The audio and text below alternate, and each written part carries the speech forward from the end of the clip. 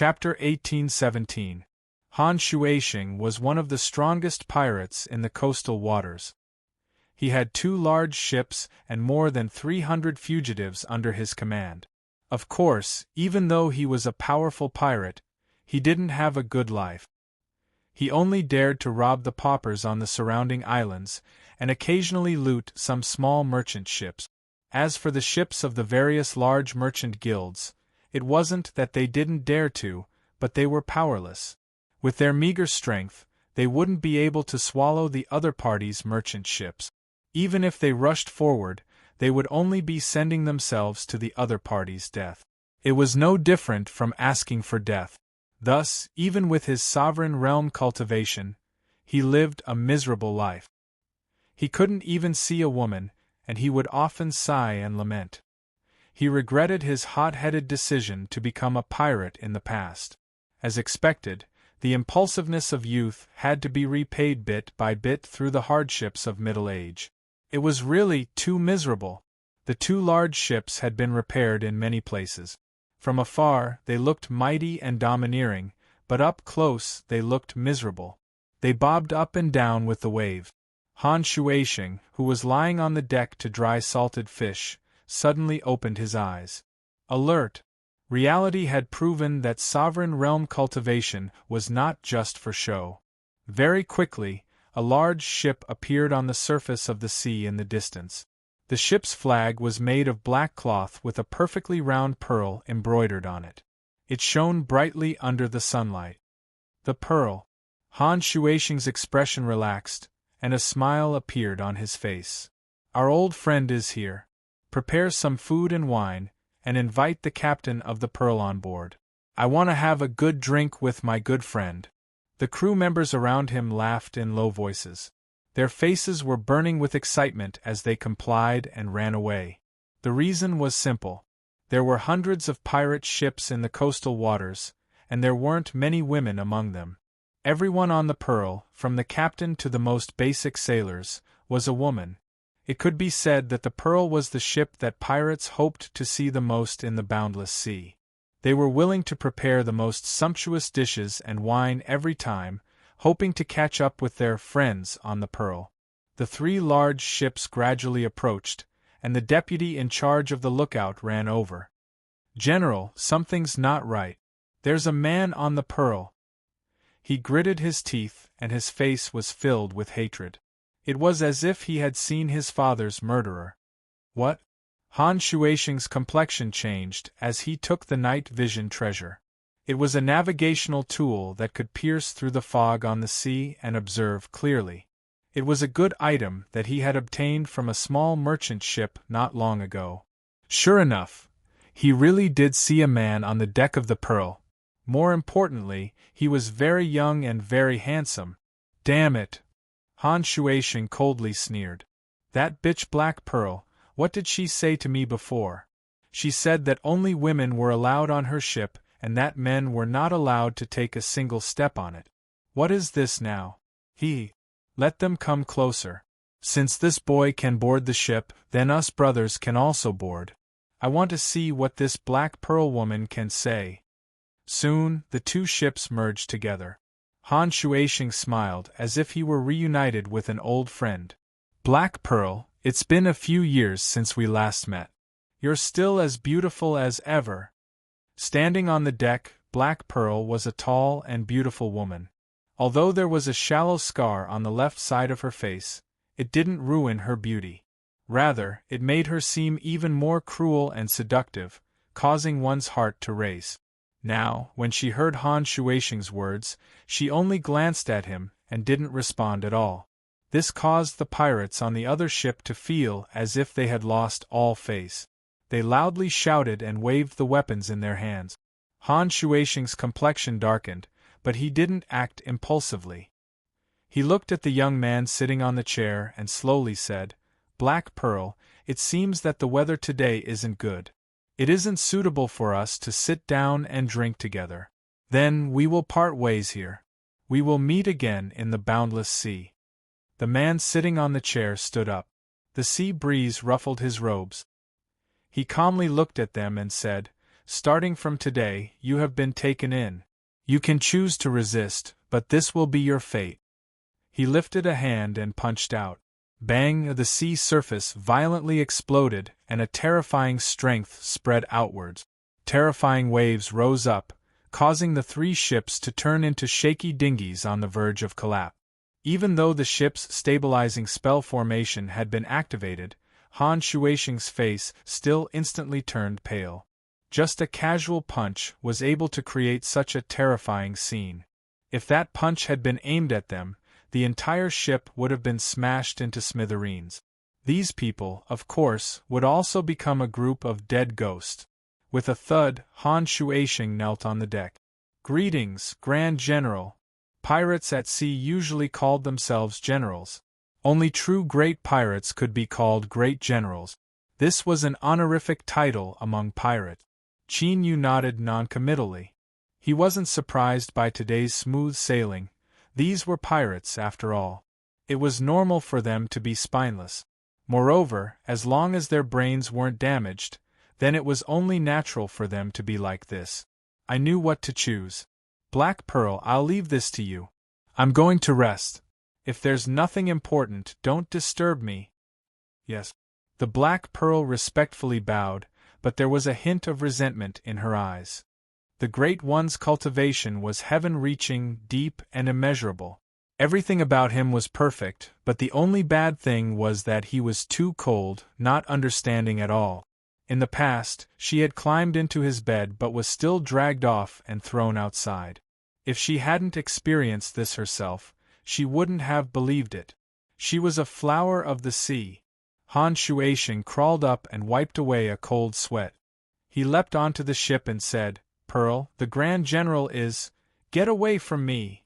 The Black Pearl glared at him. She sneered, "What Grand General? Our Lord is the Sea King.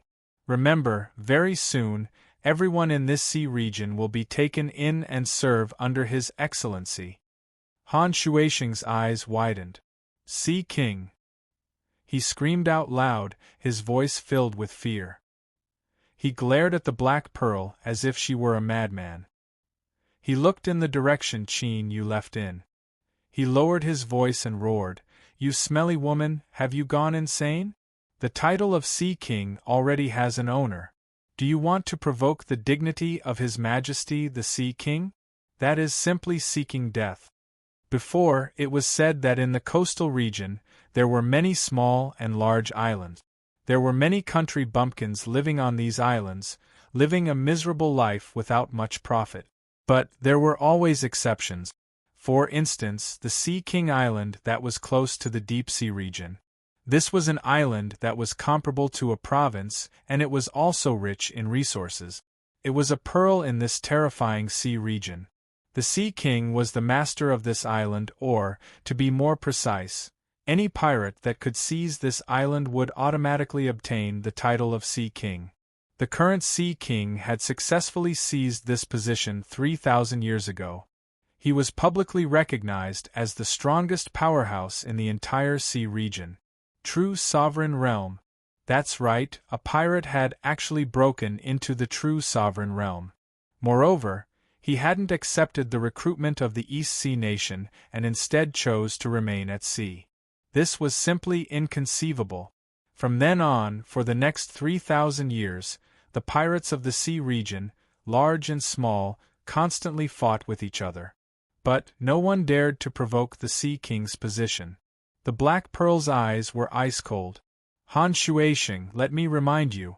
From now on, you have already worshipped His Majesty the Sea King. If you say anything like that again, that is rebelling against His Majesty the Sea King. That is an unforgivable crime." She sneered again and again. "I don't mind personally cutting off your head. Do you hear me?" Han Shuisheng's pupils shrank. They were both people who made a living at sea and had interacted with each other countless times over the years. He was well aware of just how cruel and ruthless the Black Pearl was. If she could say something like that, she would definitely do it. He squeezed out a smile and said, "I was panicking for a moment and made a slip of the tongue. Pearl, don't report me. I, Han Shuisheng, am well aware of the rules of our sea. Since I have already worshipped the new Sea King, I will definitely abide by my place, and pledge my life to serve His Majesty the Sea King." The Black Pearl swept her eyes over him. "That's for the best. But, let me remind you one last time. Do not seek death. His Majesty the Sea King's strength is not something you can imagine." She turned and left. At the same time, she ordered her subordinates to take control of Han Shuisheng's 2 ships and have them follow behind the Black Pearl. Han Shuisheng returned to his ship. His complexion was gloomy and his eyes were filled with anger. That crazy woman! She had to be insane. Although he had displayed an incomparably formidable strength in that punch, in Han Shuisheng's opinion, there was no chance of success if he wanted to challenge the Sea King. He would only be seeking death. True sovereign, that was a true sovereign, a great character that stood at the peak of the heavens. No, I can't go crazy with them. I have to think of a way to escape and find a way to survive. The only thing that comforted Han Shuisheng was that they only had 3 ships right now. There was still a great disparity between them and challenging the Sea King's authority. The Sea King would definitely roam the sea and continue to accumulate strength in secret. This would give Han Shuisheng a chance to escape. He was an excellent swimmer and he also cultivated a fierce water supernatural art. As long as he had a chance to dive deep into the sea, no one would be able to find him. As for these 2 ships and the people on them, they could only rely on the fates of the heavens. Perhaps he could report this matter to the Sea King Island ahead of time, and perhaps he could even earn some merit. If the Sea King took a liking to him and recruited him to work for the Sea King Island, that would truly be a blessing. But soon Han Shuisheng discovered a terrifying fact that left his entire body cold, as if he had fallen into an icy lake. The 3 ships were heading straight into the depths of the sea, and the direction they were heading in was the direction of the Sea King Island. This was madness. This was madness. If they wanted to directly attack the Sea King Island with just 3 ships and less than 1,000 pirates in total, this was no different from striking a stone with an egg. Han Shuisheng ran out to find the Black Pearl and changed his words. But his meaning was clear. With their current strength, the Sea King Island would have no chance of victory. Wang Dao had no chance of winning at all. He could only court death. "Pearl, you must persuade His Majesty the Sea King. His grand ambitions cannot be accomplished overnight. Only by patiently waiting and accumulating will he be able to succeed. We cannot go to the Sea King Island right now. We absolutely cannot go." He had a pained expression. The Black Pearl sneered. "Han Shuisheng, before you came, we had already determined the path." Han Shuisheng was stunned for a moment before he reacted. The Pearl had been prepared to go directly to the Sea King Island from the very beginning. It was just that they were unlucky and took the initiative to run into them. After realizing this, he wished he could raise his hand and slap himself in the face. Why didn't you just turn around and run away? You actually took the initiative to come forward and let others bully you. He took a deep breath and gritted his teeth. "Black Pearl, don't blame me for not warning you. The Sea King is a true emperor. He is a super expert that even the East Sea nation does not dare to provoke. They can only acquiesce in his rule of this sea. If you dare to bring people to the Sea King Island, you will only be courting death." A trace of fear flashed in the Black Pearl's eyes. She thought of the Sea King's strength, but she quickly calmed down. Her eyes were resolute. "I believe in our Sea King. He will definitely be the final victor." What bewitching potion did this B***tch drink? Could it be that she has been charmed by that gigolo? No, I must quickly escape. If they want to die, then let them. I will not accompany them to their deaths. With a gloomy face, Han Shuisheng returned to his ship. He ordered his subordinates to prepare for the upcoming battle with the Pearl. The subordinates on the ship all revealed looks of fear. The impression left in their hearts by that one punch was far too deep. Let me tell you, the people on the Pearl are going to the Sea King Island to challenge the Sea King's position. I don't think I need to explain the Sea King's methods, right? Think about it carefully. Do you want to rebel against me and run away, or do you want to follow the pearl to your deaths? Han Shuaisheng roared in a low voice. The surrounding crew members' complexions changed, revealing looks of horror. Challenging the Sea King, that was suicide. General, I'll rebel against you. Dying now is better than falling into the Sea King's hands and being refined into a puppet that is neither human nor ghost. How about we just run away? Yes, everyone jump into the sea. Let's see how many we can survive. Everyone shouted out loud. At this time, the dim candlelight in the cabin suddenly came to a stop. A calm voice echoed in their ears. Although I don't want to hear what you are saying right now, your movements are far too loud. Qin Yu reached out a hand and pressed down. The cabin door turned to dust. He walked in and his eyes swept over everyone that had been gathered here. You want to run away? Fine, I will give you a chance to choose again.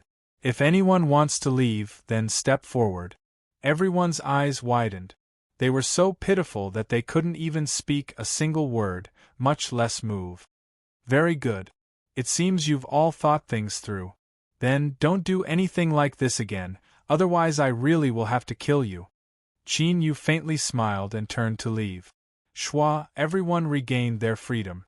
Their eyes widened, filled with shock and anger. A single thought tumbled through their hearts. How could this be? How could this be? Han Shuaisheng's face was ashen and despair filled his eyes.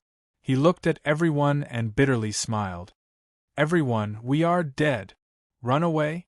That was impossible.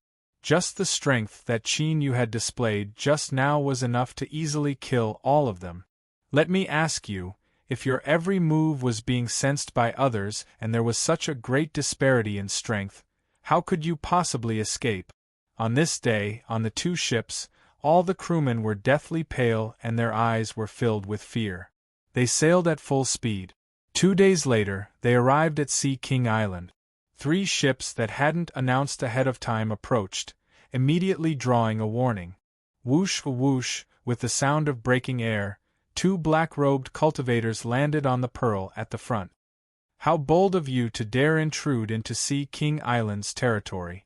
Follow us to the island and beg for forgiveness from Lord Sea King. One of them looked at Black Pearl and a burning heat flashed in his eyes. This woman isn't bad. If she becomes my concubine, she might be able to avoid punishment. At this time, space suddenly shook.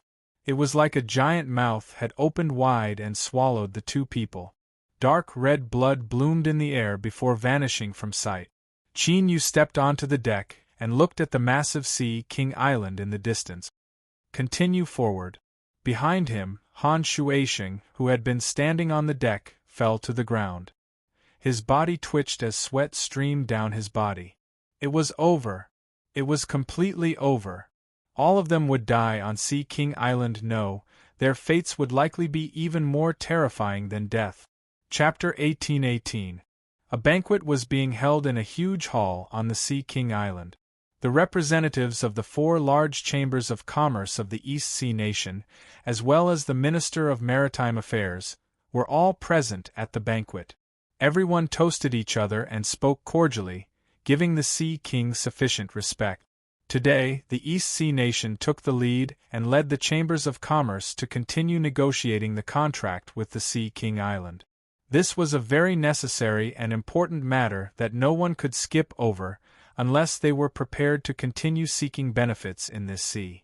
For the Chambers of Commerce of the East Sea Nation, the threat of the so-called pirate admiral was nothing. They could deal with it, and the Sea King Island was the key. Without the permission of the Ocean King, no merchant ship would be able to sail safely in this vast sea. After several rounds of negotiations, the matter came to an end. Although the Sea King's appetite was larger than in previous years, it was still within the range of the Chambers of Commerce. After all, this vast and boundless sea contained countless riches, which contributed a large portion of their profits. The Minister of Maritime Affairs stood up with a warm smile and raised his glass. Honorable Sea King, the agreement between you and our nation will take effect today, and continue for 300 years. I wish you a happy cooperation.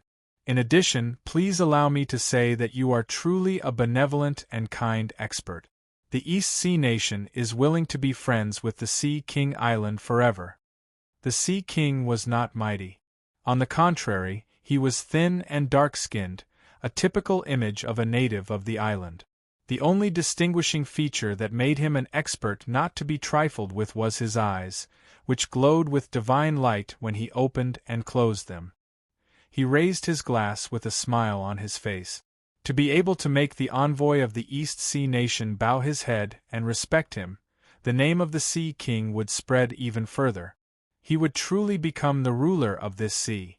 At this moment, a few people rushed in from outside the hall, all of them looking flustered. Your Excellency, the Pearl, the Black Death, and their escort ships are breaking into the dock. The Sea King frowned. The cold light in his eyes caused the few people to kneel on the ground with a thud, sweating profusely. Useless things. Trespassing on the Sea King Island is a crime punishable by death. Since they're courting death, I'll kill them all and toss their corpses into the sea. My little darling will be very satisfied. We'll have extra food today. However, the Sea King's frown deepened as he looked at his subordinate, who was paralyzed on the ground and trembling all over. With a thought, the entire Sea King Island and the surrounding sea region appeared within his range of perception. His expression darkened. How dare you? The Sea King roared angrily and smashed the long table with his palm. How dare they come to the Sea King Island and act so presumptuously? I will personally send them to hell. Schwar, he took a step forward and disappeared. Before the Sea King received the report, the waters around the Pearl had already been dyed red with blood. Countless corpses of humans and beasts floated in the water. They were all subordinates of the Sea King Island, but they could not stop the Pearl from advancing. All the people who rushed over didn't even have the chance to touch the deck. The moment they got close to the Pearl, they were killed on the spot. The eyes of the heads floating in the water were wide open, filled with fear and disbelief. The Black Pearl lowered her head. She glanced at Qin Yu's back from the corner of her eyes. Her eyes were blurry and filled with worship, but also a bit of fear and awe. She had always been well aware that Qin Yu possessed an incomparably formidable strength. When the Pearl fell into a whirlpool in the sea, just as it was about to be destroyed, he had flicked his sleeves and scattered the whirlpool. It was because of this that she was willing to attach herself to Qin Yu, respectfully calling him the new Sea King and obeying his every will. But today, the Black Pearl could see that beneath Qin Yu's calm exterior was a cold and unyielding heart. He was like a reaper of life that had emerged from hell. Any living being that tried to stop him would be exterminated without hesitation. From beginning to end, his complexion didn't change at all. His eyes were cold and indifferent, leaving one's heart racing. Suddenly, a feeling of palpitation exploded out. Black Pearl's expression changed greatly, and she jerked her head up to look forward. The surging sea suddenly calmed down. It was like an incomparably huge blue mirror, clearly reflecting the sky above. Then, space suddenly exploded, and a terrifying strength erupted, shattering this mirror that had existed for a brief moment. The surface of the sea exploded, billions of waves splashing outwards. Every drop of water contained a terrifying strength that could pierce through mountains as it shot out in all directions. The Pearl and the Black Death were both within range of the attack. The Black Pearl and Han Shuisheng's complexions instantly paled. All the cultivators on the ship stared with wide eyes, seeing the overwhelming waves crashing down on them. Endless fear and despair gushed out from them. The cry of a sword echoed out. All of the sweeping waves froze for a brief moment before exploding, turning into mist that scattered away. Vanishing. In the blink of an eye, the monstrous killing potential turned into a harmless fog that covered the entire sea region. Qin Yu looked up. At this time, his eyes pierced through the fog and locked onto the descending Sea King. At this moment, the Sea King, who was threatening to kill everyone with a single blow and defend his authority, suddenly had a drastic change in his expression. He felt an unprecedented threat that was cold and terrifying. It was as if the world before his eyes had darkened and turned completely colorless. A thick aura of death submerged him. Every hair on his body screamed out in panic, "Run!" Just as fear and stiffness appeared on the Sea King's dark face, he turned and fled without hesitation.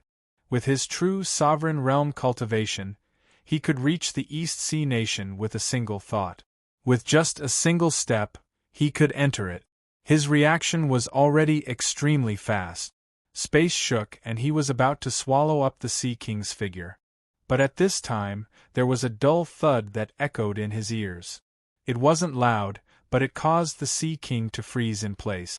He looked down at the sword point that had pierced through his back and emerged from his chest. His mouth moved but no sound came out. Bang! Space shattered. Like a great mouth, the purple world swallowed the Sea King's corpse. In the next moment, Qin Yu also vanished from sight. After killing a true sovereign, Qin Yu certainly couldn't waste it. Swallowing the essence of his great Tao could still help him become stronger. As for the problem of his foundation being unstable by swallowing his great Tao, this wasn't a problem at all for Qin Yu, who had stepped onto the Joss Flame Great Tao. As the Joss flames fused into him, his great Tao was gradually restored, becoming more stable and powerful. And once the power of Joss flames was truly ignited, it would form a giant furnace that would burn and temper the great Tao. It would be enough to help Qin Yu's great Tao eliminate all hidden dangers and become unprecedentedly powerful. Ah! The Sea King is dead. On Sea King Island, a cultivator who was temporarily serving as the Sea King and entertaining guests suddenly screamed out, fear on his face. In the next moment, there was a dull thud as this person's head exploded and he fell to the ground like a corpse. And this was not an isolated case. Today, in the Ocean King Palace, bang, bang, bang, bang, bang were incessant, like the sound of ripe persimmons falling to the ground. Headless corpses wildly spewed out blood as they miserably fell to the ground. As their heads exploded, so did their souls. These people were all trusted aides of the Sea King. When they obtained status and strength, they were also forced to sign a contract with the Sea King. Their lives and deaths were in the hands of the Sea King, so when the Sea King was killed, they also died. The Minister of Affairs suddenly stood up, his eyes cloudy. Let's go out and take a look. Everyone hurriedly stood up and rushed out of the hall. What they saw was the sea in front of them. There was an extremely thick fog that obscured their line of sight, making it impossible to see what was happening within. And in the divine sense, there wasn't any powerful aura. Could it be that the person who killed the Sea King had died together with him? The eyes of the Minister of Affairs and the representatives of the various merchant associations lit up with joy. If this was true, then it would be incomparably wonderful. The damned Sea King Island should have been massacred a long time ago. Every year, they risked their lives to transport goods across the dangerous sea. In the end, 20 to 30% of their profits were taken away by the Sea King Island. Over the years, this was an astronomical figure that couldn't be calculated. Once the Sea King's throne was vacant, the East Sea nation could directly take action and forcefully suppress this sea region. They would tear those damned pirates to shreds and allow the dynasty's merchant ships to travel the sea unimpeded. This would inevitably bring them even more wealth. The Minister of Affairs took a deep breath. Everyone! His low voice was filled with excitement and joy. As long as he could smoothly accomplish this, it would be a great merit. It would be enough for him to be promoted to a higher position and even obtain higher-level cultivation methods to enhance his own boundary. But unfortunately, he only managed to say 2 words before it was as if a giant invisible hand had gripped his neck and he couldn't spit out any more words. The fog in front of him shook and Qin Yu stepped out. His expression was calm and indifferent, but deep within his eyes, there was a faint and deep crimson circle. As his eyes fell on everyone present, they froze where they stood. Fear surged out from the depths of their hearts, sweeping through their bodies like a tide, as if all the blood in their bodies would freeze. Starting from today, I am the new Sea King. Whoever dares to resist, this will be their fate. Qin Yu lifted a hand and pointed. The minister's eyes widened, revealing a look of panic. He wanted to roar out loud. I only had a thought, I didn't do anything at all, you can't. Bang! The Minister of Affairs blew up on the spot, turning into countless pieces of broken bones and flesh. His blood sprayed everywhere as he vanished. The thick smell of blood filled the air, causing the representatives of the various merchant associations to nearly collapse on the spot. The crimson light in the depths of Qin Yu's eyes swept over all of them. Now all of you can leave. Take my will with you, tell the East Sea Nation that the Sea King Island demands half of its territory and its people. Otherwise, the East Sea Nation will have to withstand the subjugation of the Sea King Island. I will step into the imperial capital and personally kill the emperor. I will take the heads of all 10 generations of the royal family as my revenge. He flicked his sleeves and the representatives of the various merchant associations were sent flying away, falling deep into the sea. As for what methods these people would use to escape back to the East Sea Nation alive, that wasn't something Qin Yu needed to consider. Strong winds rolled up, blowing away the fog and revealing Qin Yu's figure standing on the shore. He wasn't tall or imposing, but at this moment, everyone felt an endless pressure, as if he were a towering mountain that pierced into the heavens. Black Pearl's eyes were wet. She respectfully prostrated herself on the ground. As she felt a bit wet, she swore that she would obtain the Sea King. Han Shuaisheng was dumbfounded. He looked at the scene in front of him, unable to regain his composure. It ended like this? The incomparably powerful Sea King, the Sea King that deterred the entire sea region, the Sea King that ruled over all life in the sea had died? Of course he had died. Otherwise, it was impossible for Qin Yu to stand on the Sea King Island unscathed. He was well aware of this, but for a time, he found it hard to accept. But without a doubt this was the truth. With a shudder, Han Shuaisheng knelt on the ground and shouted with all his might, "Greetings, Your Majesty the Sea King." Soon, shouts erupted from the Black Death and the Pearl and gradually spread to the Sea King Island. Everyone knelt on the ground, expressing their respect and awe for the new Sea King. In the world of pirates, the strong always preyed on the weak. They had no loyalty to the previous Sea King. Qin Yu's expression was calm as he looked at the end of the sea region. That was where the headquarters of the human cultivators were located. Becoming the new Sea King and provoking a war with the East Sea Nation was Qin Yu's way of finding the White Jade capital. This was because, even in the human world, the Holy Land White Jade capital was a legendary place that couldn't be touched. There were no records of it, nor was there any precise method to find its existence. Qin Yu didn't have much time to waste on searching, so he chose the fastest and most effective method. The East Sea Nation was provoked by the Sea King Island, so they were bound to respond. As long as he caused a ruckus that nearly went out of control, the White Jade capital would be dragged in. And what Qin Yu was waiting for was for the people of the White Jade capital to appear on their own. Recently, a sensational piece of news spread through the East Sea Nation. The Sea King Island had a new master, and the new Sea King had issued a warning to the East Sea Nation, demanding that they cede half of their territory and people. Otherwise, he would start a war. The atmosphere suddenly became tense. In the imperial palace of the East Sea Nation, the East Sea Emperor's face was ashen. His roar nearly overturned the hall. "Arrogant! Impudent! I have decided to summon the powerhouses of the Empire to attack the Sea King Island and kill the new Sea King to defend the dignity of the Empire." Facing the furious Emperor, no one dared to dissuade him. Ceding territory and plundering people was beyond the bottom line that the East Sea Nation could bear. "Your Majesty, even a lion must use its full strength to capture a rabbit. Since you have decided to personally take action, then you must invite all the powerhouses of the East Sea Nation to help Your Majesty in battle. a minister said as he knelt on the ground. The East Sea Emperor nodded. I have already made my preparations. The door to the hall opened and a tall figure walked out.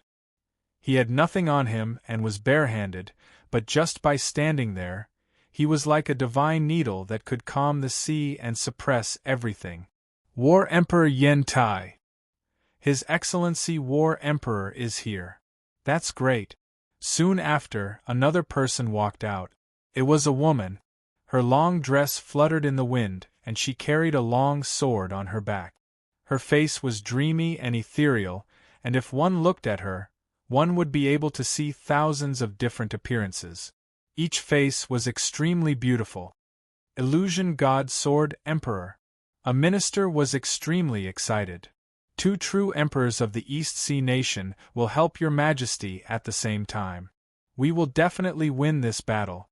Kill the Sea King and defend the dignity of the East Sea Empire. This will let all the countries in the world know that although the East Sea nation is small, we also have powerhouses supporting us.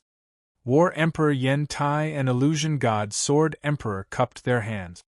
Your Majesty, the East Sea Emperor laughed. With the help of 2 true emperors, we will conquer the Sea King Island. He stood up.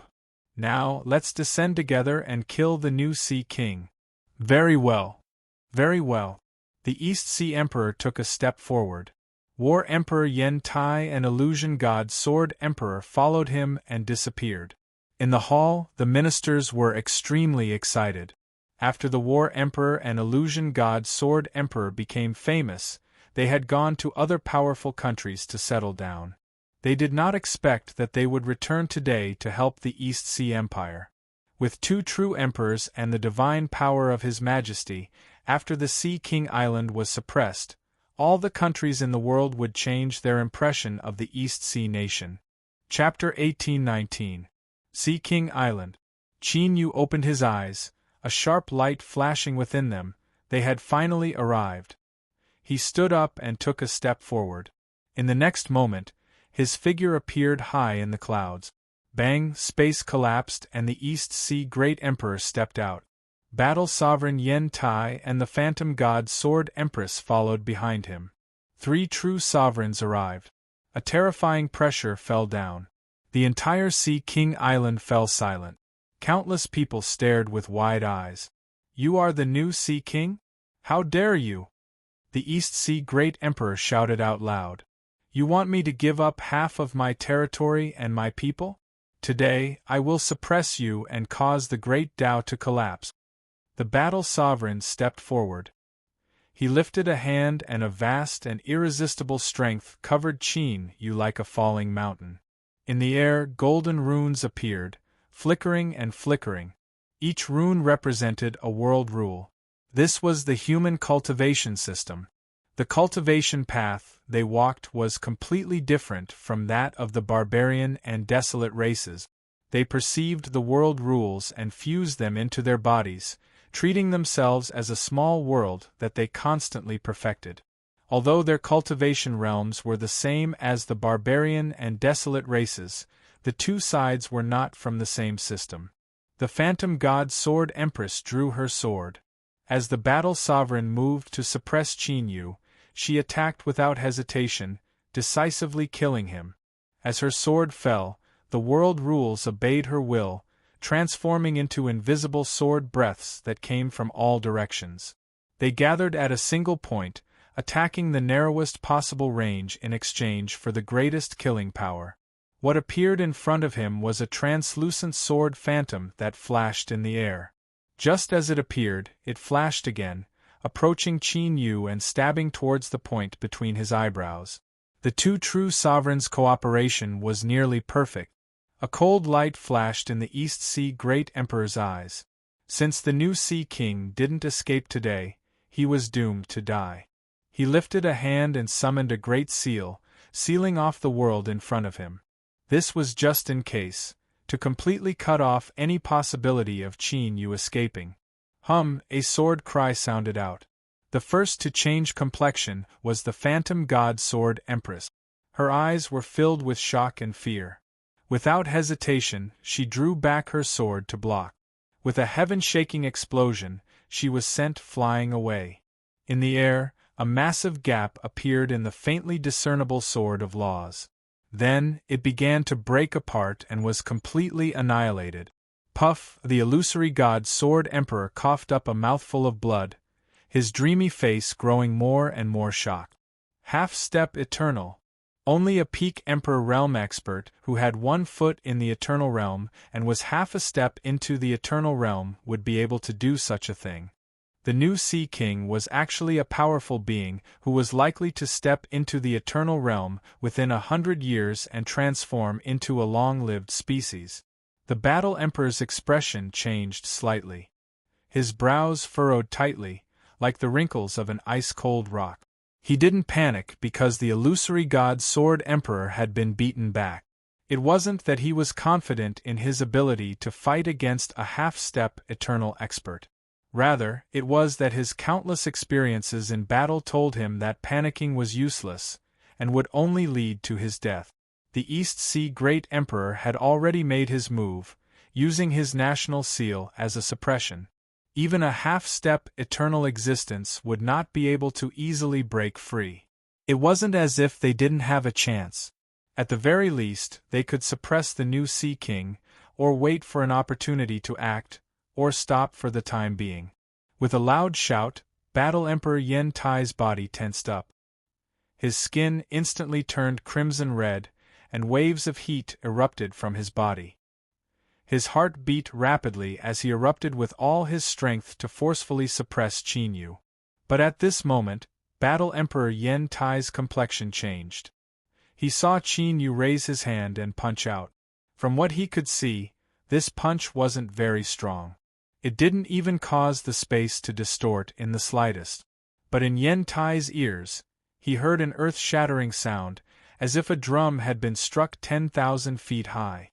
Puff, the Battle Emperor spat out a mouthful of blood, still feeling dizzy. The golden runes that appeared around Qin Yu rapidly collapsed and shattered. In front of his fist, they were as fragile as a thin icicle, unable to withstand a single blow. And the reason why the Battle Emperor was so seriously injured was because when Qin Yu's fist smashed the golden runes, it was the same as smashing the Battle Emperor's Great Tao. It was a direct attack on the Great Tao. In the Eternal Sea world, although Qin Yu hadn't absorbed the strength of the Ancients and transformed into the Ancient King, he had still awakened the abilities of the Ancients. Countless years ago, the Ancients didn't cultivate any divine arts or cultivation method. No matter what powerful enemies they faced, their fists were their best weapons and also their most powerful offensive method. Every attack contained the talent of the Ancients, directly attacking the source of their opponent's strength. One sword and one fist. The illusion god Sword Emperor and Battle Emperor Yen Tai were both wounded. The East Sea Emperor revealed a look of anger and his eyes began to throb. He suddenly had a feeling that his decision to come to the Sea King Island today was a bit rash. But with things having reached this step, there was no way to ease the situation. If they couldn't suppress the new Sea King today, then the East Sea nation would inevitably face the terrifying retaliation of the other party. Two true sovereigns, I will burn the destiny of my nation to forcefully suppress the new Sea King. I ask that you too take this chance to kill him. The East Sea Emperor roared out loud. He lifted his hand without hesitation, and a burning flame erupted from the surface of the nation's seal. Qin Yu's eyes brightened with pleasant surprise. This was because the flames burning on the nation's seal were actually the power of Joss flames. In other words, the Joss flames that Qin Yu had always dreamed of igniting was now right in front of him. The suppressive strength from the nation's seal crazily erupted. It was like thousands of mountains had fallen down around Qin Yu, sealing him in and constantly squeezing him. This degree of strength would greatly affect even a true sovereign's cultivation. Battle Emperor Yen Tai and the illusion god Sword Emperor glanced at each other. They took deep breaths and stepped forwards. Shwar, two figures appeared at the same time, a fist and a sword hurtling towards Qin Yu. But at this time, the ringing of a bell entered their ears and the two true sovereigns froze. And at this time, Qin Yu had already raised the mountain and river sword and slashed down. The suppression of the nation seal seemed to have no effect on him at all. This was beyond everyone's expectations. Ah! With a pitiful cry, Battle Emperor Yen Tai's blood sprinkled through the air. One of his arms had been cut off and his face was deathly pale. This person's cultivation was focused on his mortal body. Now that one of his arms had been cut off, that was the same as wasting a third of his combat strength.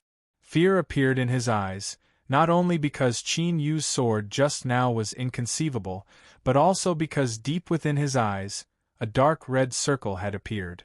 Although it seemed faint, it was enough to make one's heart skip a beat. Bedevilment.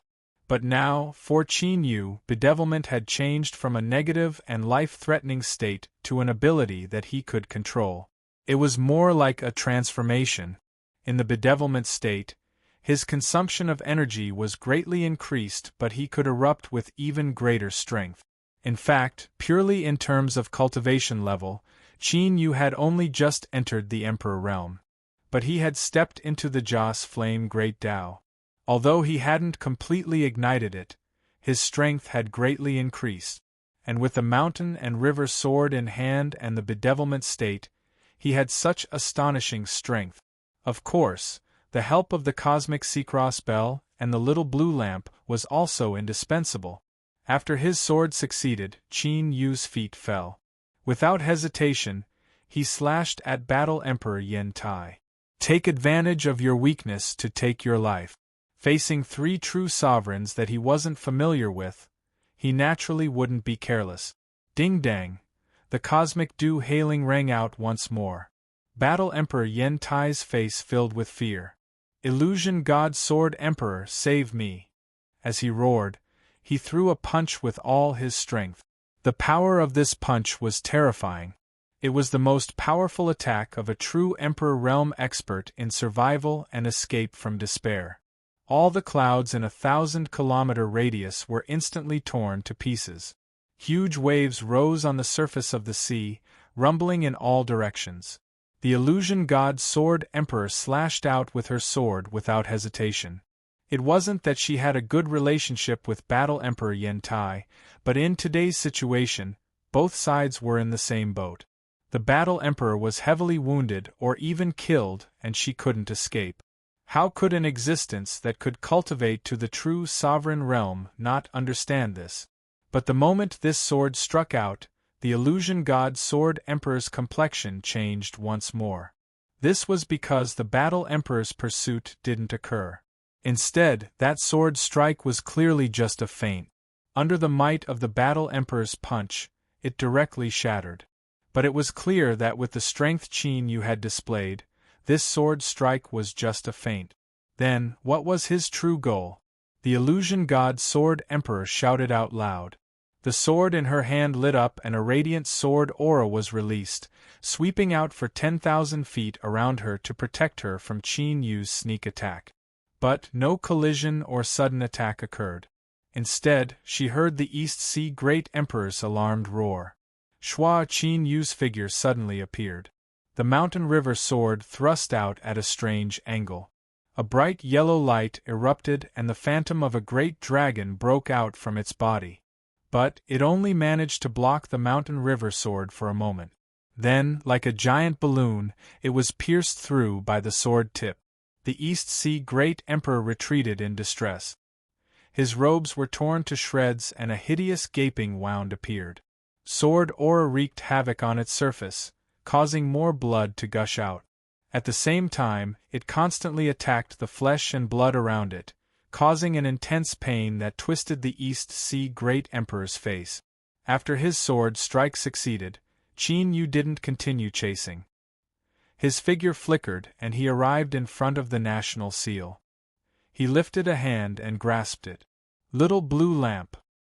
He roared out in his heart. In the past, Little Meaty already knew how to steal the destiny of the western wilderness and help Qin Yu perfect his divine kingdom.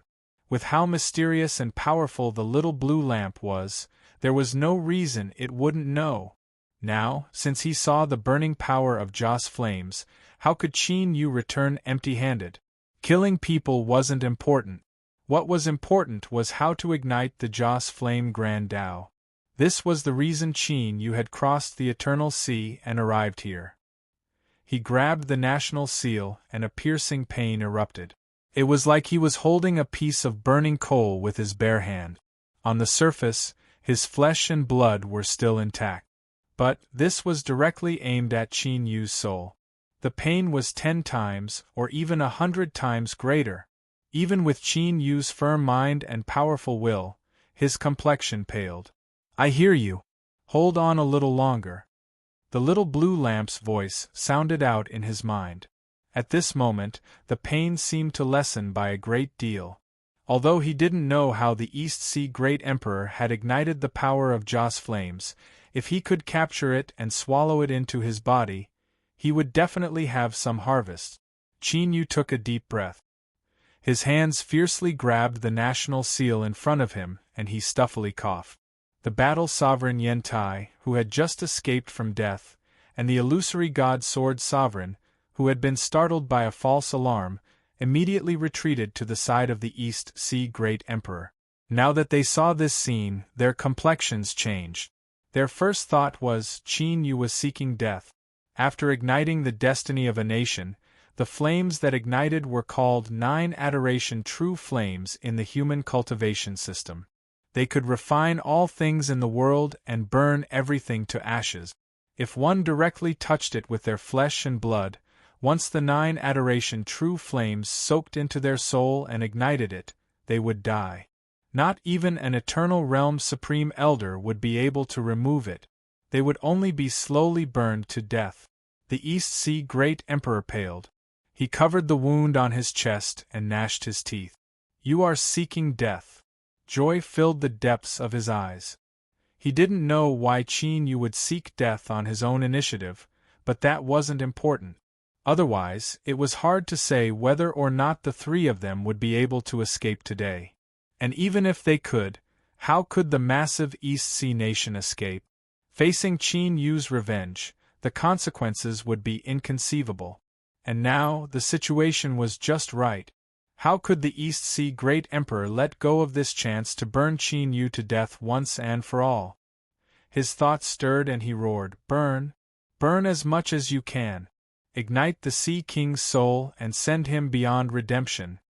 Bang! The flames on the surface of the nation's seal suddenly rose. The East Sea Great Emperor no longer cared about the loss of his nation's destiny. The raging flames became rich and rich. But these flames weren't crimson red, but a faint white color. They had no effect on external objects and only affected living beings. In simpler terms, the flames produced by burning the power of Joss flames were all concentrated on Qin Yu's body. Like a giant mouth, it swallowed him into its belly. The pain that Qin Yu withstood instantly rose 100 times over. It was no longer his hands, but his entire body. It was like he had fallen into an alchemy furnace. He clenched his teeth and roared, "Are you done yet?" The little blue lamp said, "Soon. Endure a bit more." In the distance, in the world created by the little blue lamp, beneath the illumination of the great sun, a single blade of grass stood atop a mountain peak. Strong winds howled but were unable to move it. This blade of grass didn't move at all, as if each leaf weighed tens of millions of genes. Suddenly, as if it sensed something, the small blade of grass wildly swelled up. The entire mountain instantly broke apart, turning into countless stones that tumbled down. It was only then that one discovered that the so-called mountain was only a small stone hanging from this blade of grass. After it burst open, the true roots were revealed. In the blink of an eye, it had expanded to tens of thousands of miles in size, truly blocking out the skies. The emerald green leaves were now even darker in color. They seemed to have a metallic texture. They howled through the air, wildly stabbing into the highest heavens. Then, with a loud explosion, the heavens broke apart. The grass continued to grow. The blades of grass pierced into the highest heavens, as if they were extending into some unknown world. Then, in the coastal waters of the Eternal Sea, amidst the blazing power of Joss flames, Qin Yu watched helplessly as several leaves drilled out from the collapsed void. With great joy and excitement, they rubbed against his body several times and then rapidly spread apart, wrapping around him from head to toe in the blink of an eye. From afar, he looked like a giant green rice dumpling. The terrifying burning sensation immediately vanished. But Qin Yu didn't relax at all. Instead, his complexion became even heavier. This was because within his soul space, flames had already appeared and were falling towards his soul. Although he didn't know what would happen after he was attached to these flames, his intuition told him that it wouldn't be good. You do not need to worry. The flames of Joss flames have already been absent for a long time. Mimi's figure appeared. She opened her mouth and swallowed. The flames that invaded Qin Yu's soul space instantly submerged into her mouth. Mimi's face flushed red. She turned and vanished from sight. On the surface of the cosmic sea-cross bell, the great purple dragon roared again and again. It spun faster, its voice filled with joy. Looking carefully, one could see that there were faint traces of flames flowing on the surface of the great purple dragon's body, gradually gathering on both sides of its back. It was like something was being bred with the help of the power of fire. Seeing this, Qin Yu was suddenly enlightened. In the past, when the ancients forged the cosmic sea-cross bell, they had to burn Joss flames in order to forge it. But there was a problem. If the ancients had ignited their Joss flames, why would they suffer such a calamity? Chapter 1820. His thoughts raced. There seemed to be some inside story behind the calamity of the ancient race in the past, but as for what exactly happened, it wasn't mentioned in his awakened memories, or perhaps it had been erased by someone. Qin Yu took a deep breath and opened his eyes. The burning Joss flames were isolated outside. Although there was still a burning sensation, it was within a bearable range. And at this time, what was wrapping around him and isolating the burning power was the star-cutting grass. As if sensing that Qin Yu recognized it, the star-cutting grass emitted excited fluctuations. The tips of the grass swayed back and forth like a dog's tail. The terrifying flames formed by the burning of Joss flames actually didn't harm it at all. Qin Yu smiled. After greeting the star-cutting grass, he looked at the burning Joss flames in front of him, a burning heat in his eyes. The East Sea Great Emperor had a resounding reputation, but his strength could only be considered ordinary. He was far worse than Emperor Qin. Yet, he could actually control the burning power of Joss flames.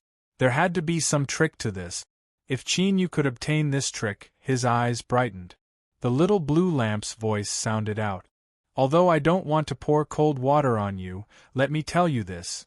Don't dream too much. If the Joss flame Great Tao could be so easily ignited, then even with the eternal sea as a natural moat, do you think the barbarians could still exist until now? Qin Yu let out a breath, a helpless expression on his face.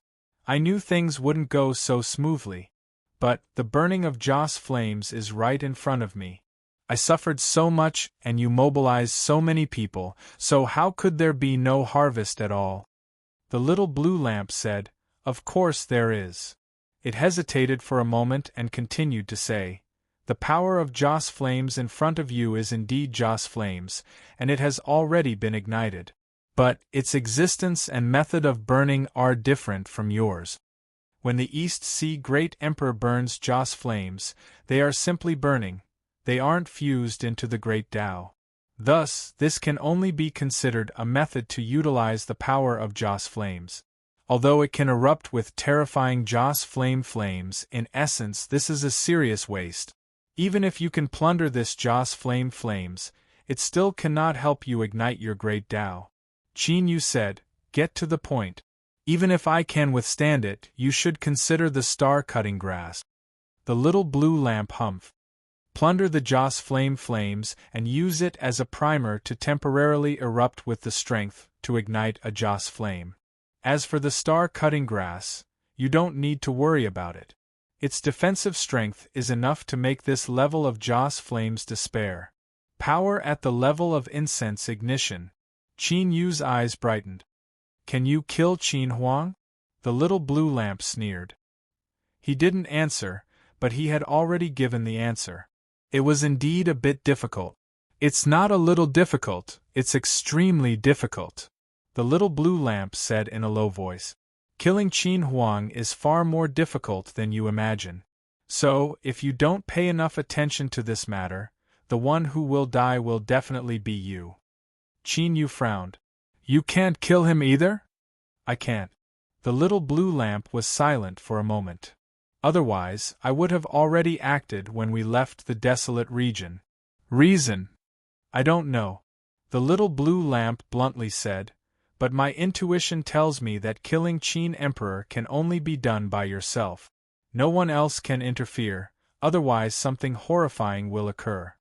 For the little blue lamp to call this matter extremely terrifying, there was no need to say how serious it was. Qin Yu revealed a dignified expression. He already knew that Qin Sovereign had some sort of background, but now it seemed he feared he had been too naive. The secrets hidden on Qin Huang's body were far greater and greater than anyone could imagine. Don't think about it. I have already captured the Joss flames. Let's deal with these people. The little blue lamp's voice fell silent. Qin Yu took a deep breath and his eyes returned to tranquility. If he really immersed himself in fear and worry towards the unknown, he would have already been scared to death. He would have to take things one step at a time. When the time comes, there will always be a way out. He raised his hand and punched out. With a muffled bang, the burning seal of the nation was sent flying. The Joss flame around it flickered a few times before it was quickly extinguished. Like a huge rock, it fell into the sea with a splash. The air fell silent. The confident East Sea Great Emperor, who had been waiting for Qin Yu's soul to burn and for him to die in pain and despair, was now completely stunned. He looked at the great waves that had been set off by the falling seal and then at the unharmed Qin Yu in front of him. After a brief moment of bewilderment, fear flooded his face. Run! The East Sea Great Emperor turned without hesitation. But in truth, there was no need for him to remind them. Battle Sovereign Yen Tai and the illusory god Sword Sovereign had already retreated the moment the seal was sent flying away. Space violently shook and ripples spread out. The three true sovereigns fled in different directions. Now was the time to gamble on luck. Even if Qin Yu tried to stop them, it was impossible for him to simultaneously stop all three true sovereigns from escaping. This was the truth. But from the very start, Qin Yu had a clear goal: the Great Void Crossing. The sea bell rang out. On its surface, a pair of golden wings had grown out from the purple dragon's back. Flames burned on its surface. These were the Joss flames. It was unknown what changes had occurred, but the might of the bell had clearly risen to a new level. The fleeing East Sea Great Emperor froze. In the next moment, Qin Yu's figure was right in front of him. The East Sea Great Emperor wore imperial robes embroidered with dragon patterns. With a roar, a giant dragon flew out, its momentum astonishing. But when Qin Yu's eyes fell on this great dragon, a look of fear appeared in its giant eyes. With a mournful wail, the giant dragon's stiff body shattered and vanished from sight. Surprise flashed in Qin Yu's eyes. This was because he knew that this wasn't his own ability, but that it came from the surface of the cosmic Sea-Cross bell. That purple dragon had grown a pair of golden wings, and with a single glance, it had directly suppressed and killed the dragon whose soul had been extracted and sealed within the imperial robes. "Don't kill me, otherwise the White Jade Capital will never let this matter rest," the East Sea Great Emperor screamed. In the next moment, his voice came to an abrupt end. Qin Yu had grabbed his neck, as if he were strangling his great Tao. His fingers tightened. There was a loud crack. As his neck broke, so did his great Tao. The East Sea Great Emperor's eyes widened and the light in them rapidly dimmed. As the ruler of a dynasty and a great emperor conferred the title of Great Emperor by the White Jade Capital, he had never imagined that he would be killed in such a manner. But what the East Sea Great Emperor didn't expect was that he would die so easily. The main reason was because of the words he had shouted just now. The White Jade Capital would never let this matter rest.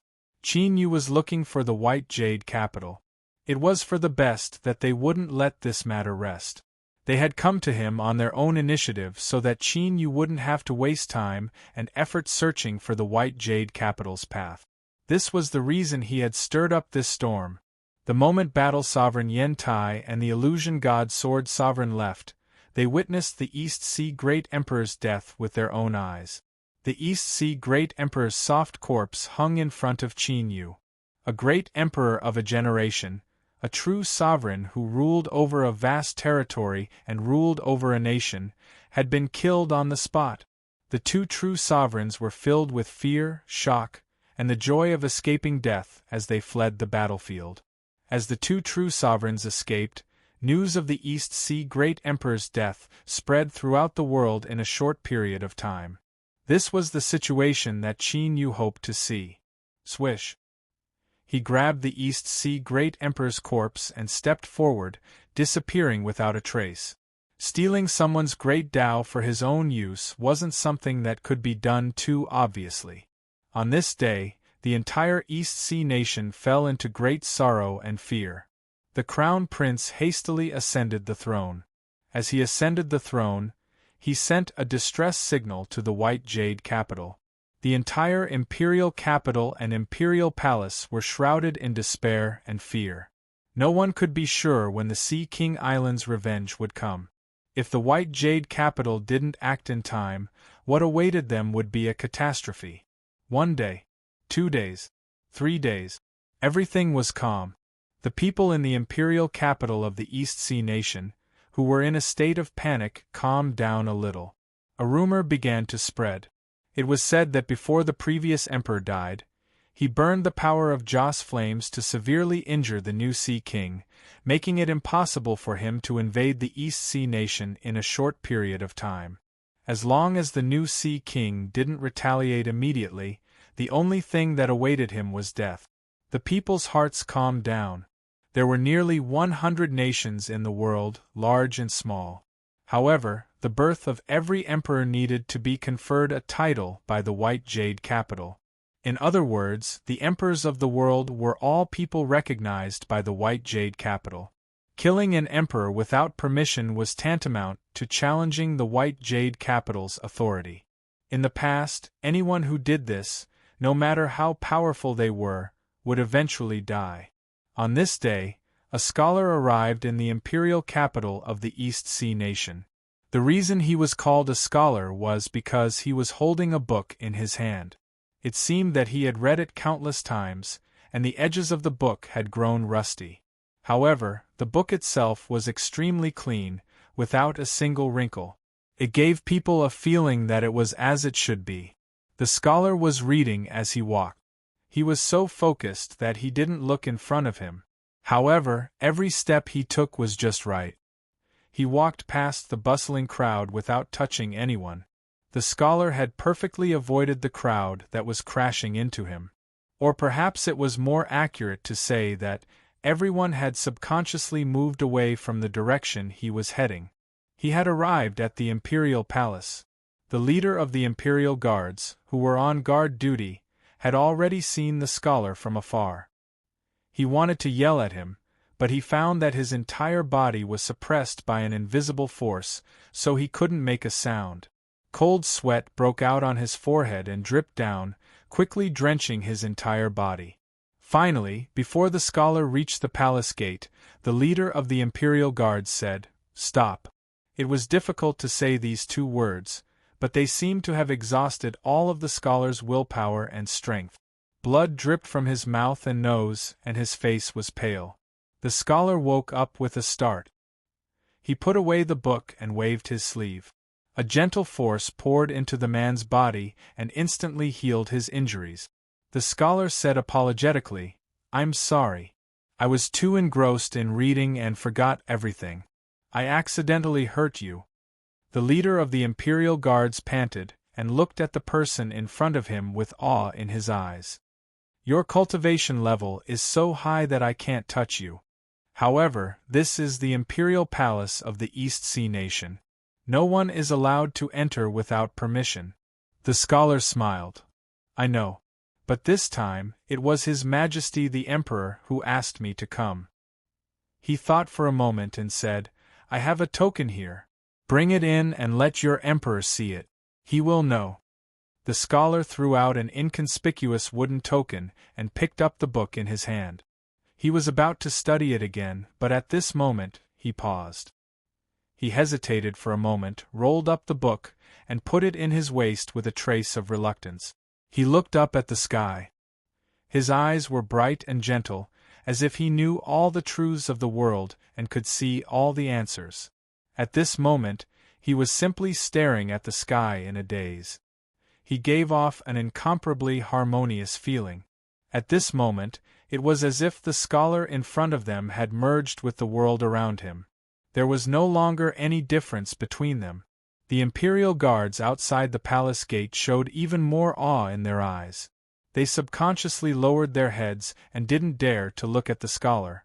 Even if they just stared at the scholar, they would feel an inexplicable sense of guilt, as if they had offended a sage. Hurried footsteps could be heard, and the imperial guards recovered from their shock. They quickly turned around and were given a fright. At the very front was the newly ascended emperor, and behind him was a large group of influential figures in the empire. All of them had anxious expressions on their faces. Retreat! Everyone retreat! The new emperor roared. When he saw the young man outside the palace gate, he lowered his voice and hurriedly knelt to salute. The 37th Emperor of the East Sea Nation pays respect to your excellency. Behind him, a group of important officials of the empire followed suit. The terrified royal guards collapsed to the ground. They guarded the imperial palace, so of course they knew what had happened recently. The entire East Sea Nation was waiting for White Jade Jing's help. The identity of the person in front of them was self-evident. The scholar smiled and waved his hand. Get up. He thought for a moment, then took out a document from his pocket and said, This is my master's handwritten letter. He asked me to give it to the new emperor of the East Sea Nation, saying it's for the conferment. The emperor and ministers of Donghai Kingdom were shocked. They looked at the scholar in front of them with more awe. Although all rulers of the world had to be conferred a title by the White Jade capital, not everyone was qualified to confer a title to the ruler of a nation. At the very least, he was one of the top characters in the White Jade capital. He was a powerful existence that could truly dominate the world. Thank you, Your Excellency. The new emperor received the conferment letter with both hands. A hint of joy appeared on his face. Only now was his position as emperor truly confirmed. Your Excellency, you must have traveled a long way. Please enter the imperial palace to rest. The scholar looked a little embarrassed. It wasn't hard. It was just that I was too engrossed in reading on the way. Otherwise, I would have arrived 2 days ago. The emperor and ministers of the East Sea Nation smiled bitterly. They thought, you were so engrossed in reading that we almost wet our pants for a long time. Of course, it was inevitable that they would have their own thoughts, but no one dared to show them. It's okay, the new emperor said. Since Your Excellency has come today, the East Sea Nation will be safe. The scholar shook his head. My master said that the new Sea King's aura is obscure and cannot be investigated. It is likely that he is an outsider who is difficult to deal with. After he finished speaking, he looked at everyone's expressions and said, You don't have to worry. Even if I am not his match, the White Jade capital will protect the entire East Sea Nation. After he finished speaking, he turned and walked away. The conferment letter has been delivered. I will enter the Eternal Sea now. Just wait for the result. As the scholar spoke, he took several steps forward. With another step, he vanished from sight like a shadow. In the next moment, above the boundless eternal sea, in the skies above the Sea King Island, the scholar's figure appeared. He looked down at the giant island and a sharp light flashed in his eyes. Then, a look of surprise crossed his face. I really can't see through him. It seems that what my master said might be true. The scholar's eyes shined. Although he came from the white jade capital, he had never seen too many foreign cultivators. Perhaps this person could help him break through his current bottleneck and step onto the level of his master. Space shook in front of him. Qin Yu walked out and looked at the scholar. White jade capital? The scholar nodded. Yes. He thought for a moment and said, An outsider? Qin Yu thought for a moment and nodded. Very good. Then let's fight. The scholar smiled and punched out. Chapter 1821. Heaven and earth changed color as he punched out. A terrifying power erupted and swept out in all directions like a mighty tide. The scholar's punch revealed his incredible strength. His cultivation had probably reached the so-called half-step eternal realm. He was much stronger than ordinary Emperor realm existences. Moreover, judging from his current performance, the scholar still had strength to spare. He hadn't used his full strength yet. Qin Yu's heart trembled. As expected of someone from the white jade capital. He was extremely powerful, but he didn't fear him. At this moment, Qin Yu's strength was nearly invincible under the eternal realm. He could fight anyone. He raised his hand and the mountain and river sword appeared in his hand. The blade slashed down, and a terrifying sword aura erupted. It collided with the scholar's punch. There was an earth-shattering noise and boundless power that erupted from the point of collision. It formed a shockwave visible to the naked eye that swept through everything within range. The entire sky was swept clean in an instant. The 9 suns overhead were no longer concealed. They became even more dazzling, causing everyone to subconsciously feel fear. Countless pirates on the Sea King Island widened their eyes and looked at the sky in shock. No matter how hard they tried, they still couldn't clearly see what was happening between Qin Yu and the scholar. But this didn't prevent the pirates from feeling a dreadful strength that came from above, one that left them panic-stricken and filled with despair. Black Pearl's eyes widened and a nervous look appeared on her face. But deep within her eyes, there was a surge of excitement and excitement. As expected of the Sea King that she was determined to devour. He was stronger than she had imagined.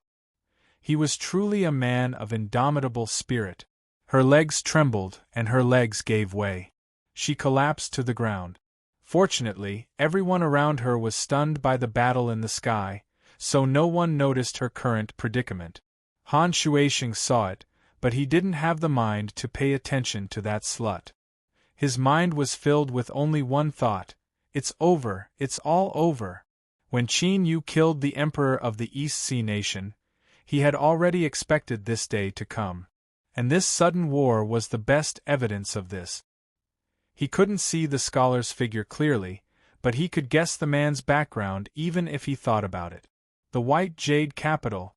Today it was the White Jade Capital. Who in the world could resist it? In the end they would die. It was a pity that they were going to be suppressed along with the new Ocean King. No, I can't wait for death. Now is a good chance. Escape. Yes, I must escape immediately. As long as he escaped from the Sea King Island while no one was paying attention to him, he would have a chance to survive. Sneakily, Han Shuisheng quietly escaped. He didn't tell anyone and went all the way to the seaside. Joy appeared in his eyes, and he leaped into the sea with a splash. With his water Dao divine art realm, he would be like a fish in water when he entered the ocean. He would be able to escape with just a flick of his tail. I'm too smart. Suddenly, in the dark seabed, a pair of lantern-like huge eyes opened and locked on Han Shuisheng's body. His body suddenly froze. Oh my God! He screamed and fled. He fled to Sea King's Island as if his ass was on fire. He looked back at the silent sea, panting and still in shock. Fortunately, that thing did not chase after him. Otherwise, he would have died. Just now, when he was locked on by that pair of eyes, Han Shuisheng felt suffocated. He couldn't escape from the water, and he didn't dare to escape from the sky. Han Shuisheng's face was filled with despair. He was definitely going to die this time. He slashed out with his sword and forced the scholar back. He frowned and looked down at Sea King Island. Just now, the little blue lamp had suddenly spoken up and given him a warning. There was something wrong with someone on Sea King Island. His thoughts raced, but his complexion didn't change. He stepped forwards and the mountain and river sword erupted. An invisible sword aura pierced through the world, locking down the scholar's entire body. It was like he had fallen into a sword prison. There was no way for him to escape. But there was no panic on the scholar's face. On the contrary, his eyes brightened, revealing a hint of joy. Only pressure could force him to make a breakthrough and break through his current bottleneck, allowing his cultivation to take another step forward. The scholar revealed a solemn expression. With a loud shout, he punched out. This punch was extremely similar to when he first attacked, and it was even a bit slower. But as he punched out, the world seemed to shake. It was like a giant had forcefully squeezed itself into this world. But the world was limited and it simply couldn't contain the giant's body. But in the next moment, the phantom of a giant appeared behind the scholar. This giant supported the heavens and the earth, towering like a divine mountain. Ancient race. With a single glance, Qin Yu was able to see the origin of this phantom. It was a powerful ancient from ancient times, and what it appeared now was only a phantom that was formed from the pull of strength. It had been dead for countless years, but its will hadn't been extinguished and its remnant body was able to condense into a phantom. This ancient must have been extremely powerful in the past. Within Qin Yu's chest, his heartbeat sped up. Bang, bang, bang. Killing intent erupted from the depths of his heart. The ancient race had perished, but they still couldn't rest in peace. Their remnant will was being driven around by humans. Qin Yu, restrain your aura. Once your identity as an ancient is exposed, you will be in great trouble. The little blue lamp shouted out. Qin Yu took a deep breath. But the chill in his eyes didn't dissipate. Instead, it became even colder. He lifted the mountain and river sword. You said that the Joss flames that I can seize can allow me to ignite the strength of a Joss flame for a short period of time. That's right. Then it is now. Qin Yu took a step forwards. Across from him, the scholar's complexion changed. He could feel a formidable aura erupting from the other side. This was a high and lofty strength that couldn't be touched. It was unfathomably deep, like a boundless sea of stars. And this was a feeling that the scholar had only felt from his honorable master and the several tower lords. This isn't fun anymore. Moreover, your sudden body transformation will make me feel awkward. I originally wanted to use you as a whetstone. He muttered to himself and then screamed, Honorable master, save me. If he couldn't win, then he had to admit defeat. If he couldn't admit defeat, then he had to shout for help. This was something that his honorable master had always taught him. The scholar didn't feel shame, because the most important thing was to live on. If he died, then everything would be for naught. He hadn't taken a wife yet, and he hadn't enjoyed the beauty that walked out of a book. Just how warm and gentle was that? He certainly couldn't die like this. Sea King Island. Standing on the shore, Han Shuisheng's heart was filled with despair. Suddenly his aura changed. He closed his eyes and opened them again. His pupils instantly became incomparably deep. His gaze seemed to pierce through the endless distance and fall upon the highest heavens. Then, Han Shuisheng stepped forward and his figure instantly disappeared. When he reappeared, he was already in front of the scholar.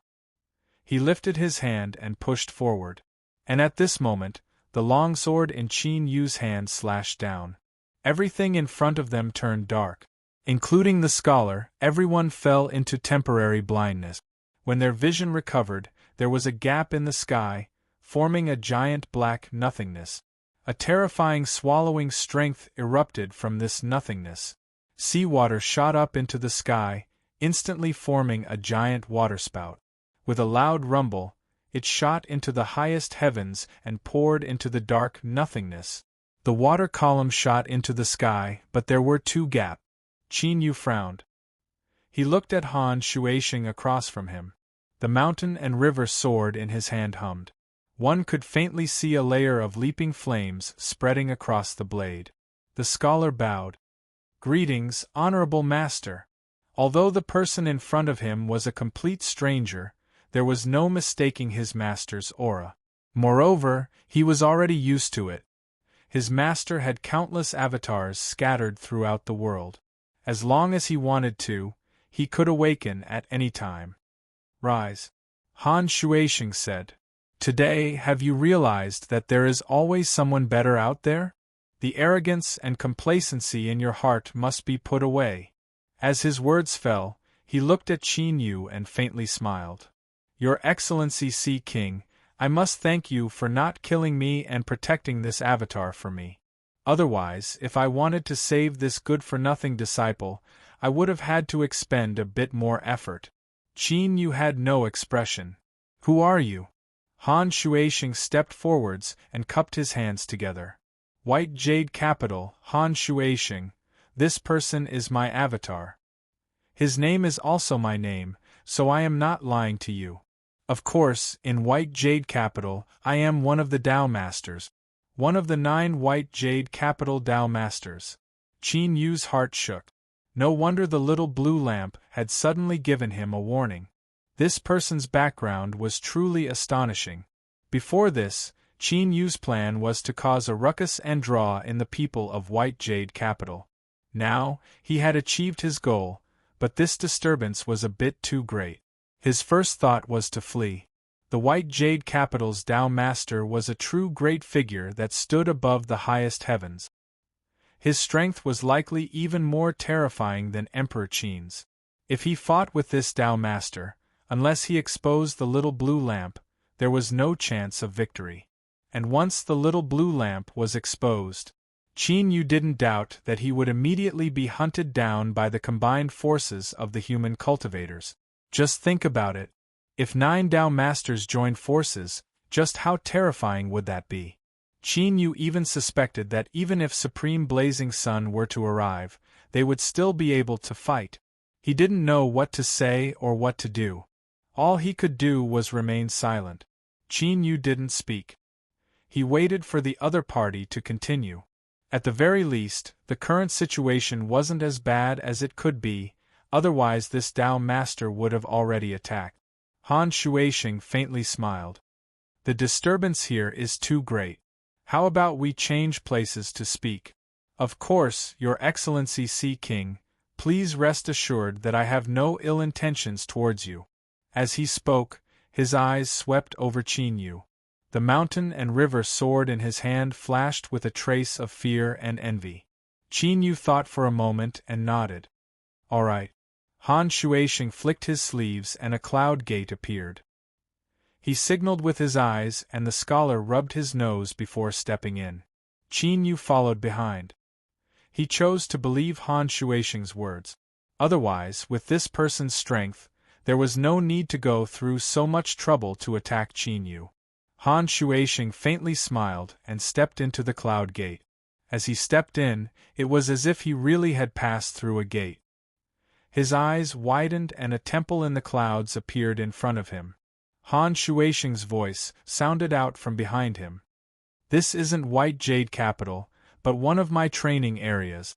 I have invited Your Excellency Sea King here because there is a matter I wish to cooperate with you." His voice paused and then he changed the topic. "But before that, I must first confirm your identity to avoid any accidents." He looked straight at Qin Yu, his eyes sharp. "Your Excellency Sea King, may I ask if you have stepped onto the incense flame Great Road?" The little blue lamp was silent. Its aura was completely restrained. Qin Yu knew that this was to avoid being detected by this White Jade Capital Tao Master. So, he could only make his own decision now. After a brief hesitation, Qin Yu nodded. "Yes." "Very good. I will ask Your Excellency Sea King, what is your name? Where do you come from?" Han Shuashing's eyes brightened. Qin Yu said, "Waterfront World, Luoguan." He narrowed his eyes and rudely interrupted the Tao Master's question. I have just entered this world. Although I don't know the true strength of white jade capital, I have heard many rumors. Tao Master might be incomparably strong, but you don't have the qualifications to look down on me like this. He lifted his hand and the mountain and river sword appeared. Your Excellency Tao Master, you and I have fought before. Even if I die under your hands, I will have no complaints. The scholar's eyes widened, a look of admiration on his face. In many years, this was the first time he had seen someone dare to challenge his honorable master. It had to be known that although his honorable master was ranked 7th out of the 9 Tao Masters, he was still incomparably strong and had a nearly immortal avatar technique. Even if he died, as long as there was a single avatar left in the world, he could revive. He was truly worthy of being a powerhouse that had stepped onto the incense flame great road. Just this sort of courage was unparalleled. Han Shuisheng faintly smiled. He waved his hand and said, Your Excellency Sea King, there is no need to be angry. I am only being cautious. He thought for several breaths of time and said, I once sent an avatar to the waterfront world. There is indeed an incomparably powerful Luo family there, and tens of thousands of years ago, an ancestor of the Luo family went missing. Since then, his whereabouts have been unknown. Qin Yu had no expression. In the past, I entered the chaotic sea by mistake and was lost there ever since. Through a lucky chance, I was sucked into a different world and came to this world. He furrowed his eyebrows. As for the Luo family of the Eastwoods, perhaps the Tao Master has remembered wrongly. I come from the great Azure province. Han Shuisheng laughed. It really is fellow Taoist Luo Guan. He had deliberately said wrong about his background to test Qin Yu's identity, but now that he had been exposed, although he didn't believe him, most of his doubts had been dispelled. Qin Yu lightly said, Tao Master, what do you wish to speak of today? If you don't trust me, then let's stop here. I do not wish to be involved in the internal affairs of White Jade Capital. Fellow Taoist Luo Guan, please don't be in such a hurry. Let me finish first. Han Shuisheng paced a few steps and slowly said, My White Jade Capital has always been investigating the Void Realm. Many years ago, I accidentally discovered an altar. It drifted with the waves in the depths of the bewildered sea and kept changing its position. There is nothing wrong with the altar itself, but it is the entrance to a mysterious world, a world that has already died. Qin Yu's eyes brightened. Han Shuisheng faintly smiled. According to what White Jade Capital obtained, this altar is unusual.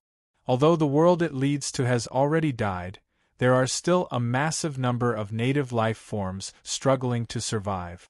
Moreover, the unraveling of the altar is still continuing. According to the latest news, it is likely to connect to more than one world. He turned around. It is inconvenient for me to tell you any more, unless fellow Taoist Luo Guan agrees to help me with something. Qin Yu said, Speak. World Source. Han Shuisheng smiled.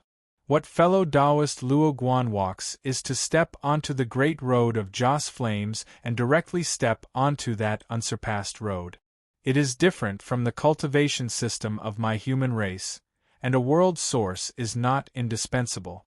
Thus, there is a basis for cooperation between us. Fellow Taoist Luo Guan can help me enter and search for a world source. In return, I can guarantee that I will give a world to fellow Taoist Luo Guan and turn it into your divine kingdom so that you can draw the strength of Joss Flames from it. Qin Yu had no expression. Tao Master, why don't you personally do this? Han Shuisheng lightly said, White Jade Capital has a total of 9 worlds, and everyone wants the world source. The reason Tao Master doesn't interfere in this matter is to avoid any serious consequences from conflict. Qin Yu was silent for a moment. He nodded. Very well. I agree. I hope that Tao Master will keep your word. Ha ha ha. Han Shuisheng laughed. Fellow Taoist Luo Guan, rest assured that I will not disappoint you. Chapter 1822.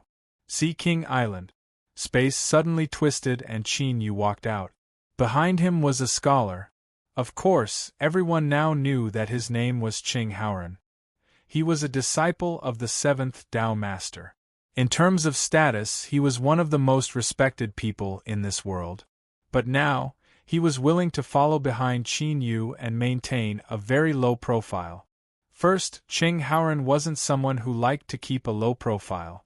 Second, he admired Qin Yu's cultivation and courage. Well, he admired Qin Yu's courage even more. The Sea King has returned. There was a sudden scream from the panic-stricken Sea King Island. Whoosh! With the sound of breaking air, the Black Pearl welcomed Qin Yu. She was excited as she saw him and respectfully bowed. "Your Excellency Sea King, you have returned." She carefully looked him up and down. Only after making sure he was unharmed did she finally relax. Qin Yu nodded. He casually said, "His name is Qing Haoran. He is my friend. Arrange for him to stay here." He nodded to Qing Haoran and stepped out, vanishing from sight. "Yes." The Black Pearl bowed once more. She looked over. "Since you are the Sea King's friend, you are also an honored guest of Sea King Island. Please follow me." Qing Haoran coughed. "All right." He lowered his head and tried to restrain his gaze. The Black Pearl in front of him was too hot. In addition to the amount of clothing he was wearing, it was a bit too little. His exposed skin had been exposed to the wind and sun on the sea, revealing a faint black luster. Although it seemed a bit rough, it added a strange sense of beauty to his appearance. It was naturally different from the beauty described in book. But Qing Haoran had to admit that looking at the Black Pearl gave him a different feeling. The Black Pearl subconsciously turned around and looked at Qing Haoran. She felt that this friend of the Sea King was a bit strange. His eyes were timid and he didn't seem manly at all. He seemed like a weak little girl. Thinking of this, she paused and her face stiffened. A thought emerged in her mind like a wild weed that couldn't be suppressed. No wonder the Sea King never cared about her beauty. In fact, he didn't even care about the existence of the Pearl of the Sea. Perhaps it was because the Sea King didn't like women at all. The Black Pearl suddenly felt sorrow. She could be flirtatious to the bone and could even steal souls, but if the Sea King didn't like women, what could she do? As a scholar, Qing Haoran's perception was very sharp. He quickly sensed the change in the Black Pearl's emotions. Her eyes were a bit strange. She stealthily glanced over and then quickly looked away. She was trying her best to appear calm, but the emotions in her eyes couldn't be hidden from him. There was sadness and anger, as well as jealousy and unwillingness. This left Qing Haoran completely confused. After hesitating for a while, he smiled and said, "Miss, is there anything wrong with my body?" As the saying goes, when a spring breeze caresses one's face, a smile as warm as jade, this was precisely the smile that Qing Haoran revealed at this moment. But what a pity, the Black Pearl didn't sense the slightest emotion in his smile. At this time, her heart skipped a beat. There was only a single thought in her mind. She had originally looked quite feminine, but now with that smile, there was no way to escape. She had never imagined that her famous Black Pearl would one day be defeated by a man, allowing him to snatch away her Sea King. Humph! The Black Pearl coldly coughed. She turned around and quickened her pace. Qing Haoran revealed a helpless expression. Although he had an outstanding will, he didn't understand women at all. He naturally wouldn't have guessed that this woman in front of him had already turned her thoughts 108,000 miles away and regarded him as a rival in love. Otherwise, no matter how good her temper was, she would still be stomping her feet in anger.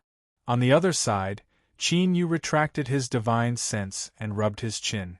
He didn't know if this Qing Haoran was faking it or if he really was, but he knew that this person wasn't simple at all. He was an extreme true sovereign, a formidable existence half-step into the eternal realm.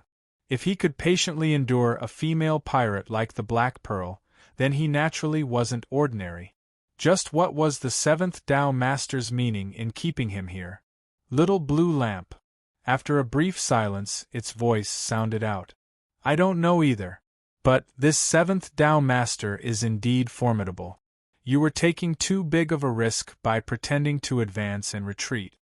Qin Yu said, I could only do this.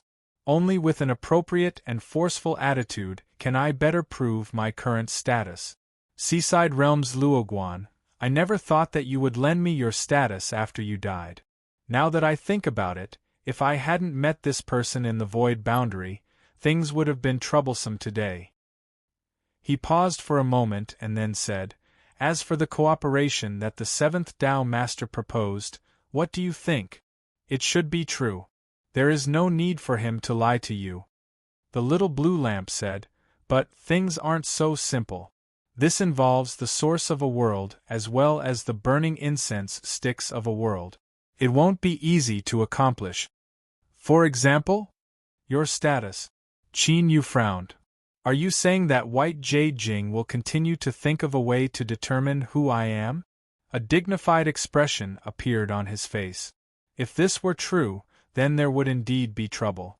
Piercing through a person's perfect disguise seemed extremely difficult, but the truth was that as long as one could find a breakthrough point and break through the first lie, the truth would eventually come to light. Next, the little blue lamp said, What the seventh Tao Master said before about his avatar arriving at Seaside Realm might be true, but you don't need to worry too much about it. To cross the endless void boundary, pass through the sea of chaos, and connect two worlds to determine your status is an extremely difficult and complex matter. Even with White Jade Jing's methods, it will be difficult to accomplish. Qin Yu said, So, what I need to do now is to use other methods to convince White Jade Jing that I really am Seaside Realms Luoguan. That's right. Do you have any suggestions? I do. Qin Yu's eyes brightened. Speak. The little blue lamp said, In truth, your true status isn't important to White Jade Jing. As long as they can determine that you aren't their enemy, that's enough. Across the sea, in the desolate domain world, there is also a White Jade Jing standing guard. But, because of certain reasons, they can't casually descend here.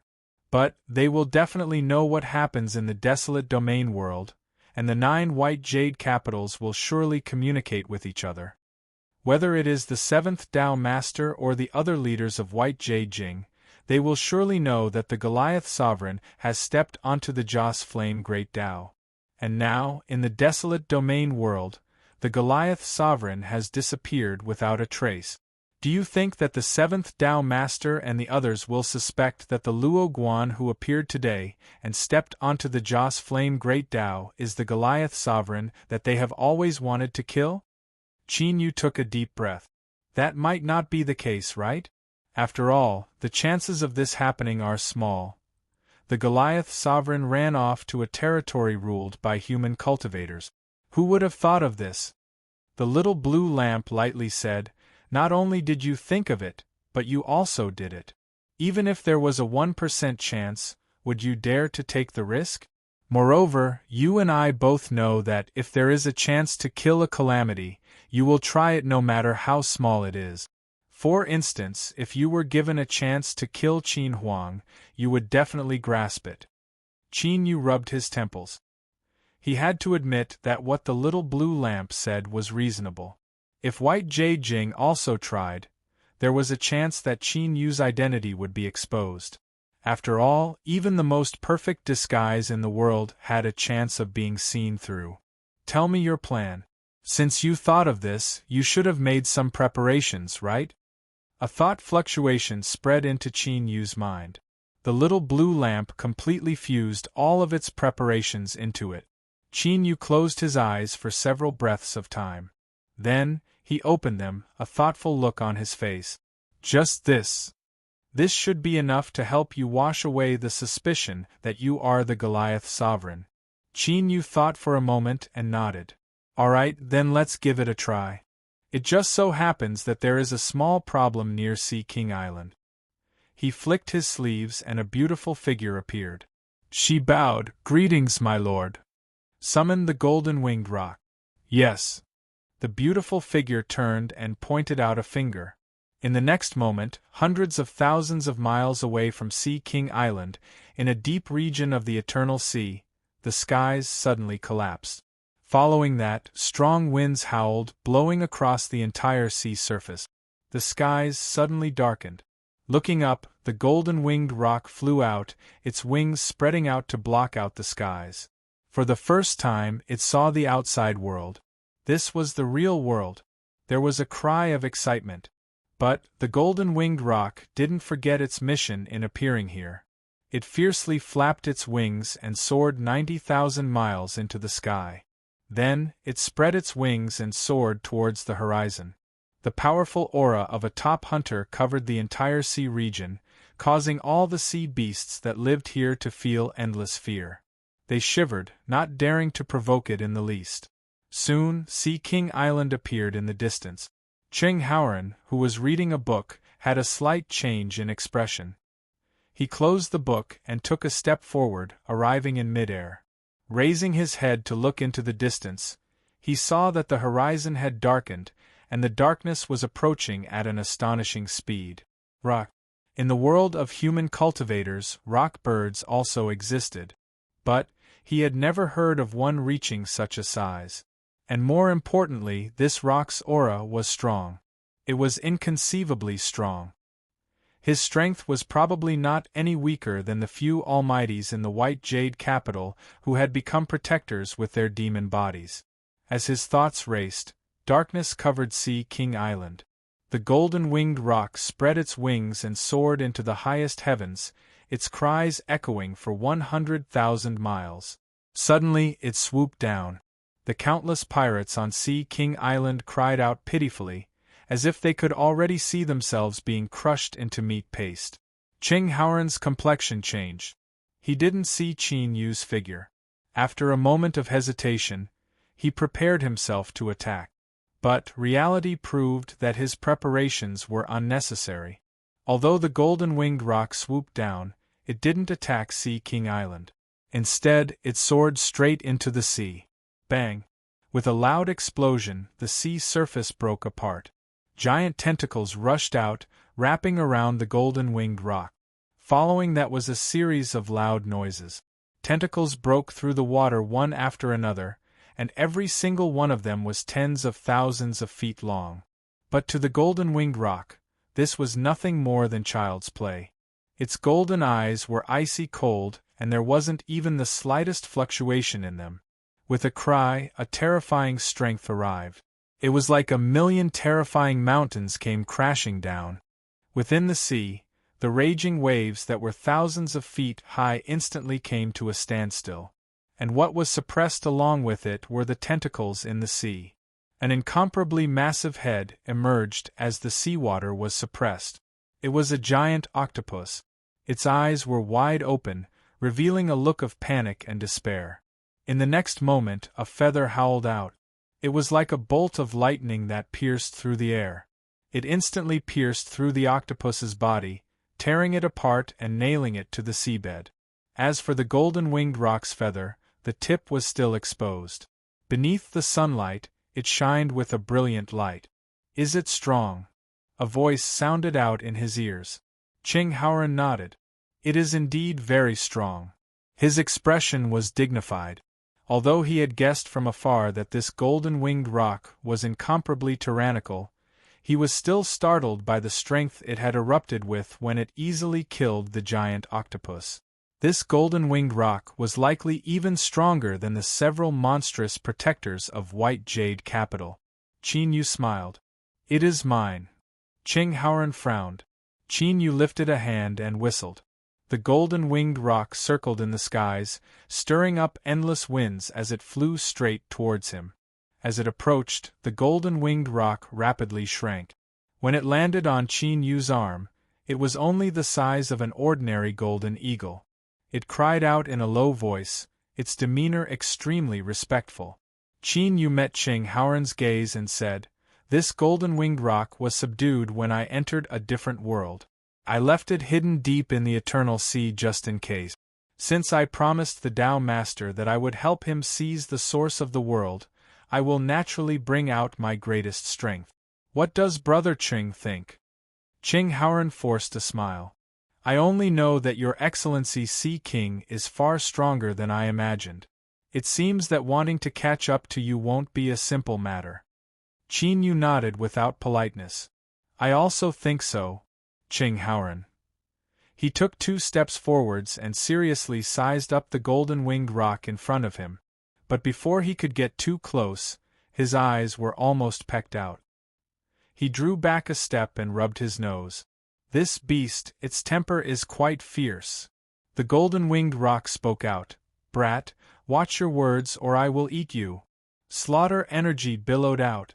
Ching Haoran bitterly smiled. Your Excellency Sea King, you have gone too far. For better or worse, I am the Tao Master's disciple. Even a beast under your command dares to be so rude to me. Qin Yu raised a hand and stroked the golden-winged rock.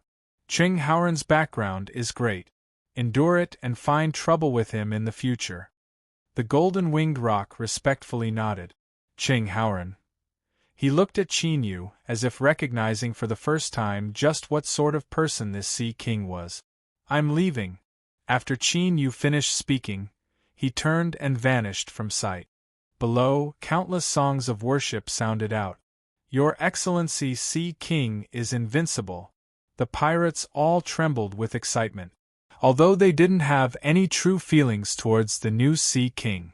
But the stronger the Sea King was, the better the sheltered little pirates like them would be able to live. This was a very simple truth. Black Pearl's eyes were wet. She felt that the Sea King's every move was filled with a manly charm. Unfortunately, her eyes fell onto Ching Haoran and revealed a trace of anger and resentment. This damned man dared to seduce the Sea King. Ching Haoran frowned. He looked down at Black Pearl. He didn't know where this woman's dissatisfaction came from to be so unfriendly towards him. Whatever, he didn't have time to waste with her. He turned and vanished from sight. He had to inform his master of this matter as soon as possible. Moments later, Ching Haoran cupped his hands together and bowed. Honorable Master, this disciple has a matter to report. Within the room, a pot of water bamboo rapidly grew. It wove together, quietly forming a bamboo man. He turned and sat down. Speak. The bamboo man's tone was surprisingly Han Shuisheng's. Ching Haoran respectfully said, Honorable Master, just now, Luo Guan summoned a golden-winged rock to descend and kill the octopus beneath Sea King Island. As he spoke, he lifted a hand and a projection appeared between his eyebrows. This projection depicted what he had just witnessed. The bamboo man received it and swallowed it. After several breaths of time, he said, What do you think? Ching Haoran hesitated for a moment. Luo Guan walks the path of incense, so today's actions aren't strange at all. There are many pirates on Sea King Island, and by intimidating and subduing them, he can also collect incense. In addition, that golden-winged rock, it should be the ancient race variation that Master mentioned before. The bamboo man said, You are right. My human race's mortal enemies, the barbarians, have inherited a faint trace of the ancient race bloodline. It seems that I was overthinking things before. There is no problem with Luo Guan's identity. Ching Haoran revealed a surprised expression. The bamboo man lightly said, If Luo Guan is really related to the barbarians, then after seeing the strength of the ancient race, he definitely won't remain indifferent. All right, I will deal with internal matters as soon as possible. Make preparations and bring him to White Jade Capital in 3 days. Yes, Honorable Master. Chapter 1823. Qin Yu closed his eyes, not speaking. The golden-winged rock carefully restrained its aura and fell to the side, motionless. As it sensed this, the atmosphere became a bit dignified. At this time, the little blue lamp's voice sounded out in his mind. The 7th Tao Master has arrived. Shuar Qin Yu's eyes flashed open, and a sharp light flashed through them. The fact that the 7th Tao Master had arrived proved that his strategy was correct. However, it was hard to say how effective it would be. However, Ching Haoran was still here. From his attitude, one could tell a thing or two. A moment later, the Black Pearl came to report, "Your Excellency, Ching Howren is waiting outside." Qin Yu said, "Invite him in." "Yes." Black Pearl lowered her head and suppressed the trace of resentment in her eyes. She turned around and left. Her tone was stiff as she said, "The Sea King asked you to enter." Her gaze swept across his body, and with a cold snort she turned around and left. She looked cold and arrogant, but in fact, she felt bitter and helpless in her heart. She really didn't want to stay. She didn't want to see something or hear something that would completely shatter her last trace of fantasy. The scholar was once again implicated. He helplessly glanced at this flirtatious female pirate. His face was filled with helplessness. Sure enough, Master was right. Women were troublesome. Cultivation was more suitable for him. After entering the Sea King's residence, Ching Howren found Qin Yu. He cupped his hands together and said, "Your Excellency Sea King, I have received a letter from Honorable Master inviting you to White Jade Capital in 3 days. Before that, I hope Your Majesty Sea King can handle the matters at hand and not delay our journey." "Success." Qin Yu smiled. "All right, I understand." After a moment of hesitation, Ching Howren said, "There's one more thing. Although it's not worth mentioning, but, what's with the Black Pearl? I always feel that she has an inexplicable hostility towards me." Qin Yu lightly said, "Women, there will always be a few days in a month when their mood isn't too good. You just have to be considerate. If fellow Taoist Qing is unhappy, I will order her to come over and apologize to you personally." Ching Howren waved his hand. "There's no need. I'm not that petty." With that, he cupped his hands and turned to leave. Qin Yu looked at his back. He thought that if he knew what the Black Pearl was thinking, he wouldn't have said those words. That woman's way of thinking was horrifying, and her imagination was really big. Thinking of this, Qin Yu's lips couldn't help but twitch. He felt a chill crawl down his spine. He shook his head and suppressed these thoughts. His eyes brightened. 3 days from now, he would leave for White Jade Capital. Leaving aside the situation of the altar and the world it was connected to, at the very least, the step of being a spy went very smoothly. If he hadn't become the Sea King and caused such a commotion, it would have taken a long time to find the White Jade Capital. Little Blue Lamp, prepare yourself. Of course, I want to take a serious look and see just what sort of origin these so-called 9 White Jade Capitals of humanity have. Its voice was calm, but Qin Yu could feel a trace of seriousness in it. As expected, the Little Blue Lamp's attitude towards the 9 White Jade Capitals wasn't as calm and indifferent as it seemed on the surface. Soon, 3 days passed in the blink of an eye. During this time, Qin Yu pretended to make a lot of arrangements. After all, he was the new Sea King. If he appeared too indifferent and ignored Sea King Island, it would arouse suspicion. Black Pearl was moved beyond words. This was because the Sea King trusted her far too much. He had actually placed her in temporary charge of all the affairs of Sea King Island, allowing her to act according to the situation. The tearful Black Pearl cried out in her heart, "The Sea King is still thinking of me. So, in this battle to win the Sea King's favor, I might still have a chance. Just you wait, Ching Howren, you smelly man who doesn't have anything. There will be a day when I take the Sea King back from your side." As Black Pearl knelt to the ground, she screamed out in her heart. Her will was firm to the extreme. Qin Yu's lips twitched. He resisted the urge to beat her to death. This woman's expression was far too disgusting. He stood up and left Sea King Island, fearing that if he was any slower, he would change his mind. Ching Howren was filled with awe. He thought that the Sea King was truly worthy of his reputation. He was extremely decisive.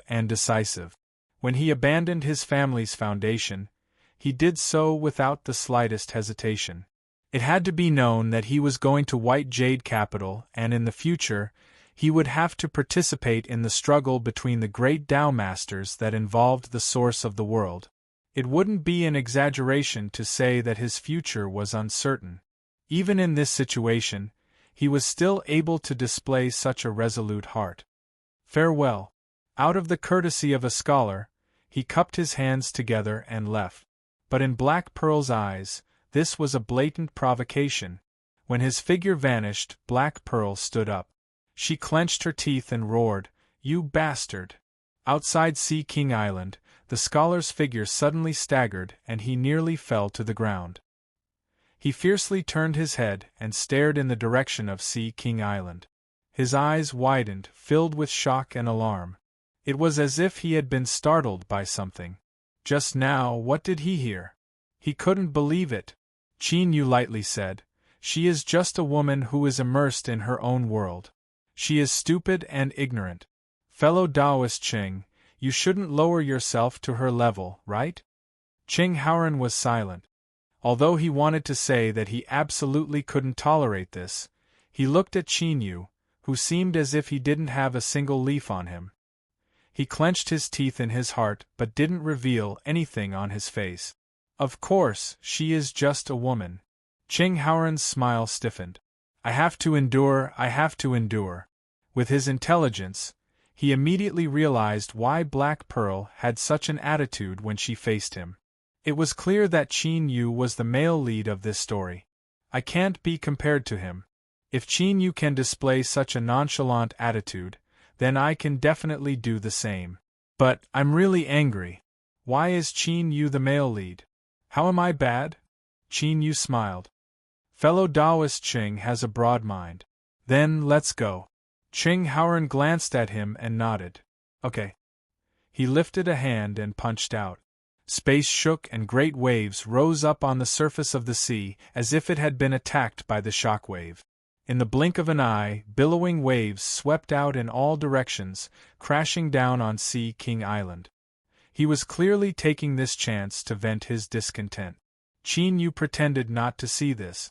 Soon, where Qing Haoran's fist landed, space violently shook and a portal appeared. It was pure white like jade and emitted an ancient aura. The little blue lamp didn't move at all. This meant that the portal in front of him didn't pose any threat to Qin Yu. He stepped forwards, pushed it open, and stepped inside. Qing Haoran took a deep breath. He had to admit that in terms of courage, and other aspects, he was far from being comparable to Qin Yu. Perhaps this was the key reason why he was still stuck at the half-step eternal realm while Qin Yu had already stepped into the Joss Flame Great Tao and become a powerhouse qualified to cooperate with his honorable master. His eyes flashed. It was as if he had pushed open a door. When Qin Yu's feet touched the ground, he had arrived at White Jade Capital. This so-called White Jade Capital, in truth, it wasn't anything new. It was still floating above the white clouds and was filled with an immortal atmosphere. At first glance, one could tell that it was a land of immortals. But when Qin Yu was on the 13th floor, he had seen it well. Perhaps the 13th floor itself was a replica of White Jade Capital. But on the surface, he revealed a bit of admiration and a bit of dread. This was the normal expression a newcomer should have. The 7th Tao Master stood across from him. He saw all of the subtle changes in Qin Yu's expression and faintly smiled. Fellow Taoist Luo Guan, we meet again. This is White Jade Capital. What do you think? Qin Yu took a deep breath and slowly said, A land of immortals is nothing more than this. White Jade Capital. The rumors are not as good as seeing it. It is truly worthy of being the strongest existence that rules over this world. Everyone loved to hear compliments, and the 7th Tao Master was no exception. He reached out a hand and said, Fellow Taoist Luo Guan, please follow me. Qing Haoran had already walked out and respectfully bowed to his honorable master. As he heard the conversation between the two, he had a different feeling in his heart. He had interacted with Luo Guan for some time and had a rough understanding of his personality. He wasn't someone who was easy to talk to. But now that he was facing his honorable master, he was able to casually praise him. The key was that he gave off a feeling that his words came from his heart. This ability isn't ordinary, As I thought, I'm not just a little bit lacking. There are still many areas that I need to learn. White Jade Capital's design and style were almost the same as the 13th floor's. If one had to point out a difference, it would be that it was much larger and almost covered the entire sea of clouds. There was no end in sight. There were many tyrannical auras hidden within. Qin Yu didn't probe them, but he could sense at least several dozen auras at the Emperor realm. Moreover, some of them were extremely tyrannical. Suddenly, the golden-winged rock that had been standing on Qin Yu's shoulder opened its eyes. A cold halo appeared in its golden eyes. It looked up and locked onto a white cloud above. A giant eye was revealed through a crack in the clouds, and its cold vertical pupils were locked onto Qin Yu. The golden-winged rock let out a cry that conveyed irritation and anger. Qin Yu glanced at the 7th Tao Master, who was silently smiling beside him. He suddenly waved his arm and said, "If you want to stretch your muscles, then go ahead." The golden-winged rock soared into the sky, its body rapidly expanding. In the blink of an eye, it was tens of thousands of miles long and blotted out the sky. Strong winds tore apart the clouds, revealing the python hidden within. Its entire body was covered in black scales, and it constantly flicked out its tongue. Its eyes were icy cold. As it stared at the golden-winged rock that soared into the skies, its eyes became even colder. But there wasn't the least bit of joy in it. Its giant tail swept out. In the blink of an eye, the two giant beasts began to slaughter each other. The golden-winged rock was fighting in an away game, but it didn't fear the python at all. Rumble, rumble, rumble. A heaven-shaking explosion spread out in all directions like rolling thunder. Qin Yu's complexion was calm. He didn't care about the gazes that were gathering around him. Since he had been invited to White Jade Capital today, the suspicion of his identity had been cleared. The reason why this scene had appeared was more like an explanation the 7th Tao Master was giving to everyone. Of course, it couldn't be avoided that there was a bit of a show of strength hidden within. Tao Master, this beast is a powerful monster that I subdued when I entered a different world. It has a cruel nature, and if it has offended you in any way, I ask that you don't mind. The 7th Tao Master smiled. He didn't speak, but his voice directly sounded out in Qin Yu's mind. I should be the one apologizing to fellow Taoist Luo Guan. But the matter of the altar in the Sea of Chaos is far too important. Even though I am the Tao Master of White Jade Capital, it is not good for me to act arbitrarily. Although he didn't speak too clearly, this was at least an explanation. This was a good sign. Qin Yu lightly said, "I can understand." But the truth was that deep within his heart, he wasn't as calm as he seemed on the surface. The little blue lamp was quietly investigating White Jade Capital. It was likely that it would obtain some unexpected result. Moreover, what was more important was that this sort of investigation was like roasting a sweet potato over a barrel of dynamite. If Qin Yu wasn't careful, he would be directly blown away. This was White Jade Capital. The 7th Tao Master was strong, but as for how strong he was, Qin Yu didn't know and he didn't want to know. Luckily, there hadn't been any problems up until now. As for the great battle in front of him, although White Jade Capital's python was ridiculously strong, it was naturally restrained by the golden-winged rock. Moreover, the golden-winged rock's strength wasn't any weaker than the python's. Victory was only a matter of time. With a miserable cry, the python's abdomen was torn open by sharp claws. A terrifying wound appeared and blood rained down. One could clearly see the python's organs. The golden-winged rock didn't show mercy. It spread its wings and countless feathers appeared. They howled out like arrows, wanting to nail the python to the ground. Humph!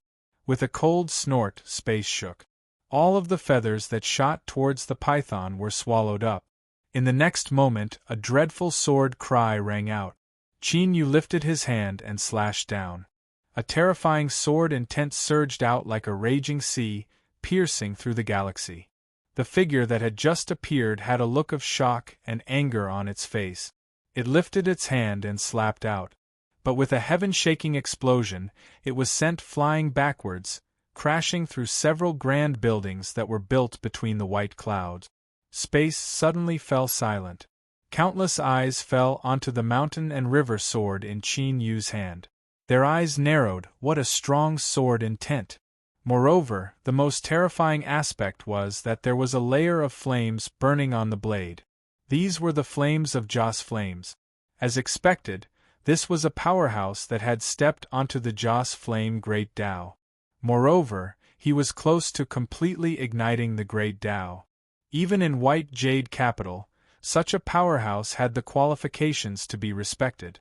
Qin Yu had no expression. He coldly said, "Tao Master, what is the meaning of this?" The seventh Tao Master said, "Fellow Taoist Luoguan, please calm your anger. This was just an accident." His face darkened. Mok Na, hurry and apologize to fellow Taoist Luoguan. Your actions just now were far too disrespectful. Whoosh, a figure flew back and landed in front of Qin Yu.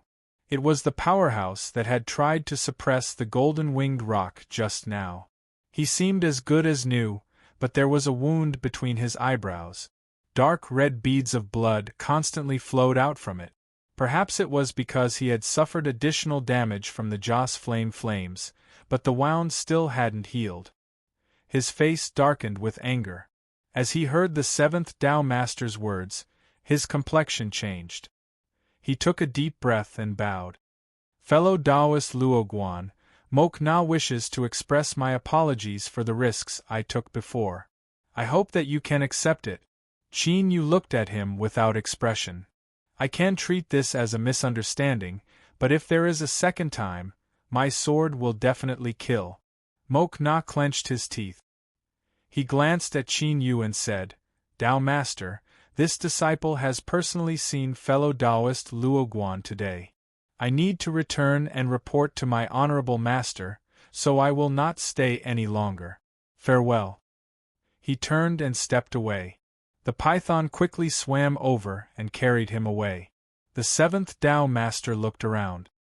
Fellow Taoist Luoguan will represent the seventh white jade capital and enter the Sea of Chaos altar. Does anyone have any objections to this? There was silence. The seventh Tao Master smiled. Very good. Then it's decided. A happy light flashed in his eyes. This Luoguan was far stronger than he had imagined. With this person's help, he would surely have a great harvest in this struggle for the world's source energy. Moreover, the secrets hidden within that altar were likely far greater than what the white jade capital knew. Perhaps this was his chance to reach the Tao. Chapter 1824. Qing Haoran said, Your Excellency Sea King, before entering the Void Realm, I ask that you stay here. There are many rules in White Jade Capital, and there are many secret places that even I can't get close to. I hope Your Excellency the Sea King doesn't wander around without permission during this period of time to avoid unnecessary trouble. Otherwise, even if Master appears, it will be difficult for him. Qin Yu had a calm expression. All right. After watching Qing Haoran leave, he pushed open the door. In front of him was an independent palace that occupied an extremely large area. Welcome home, honored guest. Reflected in his eyes was a group of young and beautiful female cultivators. They respectfully bowed, each of them graceful and incomparably beautiful. Qin Yu waved his hand. Leave. The female cultivators were surprised, but they didn't dare to question him. They bowed their heads and left in a single file. When there was only Qin Yu left in the hall, he lifted a hand and pointed out a finger. Layers of fluctuations and ripples spread out, sweeping through every corner of the hall. After determining that there wasn't anything wrong, he clenched his hand. Space trembled. The space within the hall was sealed, isolated from the outside world and unable to be sensed. Qin Yu took a deep breath and slowly said, Little blue lamp. There was a long period of silence. Just as Qin Yu thought that he wouldn't be able to obtain a response because he was in White Jade Capital, a thought fluctuation spread into his mind. Qin Yu, I am still confirming this. But as of now, the ambition and strength of the human cultivation system far surpass my expectations. Qin Yu said, Good. After you confirm it, give me an answer as soon as possible. His voice was calm and his expression was dignified. As he thought, the 9 white jade capitals corresponded to 9 blazing suns. This matter wasn't ordinary at all. There must be something else hidden within. The human cultivation system. Qin Yu's thoughts raced. After several breaths of time, he let out a deep breath and slowly pressed down. He would temporarily leave these matters to the little blue lamp. What he needed to face now was how to obtain even more of the world's source energy. The 7th Tao Master was right. Because their cultivation systems were different and they walked different paths, he wasn't indispensable to the world's source energy. But there was one point that the 7th Tao Master hadn't calculated. Qin Yu had taken the risk of crossing the Eternal Sea and arriving at White Jade Capital. His original goal was to find the source of the dead world and help the Joss Flame Spirit Qin Yu transform. This would also accelerate the process of igniting his own Joss Flame Great Tao. Thus, there was no way he would let go of the source of the world. However, even if Qin Yu smoothly entered the world connected to the altar, wanting to safely obtain the world's source energy wasn't a simple matter. The 7th Tao Master's strength was too strong. Once he noticed it, things would become troublesome. Moreover, there was more than one White Jade Capital, and so was the Path Master. Qin Yu was secretly seizing the source energy of the world. This was the same as stealing food from the mouths of these Tao Masters. Wouldn't they be afraid of a group attack? Therefore, he had to be careful in this matter and think of a foolproof plan. What should he do? A thoughtful expression crossed Qin Yu's face. At the same time, far away in the world, in another White Jade Capital in the clouds, Mok Na knelt down respectfully. Master, I've returned. Across from him, a middle-aged Taoist wearing a 7-starred robe opened his eyes. How was it? The 7th Tao Master has indeed been found. A powerhouse from a different world will represent him to enter the world connected to the altar. There shouldn't be any problems with his identity. After a brief pause, Mok Na continued to say, According to Honorable Master's orders, this disciple intentionally probed this person's cultivation. He is a sword cultivator that has nearly ignited the Joss Flame Great Tao. His strength is terrifying to the extreme, and this disciple is not his match. A sharp light flashed in the 3rd Tao Master's eyes. Even you aren't his match? 7 Taoist's luck isn't bad to have found a useful person. But, in this struggle for the world's source energy, I must obtain it. He lifted a hand. Space shook and a drop of blood appeared. Just as it appeared, the drop of blood violently shook. An invisible strength constantly impacted the surroundings, causing space to distort. Roar, roar. At this moment, one could even hear roars in their ears. Mok Na's eyes widened. Honorable Master, this is, the 3rd Tao Master said, many years ago, when I was exploring a different world, I found an evil god in a strange land. I killed it and refined it to obtain its blood essence. Fuse this drop of blood essence into your body. At a critical moment, it can help you incarnate into an evil god. You will possess all the might of an evil god for a short period of time. It will be enough to help you reverse the situation. Mok Na revealed a happy expression. Honorable Master, rest assured that this disciple will do his best and not disappoint your expectations. Half a month later, within the 7th White Jade Capital, Qin Yu's eyes flashed open. With a flick of his sleeves, the shackles were lifted. In the next moment, the doors to the hall opened from the outside and Qing Haoran stepped in. Your Excellency Sea King, Honorable Master requests your presence. All right. Qin Yu stood up. He followed Qing Haoran to where the 7th Tao Master lived. This was the highest point of the White Jade Capital. Here, there was a tall building made entirely of white jade that seemed to soar into the sea of stars. One could pick up a star with just a lift of one's hand. The seventh Tao Master turned and said, "Fellow Taoist Luoguan, you should understand why I asked you to come here today, right?" Qin Yu said, "When will I leave?" 2 hours from now. The seventh Tao Master smiled. "I'm not afraid of fellow Taoist Luoguan knowing, but there is competition between the 9 white jade capitals. This journey involves the source energy of the world, and is something that we Tao Masters must cultivate with. Thus, there will definitely be competition. Today, I will clearly inform fellow Taoist Luoguan that after entering the altar, there is no need for any scruples in your heart. If anyone tries to stop you from seizing the source energy of the world, you can directly kill them." Qin Yu frowned, silent. The seventh Tao Master said, "I will bear all the consequences and troubles that arise. I will not allow fellow Taoist Luoguan to be implicated in the slightest." "That's good," Qin Yu said in a low voice. "Moreover, if possible, I would like to ask the Tao Master to give me a list of competitors. I believe that the Tao Master should have already prepared these things." The seventh Tao Master took out a jade slip. "The information that fellow Taoist Luoguan wishes to know is in this jade slip." Qin Yu reached out and took it. He probed it with his divine sense. After several breaths of time, a sharp light flashed in his eyes and he crushed the jade slip. "I have no more questions." A look of appreciation appeared on the seventh Tao Master's face. "Ching Haoran will go with fellow Taoist Luoguan.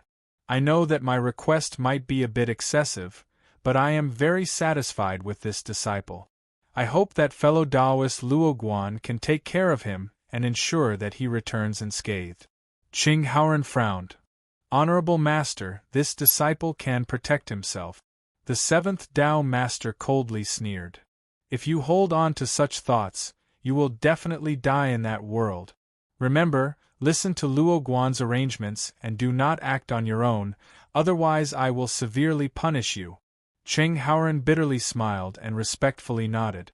Since his honorable master said this, he must be serious. He didn't want to make things difficult for himself. Qin Yu nodded.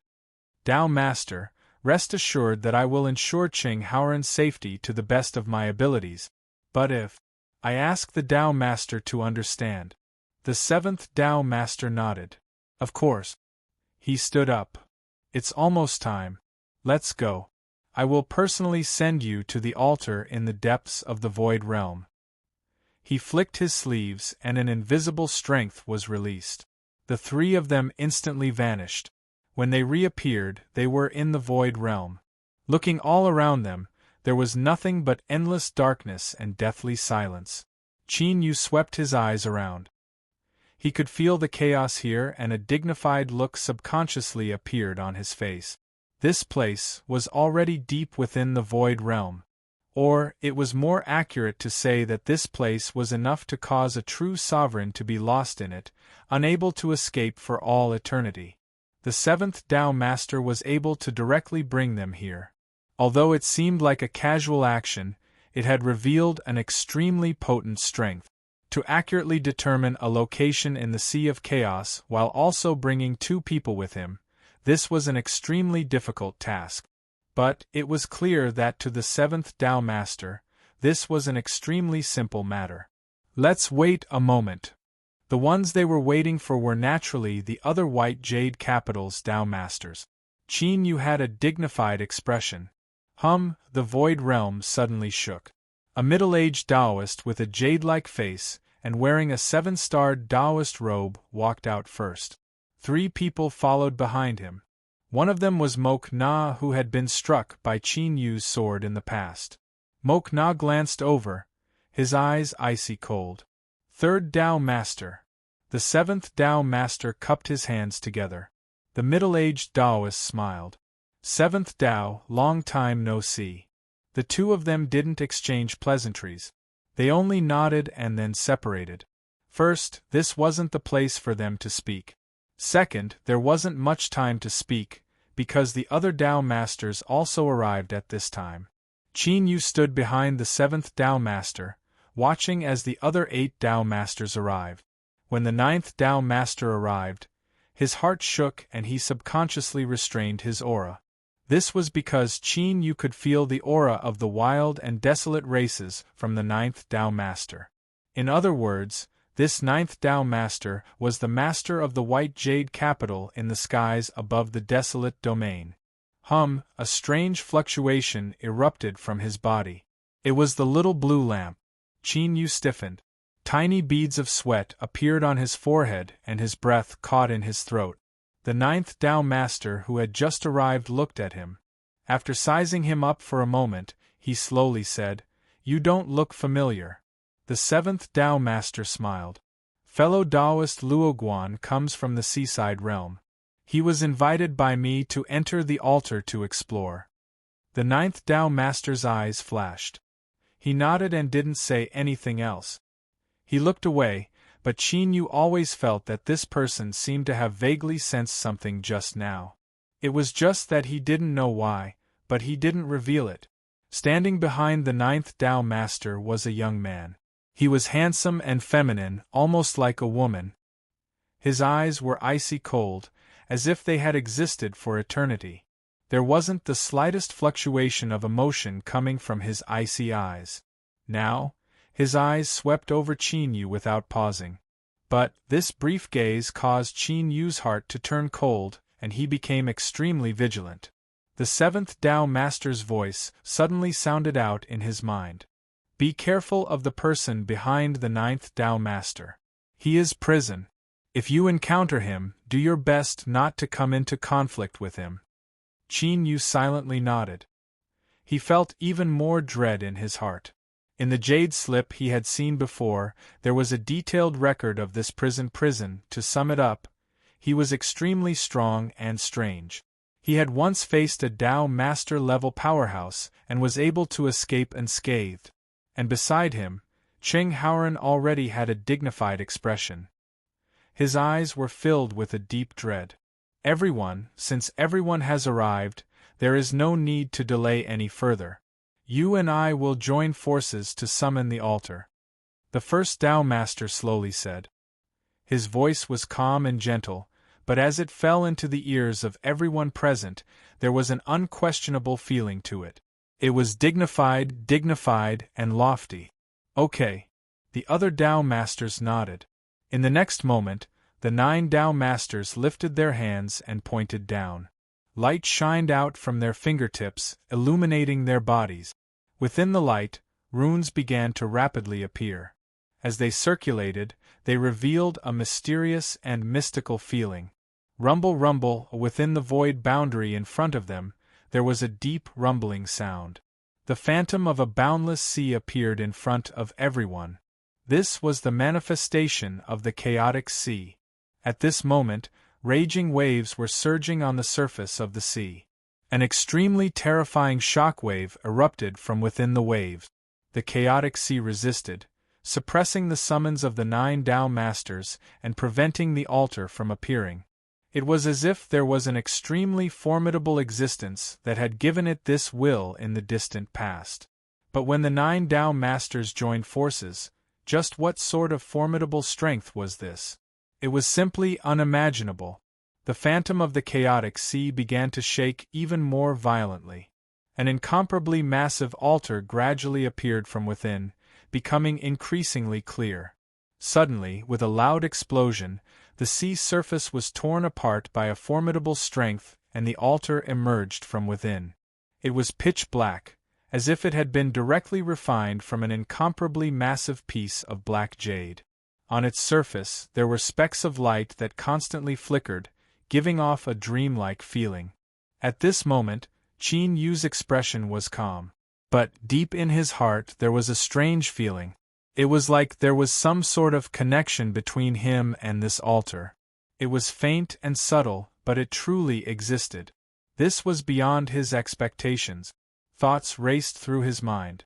As Qin Yu was thinking about where this feeling came from, the altar that broke through the sea began to rapidly solidify from its illusory state.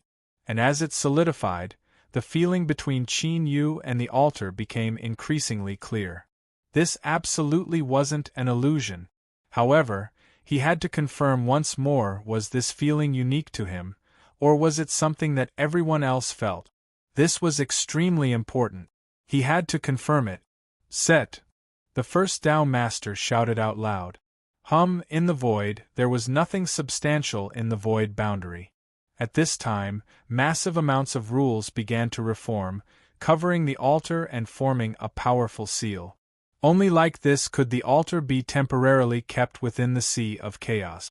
Otherwise, it would be submerged into the seabed in the next moment. According to our research of the altar, the exploration of the world connected to this altar will last for a month. When the time limit approaches, everyone must return to this altar. Otherwise, there is a chance that something beyond our control will occur. The first Tao Master swept his eyes around. Does anyone have any objections to this? It was clear that the first Tao Master was the true leader of the 9 white jade capitals. In response to his question, the other Tao Masters nodded one after another. Good, then it is decided. The first Tao Master said, "Now, I and the others will open the altar. Do not resist and allow yourselves to be sucked in by the altar's strength. Then, you will be able to enter that dead world. Finally, let me remind you all. Although this world is dead, there are still a massive number of living beings living within it. Although they are weak, it is best not to approach them." The first Tao Master didn't explain too much about this. But, looking at how the other Tao Masters tacitly agreed, it was possible that the living beings living in this dead world had some secrets on their bodies. The 7th Tao Master turned around. "Fellow Taoist Luo Guan, you can all go in. Take care of yourselves." His eyes fell on Qing Haoran. "As for you, remember my words. Do not act recklessly and protect yourself."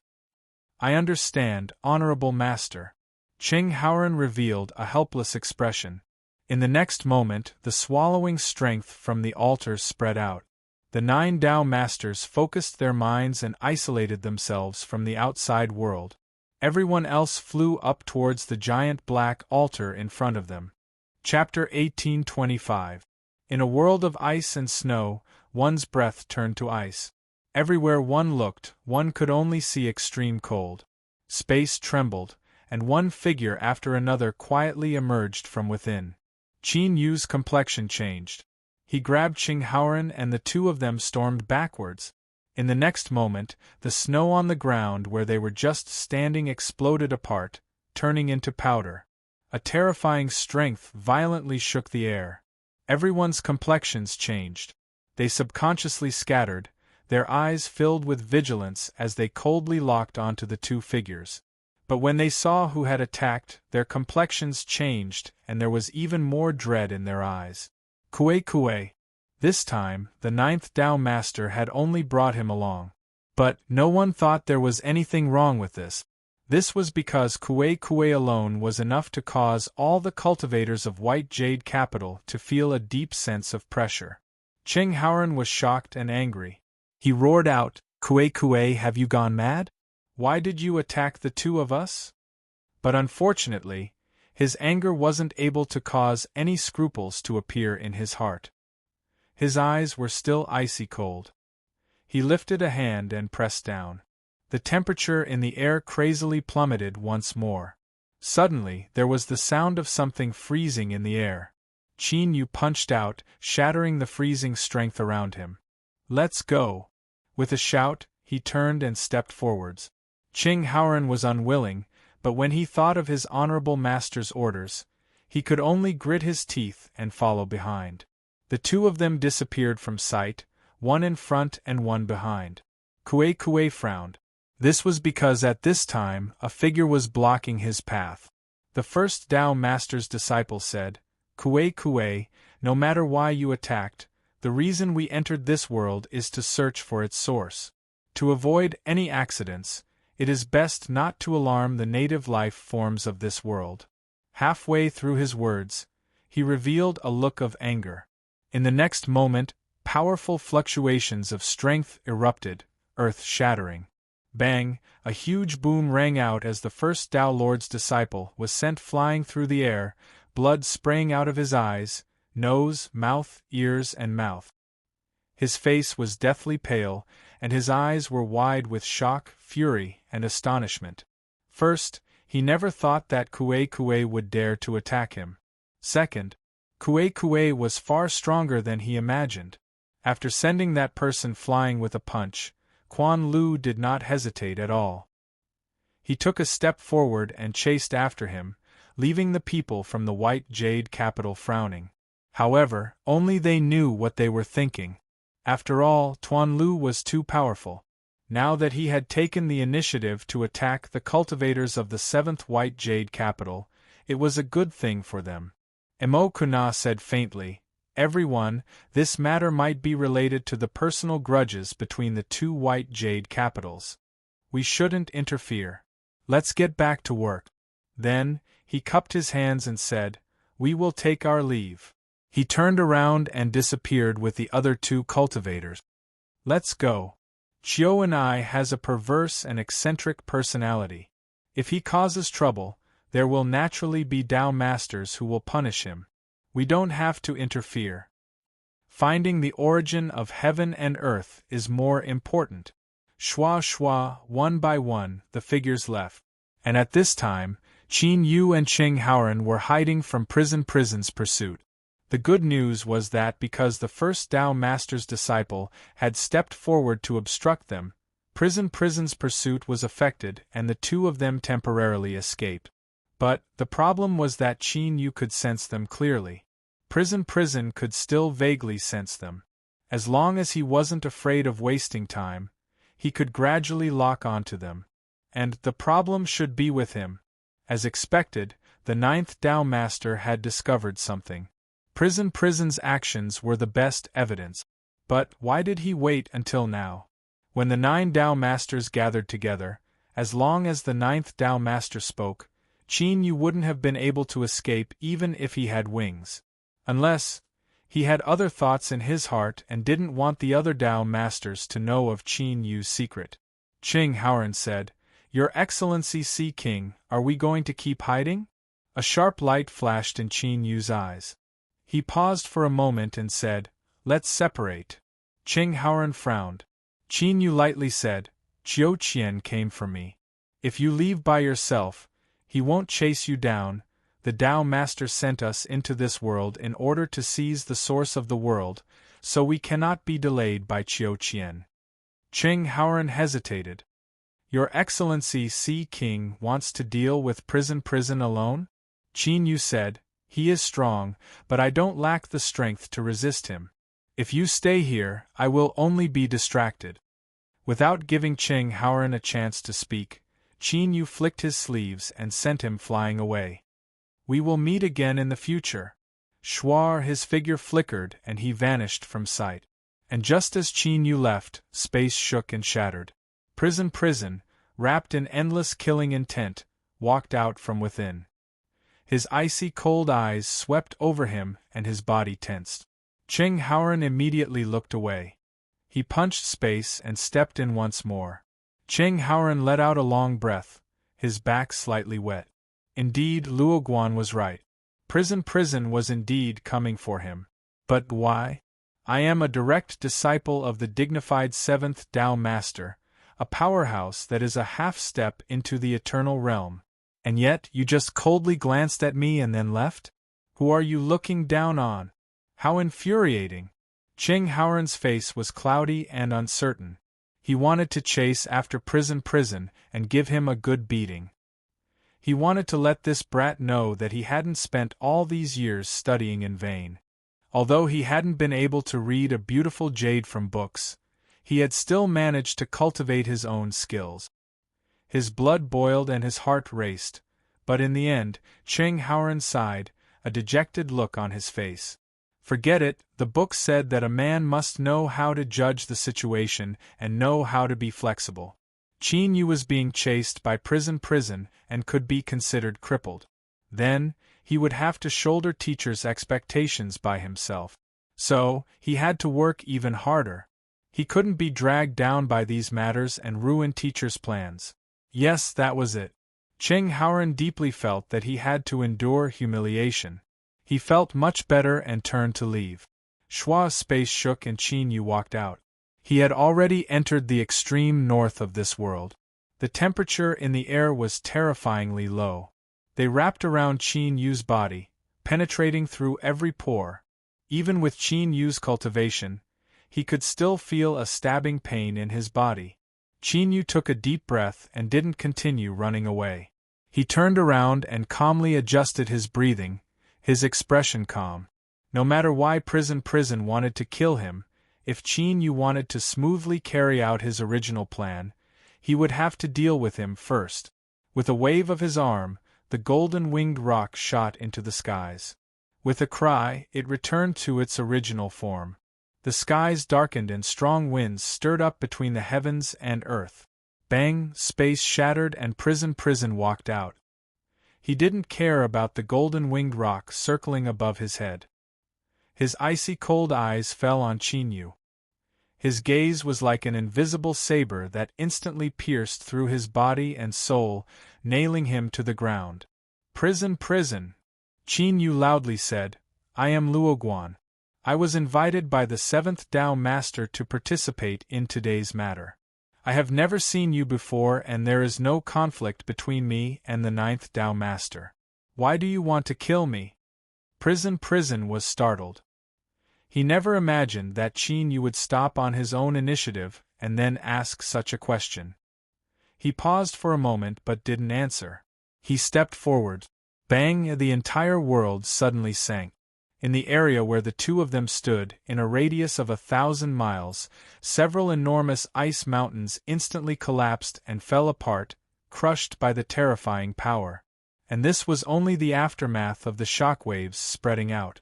As for Qin Yu, who was truly withstanding this suppressive strength, his current situation could be imagined. He frowned. He lifted a hand and grasped forwards. The mountain river sword appeared and he slashed forwards. The suppressive strength was torn apart by the sword aura. Prison approached and Qin Yu raised his sword to meet him. The two of them moved like bolts of lightning as they tangled together. Every time they collided, there would be a heaven-shaking explosion. A terrifying strength erupted, sweeping away everything around them. The icy cold and deathly silent world of ice and snow was stirred up, boiling over. As for the killing that came from the extreme north, the commotion it caused was far too great. It inevitably alarmed the native life forms that still remained in this world. In a massive tent made from several layers of beast skin, a bonfire blazed. Special beast oil was added to the fire and it emitted a pungent smell, like a mixture of horse dung and horse urine. But as the shadow of death shrouded them, the Heavenly Spirit clan had no other choice. In these past years, the outside world had become increasingly cold. This dead world was slowly losing its last bit of warmth, and they could only struggle to survive. Suddenly, the tent was pushed open from outside and a large man rushed in. His entire body was wrapped in a beast skin coat, revealing only a small crack to see where he was going. As he walked in, a cold air rushed into the tent. The burning bonfire dimmed a great deal. "Great Tribe Elder, there are powerful fluctuations of strength in the northern ice and snow region." The large man knelt and bowed. He pulled down his thick leather hat, revealing a face that was red from the cold. At this time, his face was filled with excitement. The Great Tribe Elder's stooped body straightened. A sharp light appeared in his dim yellow eyes. "Abu, are you sure?" Abu said, "The snow spirit insects that our clan raises are extremely sensitive to the northern snowy plains. They have already started moving, so we can basically confirm it." "Very good." The Great Tribe Elder stood up, a look of joy on his thin and withered face. "Send out all the priests and drive the creatures of the snowy plains to hunt. These foreign invaders, their flesh and blood, their strength, will continue to exist for our clan. We will provide strength." Abu stood up and heavily patted his chest. "Yes, Great Tribe Elder, please rest assured. We will definitely bring back our prey." "No!" The Great Tribe Elder stood up. Within his body, crackling sounds came from his bones. His entire person instantly became younger. His thin and withered body became strong and healthy once more. He was even stronger than Abu in front of him. Great tribe elder. Abu's eyes widened. I don't have much time left. I originally thought that I would have to hide in the tent and suffer until death arrived, but now let me take action.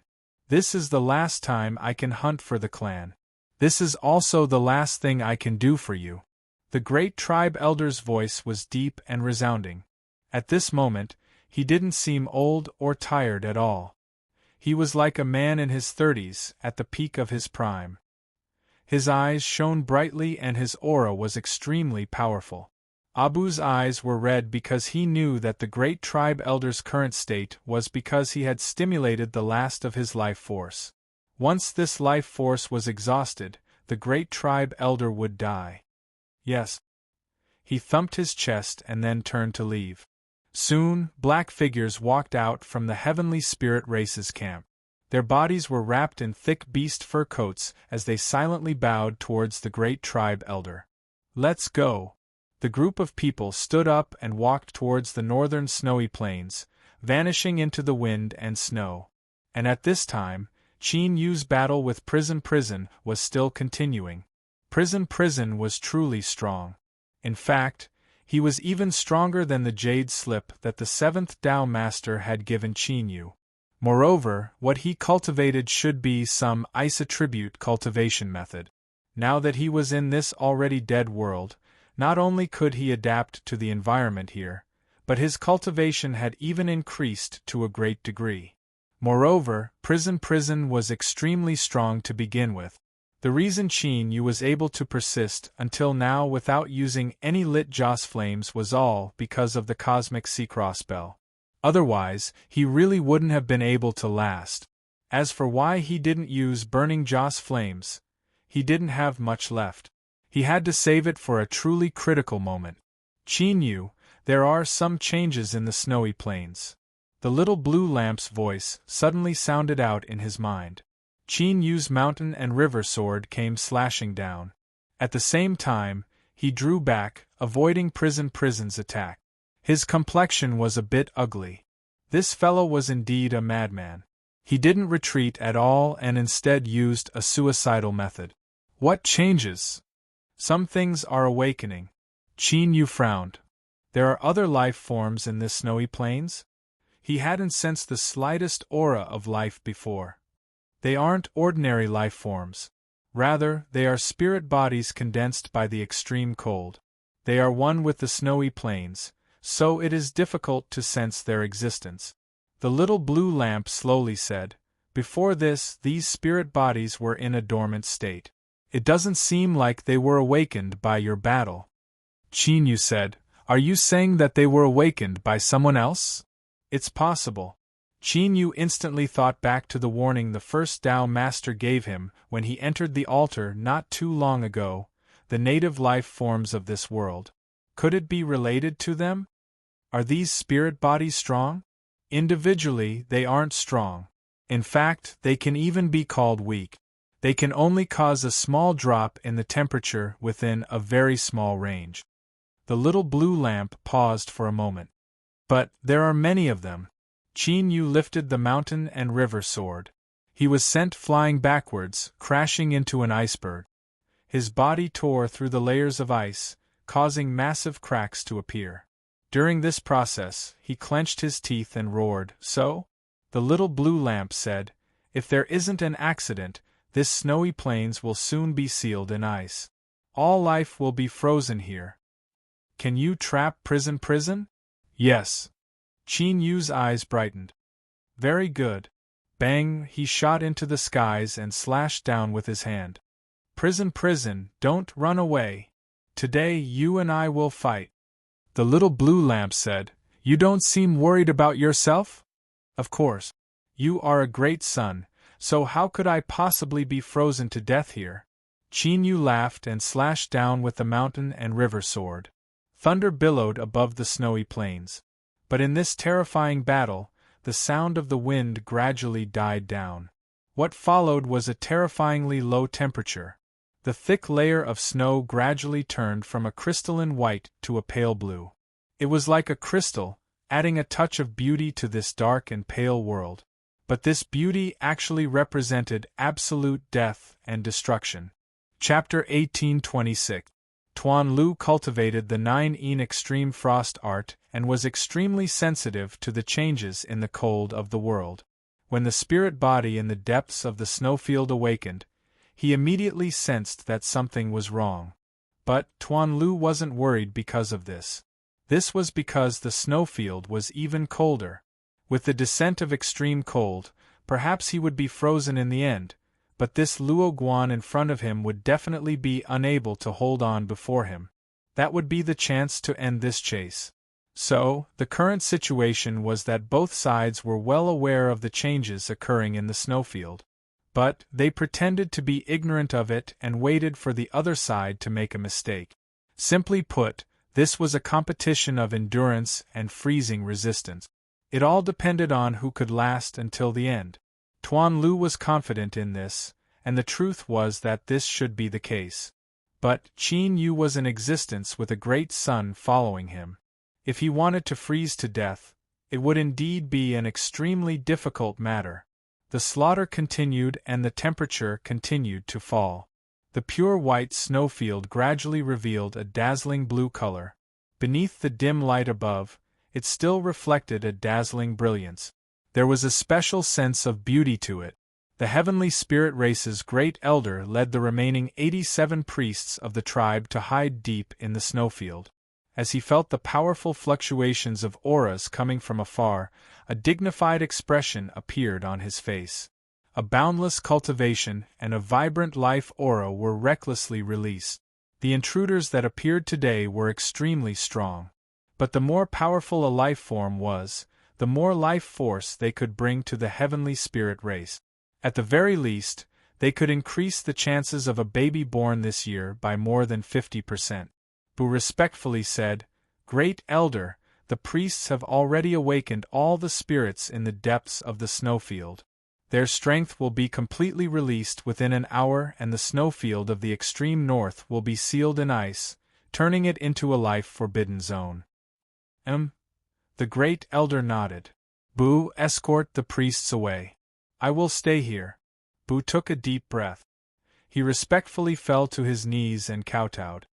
"Yes, great elder. I hope that I can see you again." Behind him, a group of tired priests with dim eyes also knelt to the ground, sorrow on their faces. Even someone as powerful as the great tribe elder was about to die. Didn't this mean that the countless years of struggle that the heavenly spirit tribe had fought to survive would all be for naught? Their tribe would also disappear from this frozen world forever, becoming a speck of dust that no one knew about in history. The Grand Elder turned. As if he could sense the thoughts of the people in front of him, he said, "Years ago, the Almighty Sovereign left behind a prophecy before he left. A new sovereign would come to save our heavenly spirit race, to welcome new life from destruction. It is precisely because of this hope that our ancestors have persevered until today and have never given up. So, I want all of you to remember, no matter when, you must always have hope in your hearts, and you must absolutely not give up. My heavenly spirit race will definitely be able to wait until the new sovereign descends and complete his nirvanic rebirth." "Yes," Abu said loudly. The eyes of the priests were a bit dim. This prophecy was the key to supporting the heavenly spirit race. It had been passed down from generation to generation, and it was the final ray of light in the hearts of the heavenly spirit race. When they were young, the priests believed this without a doubt. They believed that as long as they persevered, there would surely be hope. But their long lives had been filled with torment, extreme cold, and pain. The light in their hearts had gradually dimmed, on the verge of being extinguished. Did the prophecy really exist? Or was it only a beautiful lie that the ancestors of the heavenly spirit race had weaved in order to stimulate their race's desire to continue living? The priests all had this question in their hearts. But they chose to remain silent, suppressing it deep within their hearts, never speaking of it to anyone. This was because they were now the only source of support for the heavenly spirit race's survival. Even the priests felt despair. It was time for their race to be destroyed. Abu turned around and escorted the weak and weary priests. They left through a tunnel dug deep into the snowfield.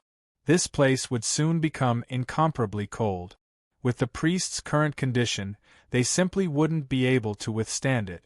The Grand Elder stood where he was, watching them leave. There was a vacant look in his eyes. He could feel the bitterness, hesitation, and even despair in the hearts of the priests. But the Grand Elder didn't know how to comfort them. This was because similar thoughts had appeared in his heart before, not just once or twice. Could the Heavenly Spirits clan really persevere? The great tribal elder took a deep breath and then slowly exhaled. He didn't know the answer, and he was destined to never have the chance to see the final outcome of the Heavenly Spirit race. But at least he showed up. He could still contribute his last bit of strength to the continuation of the race. Closing his eyes, the Grand Elder sat down cross-legged. He wanted to ensure that he was in his peak condition to complete this hunt. Their cultivation and vitality were the key to the Heavenly Spirits race's survival. They couldn't afford to lose them. In the tribe, some newborn children could die prematurely due to the invasion of the extreme cold at any time. The temperature dropped even further, and the sound of the wind had already disappeared to the point of almost non-existence. The only thing surging in the air was the extreme cold. Massive icebergs towered over the snowy plains. Because of the battle between Qin Yu and Qian Qian, any bit of strength that leaked out could easily destroy these icebergs and turn them into powder. But now, the most obvious change was that, along with the loud rumbling sounds, the iceberg violently shook. Kacha, kacha, cracking sounds rang out incessantly. Cracks appeared one after another, but it still stood firm. At this time, the low temperature was enough to freeze them to death. Any cultivator below the Emperor realm, and even a true emperor that had already stepped onto the heaven-piercing Great Tao, could clearly feel the pressure on their Great Tao as they stood on this snowy plains. They were constantly stiffening, as if they would be gradually frozen solid by the cold outside. Qin Yu's complexion turned blue, anger and alarm on his face. His movements were a bit sluggish, as if the strength in his body wasn't circulating smoothly. But of course, all of this was a disguise. His condition was excellent, even better than before. This was because the little blue lamp had already made its move. A warmth pierced through the void, directly descending upon him. It was like he was sitting on a giant furnace. All of the cold strength that invaded his body was instantly dissolved, not affecting him in the least. Quan Mi was expressionless. His skin had already turned extremely pale, without the slightest bit of blood. But this wasn't because he had been injured. Rather, it was because he cultivated the 9-in extreme cold art. When the might of the 9-in extreme cold art was stimulated to the limit, he was able to resist the invasion of the cold outside. Before, it was said that when Quan Mi cultivated the 9-in extreme cold art, his strength would increase by a great deal in the icy environment of the snowy plains. But in all the rules of the world, there was a limit. Once this limit was exceeded, there would be a backlash. The stronger the increase, the more terrifying the backlash would be. Thus, when Quan Mi cultivated the 9-in extreme cold art, he had to ensure his own condition. Once he suffered a backlash from the cold, his fate wouldn't be good. So, why was Luo Guan still able to persist? Although his condition was a bit bad, as if he would be sealed in ice in the next moment, he still didn't fall. Quan Mi couldn't figure this out. But, unless he gave up on chasing Qin Yu and left, he could only continue to endure. As he breathed in and out, an endless chill surged. Like invisible blades, it cut at his mouth, nose, trachea, and even lungs, spreading this chill throughout his entire body. Above his head, the golden-winged rock's cries were no longer sharp. Its golden eyes revealed fear. But with Qin Yu here, it could only grit its teeth and stubbornly persist. In the past, in that different world in the Eternal Sea, all the giant beasts had accepted Qin Yu's grace and truly obtained the bloodline of the ancient race. This also meant that from that moment on, they had become Qin Yu's lackeys, willing to be ordered around by him. Suddenly, the golden-winged rock stiffened. Its golden eyes widened, revealing an unconcealable fear. This was because just now, the terrifying chill that flooded the world had risen several times over. Such a terrifying chill surpassed the limits of what the golden-winged rock could withstand. It was immediately invaded by the cold and froze. Kacha. A layer of blue ice appeared on the surface of the golden-winged rock's body at a speed visible to the naked eye. It turned into an incomparably massive block of ice that fell from the skies and smashed into the snowy plains. There was a heaven-shaking explosion, but it didn't cause too much of a stir. This was because the surface of the snowy plains had been completely sealed in ice. There wasn't even much of a depression, only a shallow mark left behind. With a loud rumble, the distant golden-winged rock maintained its frozen state as it vanished into the ends of the snowy plains. Quan Lu frowned. He froze where he was. A thick layer of ice had sealed him within. His eyes were filled with shock, anger, and shock. His face, which was originally as pale as a sheet of paper, actually started to show traces of blood. But to Quan Lu, this clearly wasn't a good thing. The anger in his eyes deepened, and there was even a hint of panic. The sudden eruption of cold surpassed his expectations. In that short moment, it had risen several times over. Even he couldn't withstand it. And this wasn't the most terrifying thing, because the 9-in extreme cold art had already begun. Backlash. His face became redder and his body gradually turned icy cold. Quan Lu could clearly feel every inch of his flesh and blood stiffening. Death would soon arrive. He stimulated his cultivation to the limit in an attempt to suppress the backlash within his body. But all of his efforts were in vain. But at this time, what Quan Lu couldn't accept the most was that Luo Guan was still fine. He wasn't sealed in ice. In an instant, Quan Lu reacted. Everything he saw before was only a disguise. Luo Guan must have some hidden card in his hand that could help him not be attacked by the cold in this extremely cold environment. Damn it! He had been tricked. Qin Yu faintly smiled. The pale blue on his face instantly faded away. Quan Lu, I am really curious. Just what sort of order did you receive for you to kill me? If you are willing, you can tell me the truth, and I might be able to help you survive. Quan Lu's eyes were filled with hate. But there wasn't the slightest bit of wavering in them. Qin Yu shook his head. It seemed there was no way to pry open his mouth. At this time, Qin Yu's complexion changed. He turned to look behind him, and saw a figure walking towards him from afar. His entire body was steaming hot and every pore on his body was wantonly releasing heat. He was like a giant human-shaped torch. Seeing Qin Yu, this person's complexion changed. He cried out, "Impossible!" The great tribe elder's pupils shrank. He couldn't accept what was happening in front of him. The spirit body deep within the snowy plains had already released its complete strength, freezing the entire snowy plains. Everything was sealed in ice, and as long as one was within it, no life form would be able to escape.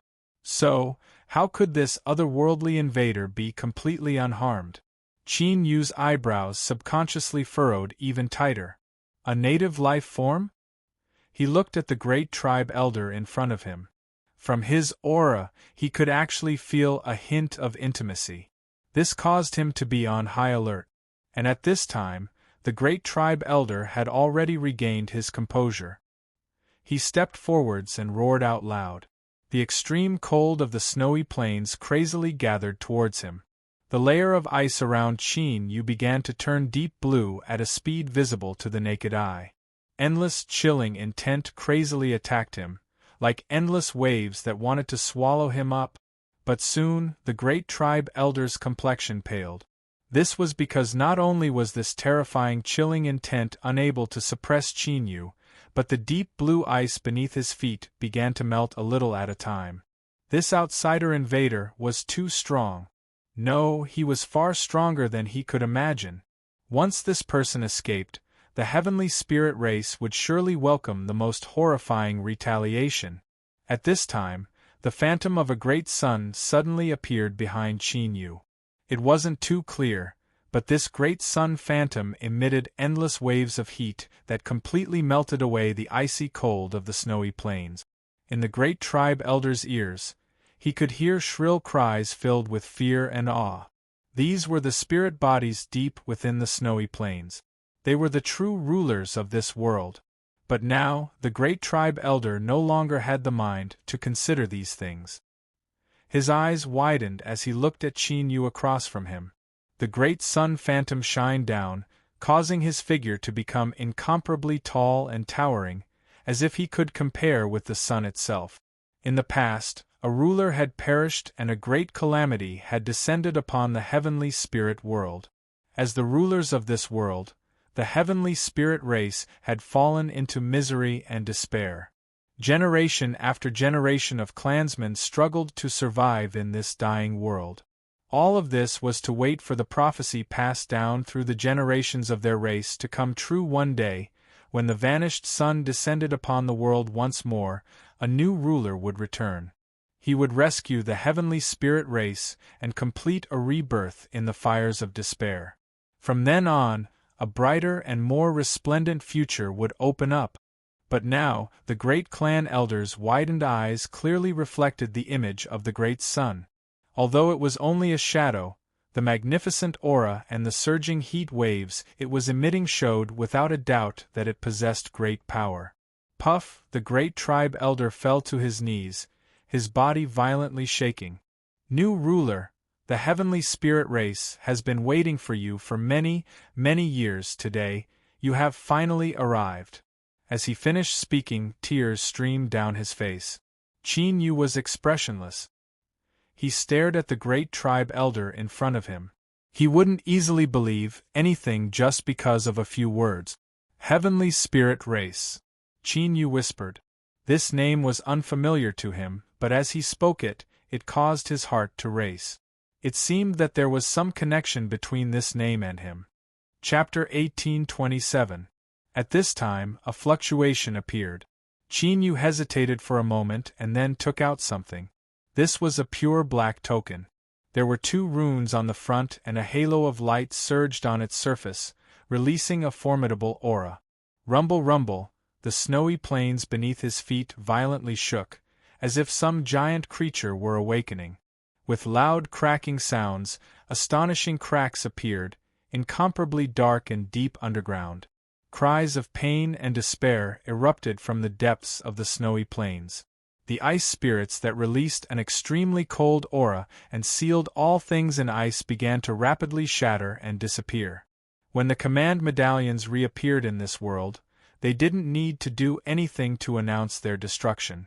The air was still bone-chilling cold that could easily kill the vast majority of living beings in this world. But at this time, the great clan elder could clearly feel the temperature rising. This was something that had never happened since the great calamity of the past. This already dead world was constantly becoming colder, colder and colder. A ruler, this was the new ruler. The great clan elder no longer had any doubts about Qin Yu's identity. Only the appearance of a ruler could bring life back to this dead world. And this also meant that the heavenly spirit race, after suffering for so many years, had finally found hope for a rebirth. This was the 9-realm Holy Lands. Saint Sun token. Qin Yu furrowed his eyebrows and recalled the origins of this token. It was something he had obtained in the Titan race. Too much time had passed and he had nearly forgotten that he still had the status of inheriting the 9-realm Holy Lands, Saint Sun.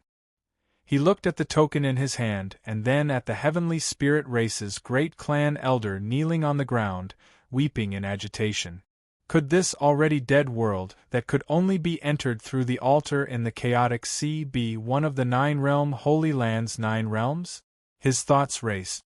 Qin Yu suddenly said, 9-realm Holy Land. The great clan elder's expression didn't change much. But there was a trace of confusion in his excited eyes. Qin Yu furrowed his eyebrows. Could he have guessed wrong? But the aura of the token and the changes in the snowy plains indicated that there must be a reason. Or perhaps, over the endless years, the current heavenly spirit race had lost some sort of inheritance. Thinking of this, Qin Yu reached out a hand and opened it in front of the great patriarch. Do you recognize this? The Saint Sun token of the 9 realms lay peacefully in his palm. Light circulated on its surface, and the phenomenon became increasingly clear. The great patriarch looked at the token in Qin Yu's hand and kowtowed. Great ruler, please forgive me. For my previous offense, I ask that you place all the blame on me. Do not vent your anger on the heavenly spirit race. My people have been waiting for you in this ice-cold world for far too many years. You are the only hope for our heavenly spirit clan to survive. Dong, dong, the ice trembled, and his forehead cracked open. Fresh blood flowed out, and in the next moment, it froze into a blood crystal. Qin Yu flicked his sleeves and shouted, I will ask and you will answer. If you hide anything, I will immediately leave. The great patriarch revealed a look of fear. He desperately shook his head. Your Excellency ruler, please ask. I absolutely do not dare to hide anything. Your will is the guidance of the heavenly spirit race. Qin Yu raised the token. You recognize it? The Grand Elder nodded. This is the mark of the Sovereign Lord.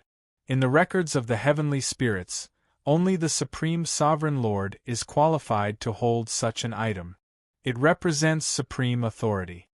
Qin Yu put away the token. He shouted out in his heart, Little blue lamp. I can help you search this person's memories, but the prerequisite is that he cannot resist. Otherwise, he will undoubtedly die. Humph. That's not what I wanted to ask. But, since you can check my memories, let's begin. Qin Yu's eyes fell on the great patriarch. Now I will investigate your memories. Release all resistance. Yes. The great clan elder said respectfully, without the slightest bit of resistance. Qin Yu lifted a hand and placed it on his head. The little blue lamp's strength quietly spread out, invading his body. Soon, Qin Yu saw through this person's life. He didn't miss a single thing. He was able to determine his identity as well as the current situation of the heavenly spirit race. A moment later, Qin Yu drew back his hand, a thoughtful look on his face.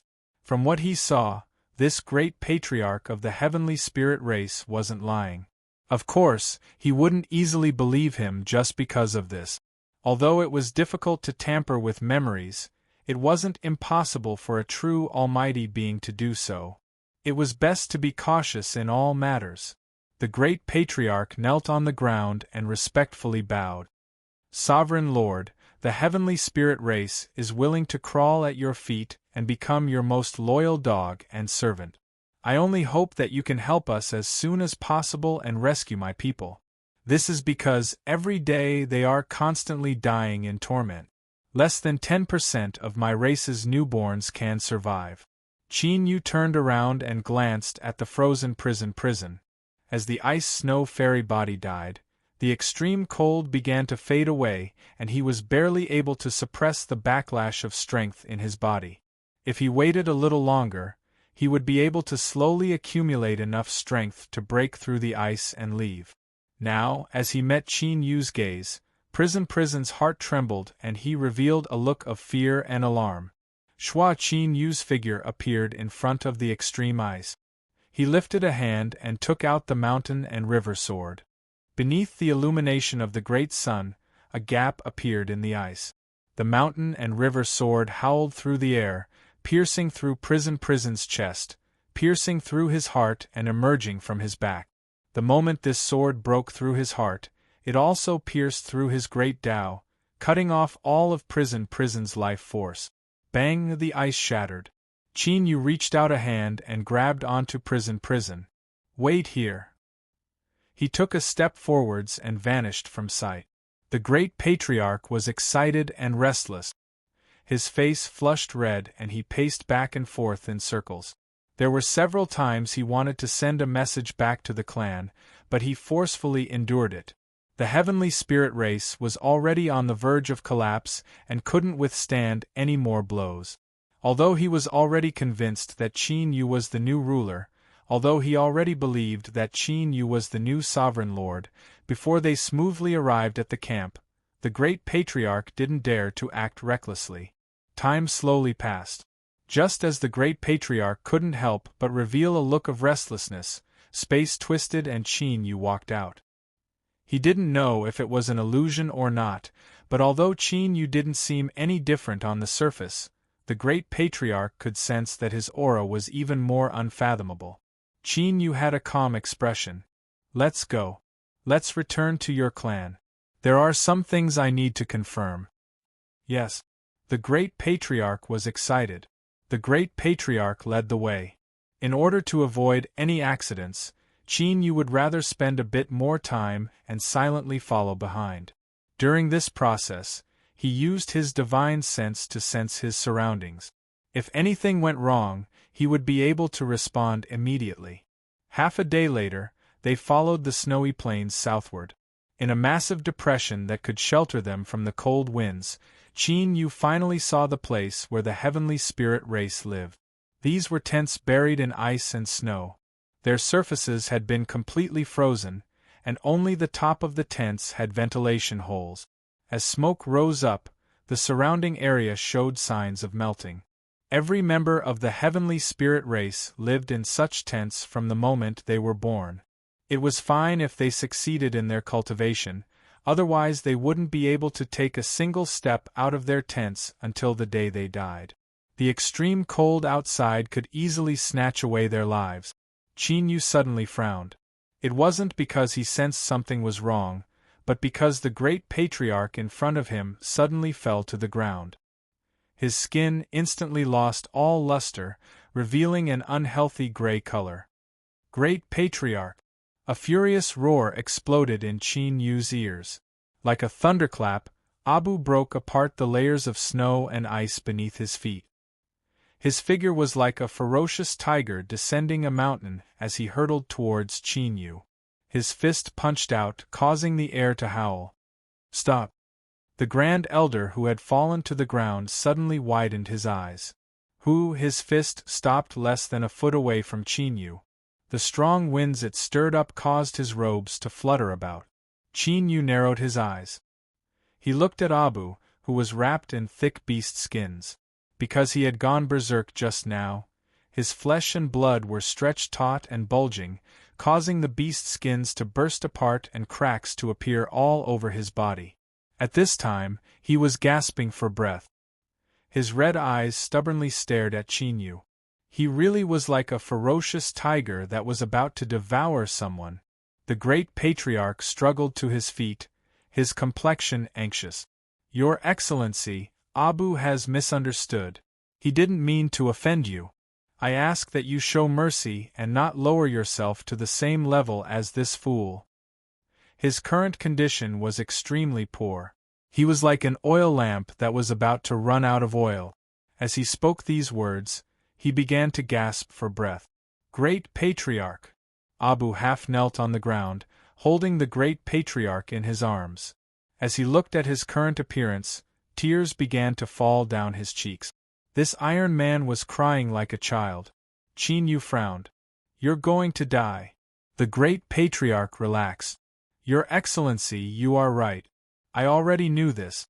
To be able to see Your Excellency before I die, I am satisfied."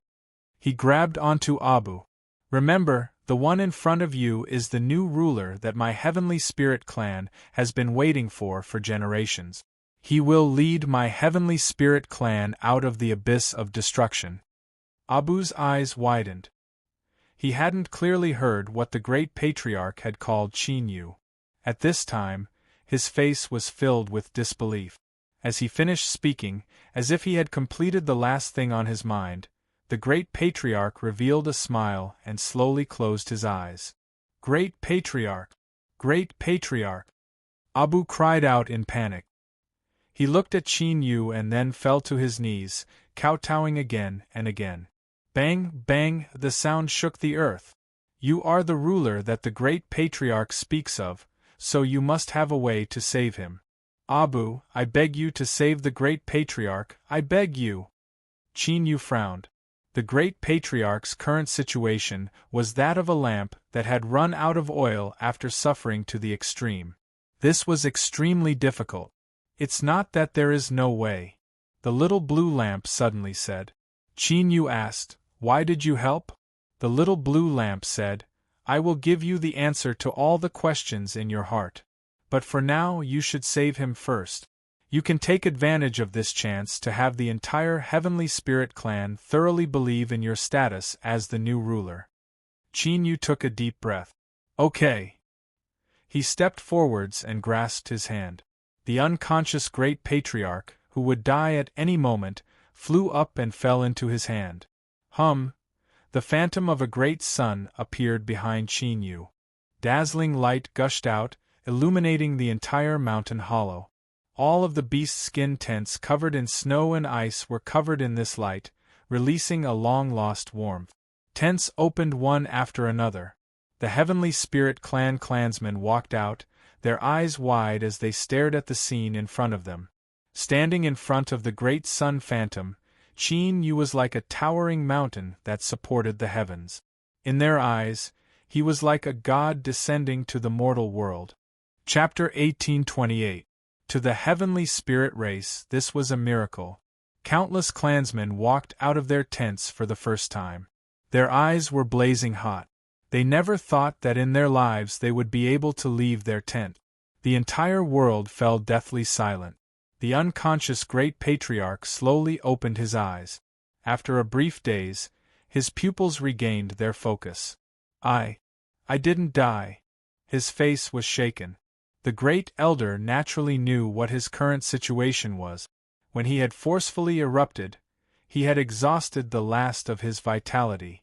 He was like a lamp without oil, he was doomed to die. Great Patriarch! Abu was overjoyed.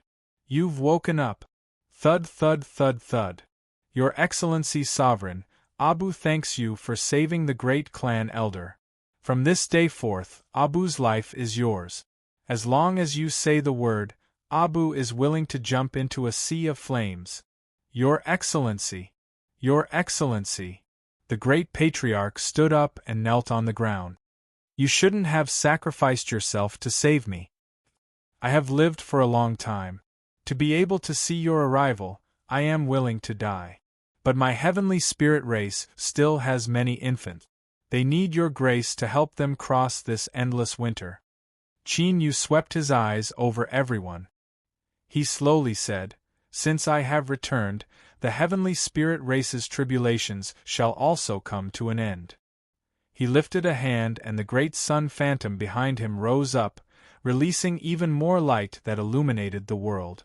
In the valley, the thick snow and ice began to rapidly melt, revealing the moist ground.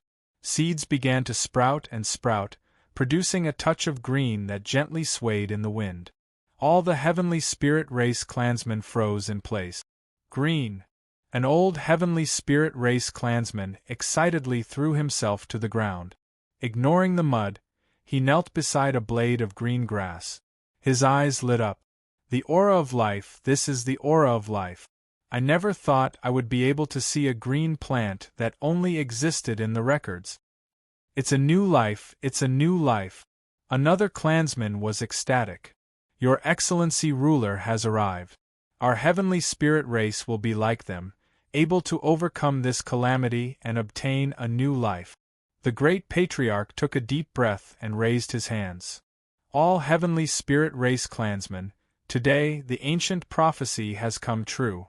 Your Excellency ruler, who will save the world, has arrived. He is our only hope. Now, let us kneel together to the Supreme Ruler and ask for his light to drive away the cold of the world. Hulala! Everyone in the cave was kneeling in the mud. Although they looked battered and exhausted, their faces were filled with excitement, ecstasy, and longing. At the same time, Qin Yu felt a rich and blazing Joss flame power suddenly surge out and gather towards him. Pure and pious, without the least bit of impurities. Qin Yu could clearly feel that as the strength of the Heavenly Spirit race's Joss flames fused into him, His great Tao became even stronger. He was another step closer to igniting his Joss flames. Indeed, the most pious faith was the most powerful force. Those who believe in me will be freed from suffering, Qin Yu said in a low voice, his voice echoing through the valley. But now there are other powerful invaders that have entered this world. I must handle everything properly before I can truly lead you to a new life. That day is not far away. Members of the Heavenly Spirits clan, I need all of your faith to help me become stronger, the Grand Elder said loudly. Not long ago, His Excellency Hegemon personally took action and killed an incomparably powerful invader. This old man saw it with his own eyes. What we need to do is to believe in our master and patiently wait until we reach the end of this cold winter. He knelt on the ground and kissed the mud. He respectfully said, His Excellency Hegemon, after the great calamity of the past, ice descended upon the world and the Heavenly Spirit clan faced a calamity of destruction. Although we are the only tribe left in the entire Northern Territory, there are other Heavenly Spirit clans in this world that have managed to last until today. We will immediately send the strongest warriors of our clan to pass on news of your arrival to them. Abu slapped his chest and took off the leather hat on his head. I, Abu, am willing to act as His Excellency Hegemon's messenger and pass on your will. I do not hesitate to walk through this world. Even if I die in the cold, that will be my greatest honor. He kowtowed. I beg His Excellency Hegemon to give me this chance. Qin Yu lifted a hand and light gathered at his fingertip, turning into a shining seed. He flicked it in front of Abu and fused it between his eyebrows. This seed can protect you from the invasion of the cold. If you encounter a powerful invader from the outside world, you can use it to summon me when you are in danger. I will give you my protection. Thank you. Abu stood up. Great Elder, I will immediately leave and search for other tribes. He turned and left. Outside the cave, it was still a world of ice and snow. The wind and snow soon swallowed up his figure. Qin Yu thought for a moment. Then, he stepped forwards and the great sun phantom above his head erupted with light. Everyone closed their eyes. When they opened them once more, the entire cave was covered by a giant enchantment. It will take some time to unseal the entire world, but as long as you are within this enchantment, I can guarantee that you will be able to reproduce. After a brief pause, Qin Yu continued to say, Starting from now, newborn babies of the Heavenly Spirit clan will no longer have to withstand the invasion of the cold. They will be able to smoothly live on and grow into adult. There was the sound of crying.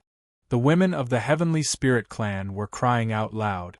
They all had children and loved ones that had died in the cold.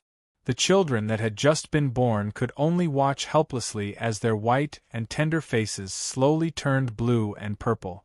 No matter how hard they tried, there was no way they could help them or leave behind even the tiniest bit of warmth. Like this, they could only watch helplessly as they died in thick swaddling clothes, turning into icy cold corpses. They were so small that they didn't weigh anything in their arms. But they were so heavy that they pressed against their chests, leaving them unable to breathe day and night. Countless times they woke up from their dreams. They could still see their small eyes, their small mouths, as well as their small hands that were stretched out outside their swaddling clothes and then frozen. The men's eyes were red.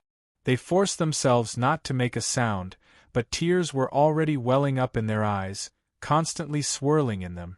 They felt pain for their dead children and also for their wives who had lost their children. But this was their fate. From the moment they were born, they had to face the invasion of the extreme cold. If they couldn't withstand it, they could only die. Before this, they never dared to say this. This was because life had to continue.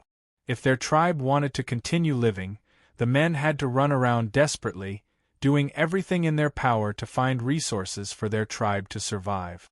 But now they could feel the power of the enchantment isolating them from the extreme cold. For the first time, they didn't need to pretend to be strong. The great tribe elder took a deep breath. He bowed and said, "Sir, I have let you witness a joke. I have been disrespectful." He looked at the enchantment that covered the valley. His lips moved several times, but no sound came out. Finally, tears fell down. This was because he also had 3 sons and 2 daughters. Before they could live to a full month, their lives had already been taken away by the extreme cold. In such a difficult environment, adults had to face the threat of death from the extreme cold at any time. Why would they continue living? The reason was simple: they had no other choice. The chances of newborns surviving were less than 10%. If they wanted the Heavenly Spirit clan to continue on and not perish in the extreme cold, they could only give birth to more children. As Qin Yu looked at this scene, he felt a rare touch in his heart. This was because he saw the truest emotions of humanity. This sort of emotion that came from the heart possessed the power to infect the heart. To the Heavenly Spirit clan, Qin Yu was the savior that they had waited for countless years for. He was the ruler that would save them and open up a new life for them. But in reality? Who knew what situation he was in right now? If Qin Yu encountered an accident and perished in the struggle for the Great Tao, then what sort of ending would the Heavenly Spirit clan, whose faces were streaked with tears and sorrow, welcome? They will be in an even worse state. The little blue lamp's voice sounded out in his mind. Qin Yu, you have given them hope, so you must do your best so that they will no longer be disappointed. Otherwise, these ups and downs will completely destroy their hearts. The Heavenly Spirit clan will wail in despair before they are completely exterminated. Qin Yu took a deep breath and slowly exhaled. I know. His expression was calm and his eyes were firm. But he could clearly feel that the weight on his shoulders had become even heavier. He had to live on, but it wasn't just for his own survival. Because right now, Qin Yu's life and death also involved the life and death of countless people. And it wasn't just the Heavenly Spirit clan in front of him. Great Clan Elder! Your Excellency, please speak. I still have other matters to attend to, so I cannot stay here for long. For the next period of time, you must restrain your clansmen from leaving at will. Stay within the enchantment and wait for my orders. Yes. Qin Yu glanced at the weeping Heavenly Spirit clan one last time and then turned to leave. Schwa. Space twisted. When he appeared once more, 10,000 miles had been sealed in ice and the air was filled with an endless chill. Little blue lamp. Qin Yu shouted out loud. Hum. Space twisted and the phantom of a great sun appeared. The faint outline of the little blue lamp could be seen within. What do you want to know? Ask away. Qin Yu said. Is there anything you can tell me about the Heavenly Spirit clan? The little blue lamp said. When I took the initiative to attack you, I already guessed your problem. In truth, the reason is very simple. The Heavenly Spirit clan can help you become stronger. Qin Yu frowned, not speaking. After a period of silence, the little blue lamp said, Of course, there is another reason. But I haven't thought about this matter yet, so I don't know if I should tell you or not. Don't worry. Although I can't completely confirm this matter, I can tell you the secret of the White Jade capital right now. Qin Yu sneered. Speak. The little blue lamp said, You should know that between the heavens and earth, there are a total of 9 blazing suns that illuminate the infinite worlds. It was over?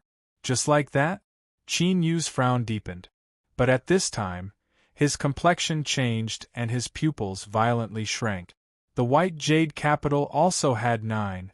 Although Qin Yu had already thought of this before, for the little blue lamp to say it and with such a tone, it was undoubtedly a confirmation. The ambitions of the human cultivation system were actually this great. The 9 White Jade capitals correspond to the 9 blazing suns. If I didn't personally enter, I would also find this hard to believe. But this is the truth. The little blue lamp slowly said. It seemed a bit hesitant, not knowing how to speak. Qin Yu said, Is there a need to hide anything between you and me? Or perhaps, with the situation having reached this step, Even though everything seems stable and within our grasp, danger can arrive at any moment and throw us into the abyss of destruction. The little blue lamp said, "You are right." At the edge of the great sun phantom, there was a slight tremor. An invisible strength spread out, forming a small enchantment that covered only the little blue lamp and Qin Yu. After several more breaths of silence, the little blue lamp slowly said, "Qin Yu, have you ever thought that it isn't just the white jade capital that has 9 suns? The Saint's Sun token in your hand also corresponds to 9 different worlds." Bang! These words were like a boulder falling into the sea, setting off raging waves in Qin Yu's heart. His first thought was that this was impossible, but he soon thought of the first question he asked just now. The heavenly spirit race. Why would the little blue lamp act out of character and actively help them on its own initiative? This in itself was enough to explain some things. Within the enchantment, there was a long silence. After a long time, Qin Yu slowly said, "How confident are you?" The little blue lamp said, "I don't have confidence, so I hesitated about whether or not to tell you. But perhaps we can find a way to confirm this matter. If the 9-realm Holy Land is the same as the 9 white jade capitals, and they both correspond to 9 blazing suns, then there must be some connection between them. As long as we can find this connection, we might be able to unravel the truth of the matter." Qin Yu thought for a moment. "That's right." He lifted a hand. Light flashed in his palm, and the Saint's Sun token appeared. The runes on its surface and the words 9 realm were still surging with light. If we want to find the connection between this world and the other worlds, this should be the key. A hand reached out from the great sun phantom and took away the token. After several breaths of time, the token was returned. "I have no way of sensing anything through it. It seems that you will have to do this yourself." Qin Yu nodded. "All right." The great sun phantom vanished, and with it, the enchantment around him also faded away. Qin Yu let out a deep breath. He rubbed his face. Things had developed in a completely unexpected way. His status as the successor to the 9-realm Holy Land's Holy Land seemed to involve something extraordinary. If the 9-realm Holy Land's creation really had the same goal as the 9 white jade capitals, then this matter was truly grave. Shwa! With a step forward, Qin Yu vanished from sight. He grasped the Saint's Sun token in his hand and focused his mind. No change. No change. No change. In the endless cold, Qin Yu's figure flickered and vanished. He began a long, endless journey of searching. And the most important and comical thing was that even now, Qin Yu still didn't know what he was looking for. Shwa! As he passed through space again, Qin Yu's complexion changed. He looked down at the Saint's Sun token in his hand. On the surface, it didn't seem any different from before. But the halo of light surging on the token seemed to be a bit stronger. He closed his eyes and carefully sensed for a long time. Qin Yu revealed a happy expression. There really was a problem. Shwa! He took another step forward, but this time, he passed through a much shorter distance. After several more steps, he finally determined his position. Shwa! He took another step. Qin Yu's eyes brightened and the light on the token shined even brighter. But soon, he frowned. Someone was here. Chapter 1829. In front of them were 4 ring-shaped mountains. The mountains were connected to each other, forming a concave region. The terrain inside was relatively low and could block out the surrounding cold wind. At this time, looking down, one could see that within the snow and ice, there were tents that had fallen into a frozen state. They were also made of thick beast hides, layered on top of each other. But these tents hadn't been opened for a long time. 5 figures stood in this quiet area of tents. They cautiously swept their eyes around. When they didn't sense anything wrong, they relaxed a little. Then, they looked at each other, a bit of dread in their eyes. Amidst the howling wind and snow, everyone was silent. But at the same time, everyone knew that this silence was only temporary. Conflict could erupt at any moment. This was because this place had already been swallowed up by the cold and all life had been cut off. This was where the source of the world was hidden, and it was also the goal they had all come to this world for. No one could back down. After all, each of them had the shadow of a Tao master behind them. The reason they were chosen to enter this world was because of the Tao master's trust in them. It was also a test that they couldn't afford to be careless in the slightest. If they succeeded, their future glory would be limitless. If they failed, they might fall to the dust and lose everything they had. The 5 people were divided into 3 camps. There were 2 people under the first Tao Master, 2 people under the 4th Tao Master, and the last one was Ching Haoran. In the past, after he parted ways with Qin Yu, he had explored the world by himself for a long time. Through a lucky chance, he had coincidentally found some clues, and it was only then that he discovered this region that had already been reduced to a desolate region of ice and snow. The good news was that the world's source existed deep in the ice beneath his feet. But the bad news was that he wasn't the only one who discovered this place, and what was even worse was that he was alone. The 5 people were divided into 3 groups. No matter how one looked at it, first eliminating the weakest one and then starting the competition was the safest choice. This caused Ching Haoran's expression to be heavy. He looked around, his eyes filled with vigilance.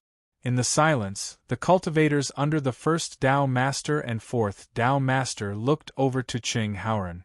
Although they hadn't attacked yet, it was clear that the 2 sides had reached some sort of tacit understanding. Suddenly, the icy gazes of the 4 people who were about to attack changed. They turned and looked in another direction. In the wind and snow, a figure appeared, walking over. Luo Guan. Ching Haoran shouted out loud.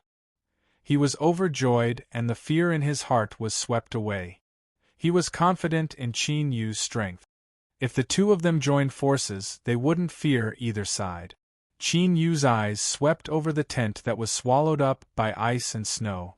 In his mind, the image of the Heavenly Spirit clan members crying and rejoicing not too long ago appeared. His heart felt heavy, but he didn't reveal any of this on his face.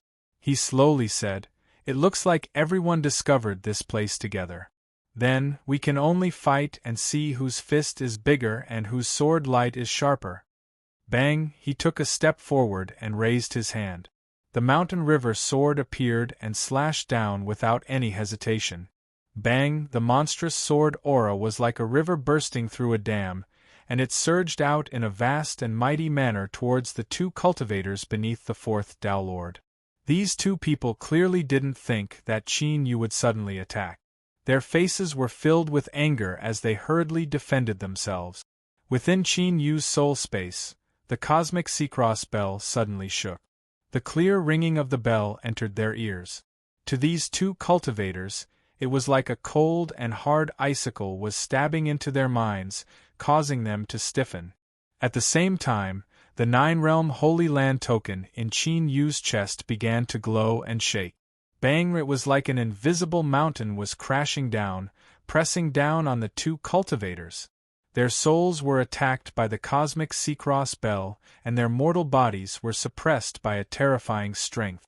The result was that the 2 powerful cultivators chosen by the 4th Tao Lord to enter this world weren't even able to respond to Qin Yu's sword strike before they were sent flying away, blood gushing out from their noses and mouths.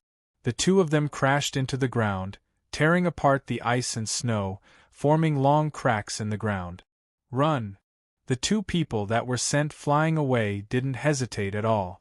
They stood up and fled, their faces pale and distressed. Anger surged in their eyes. Before entering this world, they had already looked through the information on Qin Yu and judged that this powerhouse from a different world from the seaside realm was indeed shockingly strong. But in today's battle, this youth had used a single sword strike to severely wound them. The methods he used could be called terrifying to the extreme. Ching Haoran's eyes widened and his pupils shrank. He knew that Qin Yu was strong, someone who had nearly lit a true Joss flame great Tao and was a powerhouse second only to his honorable master. But this sword strike in front of him was unimaginable, far surpassing his expectations. Qin Yu put away his sword. He didn't take advantage of this victory to chase after them. His eyes fell onto the two disciples of the first Tao Lord. He slowly said, "Before this you helped us delay for some time. I will give you a chance. If you leave now, I won't use my sword." If they hadn't seen Qin Yu use his sword with their own eyes, the two disciples of the first Tao Lord would have been shouting in their hearts, "How arrogant!" But now their complexions changed again and again. Apart from anger, there was also a bit of fear and unwillingness. Qin Yu had no expression. This world is extremely large, and the source of the world isn't the only one. You and I are looking at this place, leave. This is our last chance. Good. The first Daolord's first disciple shouted out loud. He glared at Qin Yu, "Let's go." Shuar the two disciples turned and left. Qin Yu flipped his hand and the mountain and river sword vanished. He glanced at the stunned Qing Haoren. "They've all left. Let's move." He stepped towards the tent area that had been completely swallowed up by ice and snow. All he heard was silence, without the slightest sound. "Ah, okay." Qing Haoren regained his composure and quickly walked over.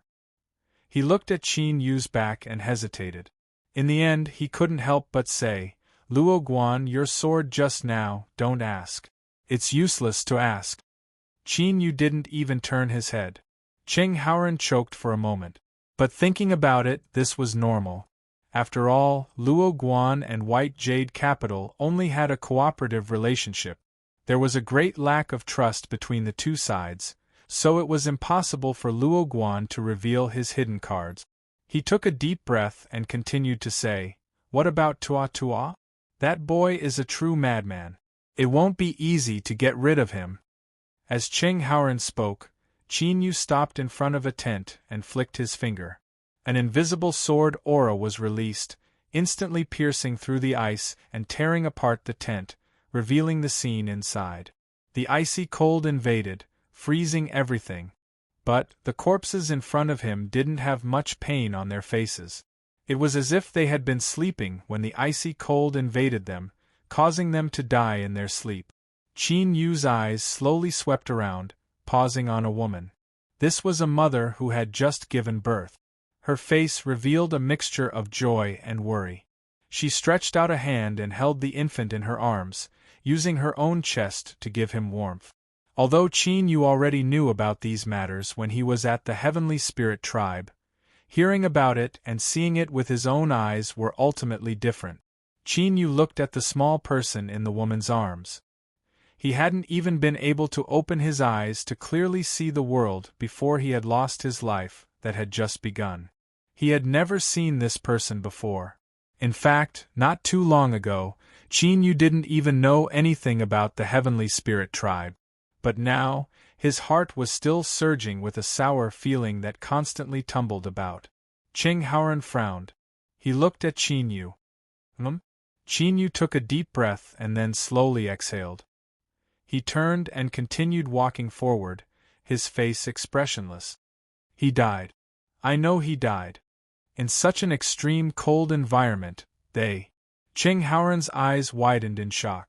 "Yua, what did you say?" Qin Yu said, "He died. I killed him." He stopped and looked down at the ice and snow on the ground, ignoring Qing Haoren, who had clearly lost his voice because of the shock.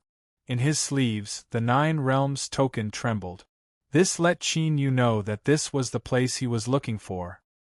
He stepped forwards and the ice and snow instantly collapsed, forming a bottomless crack in the ground. Then, he leapt into it. "Wait for me." Qing Haoren hurriedly followed behind. Wind howled in his ears as he rapidly sank down. Qin Yu narrowed his eyes. Before he touched the ground, his figure slowed down. Then, like a feather, he gently floated to the ground. Qing Haoren landed behind him. His expression was wonderful. His eyes were wide open, filled with shock and disbelief. Without giving him a chance to speak, Qin Yu said, "You and I will split up and search this crack. You start from this side." He lifted a hand and rushed to the other side. Ching Haoran hesitated for a moment and then chose to listen to the arrangements. Soon, he cried out loud, a look of joy on his face.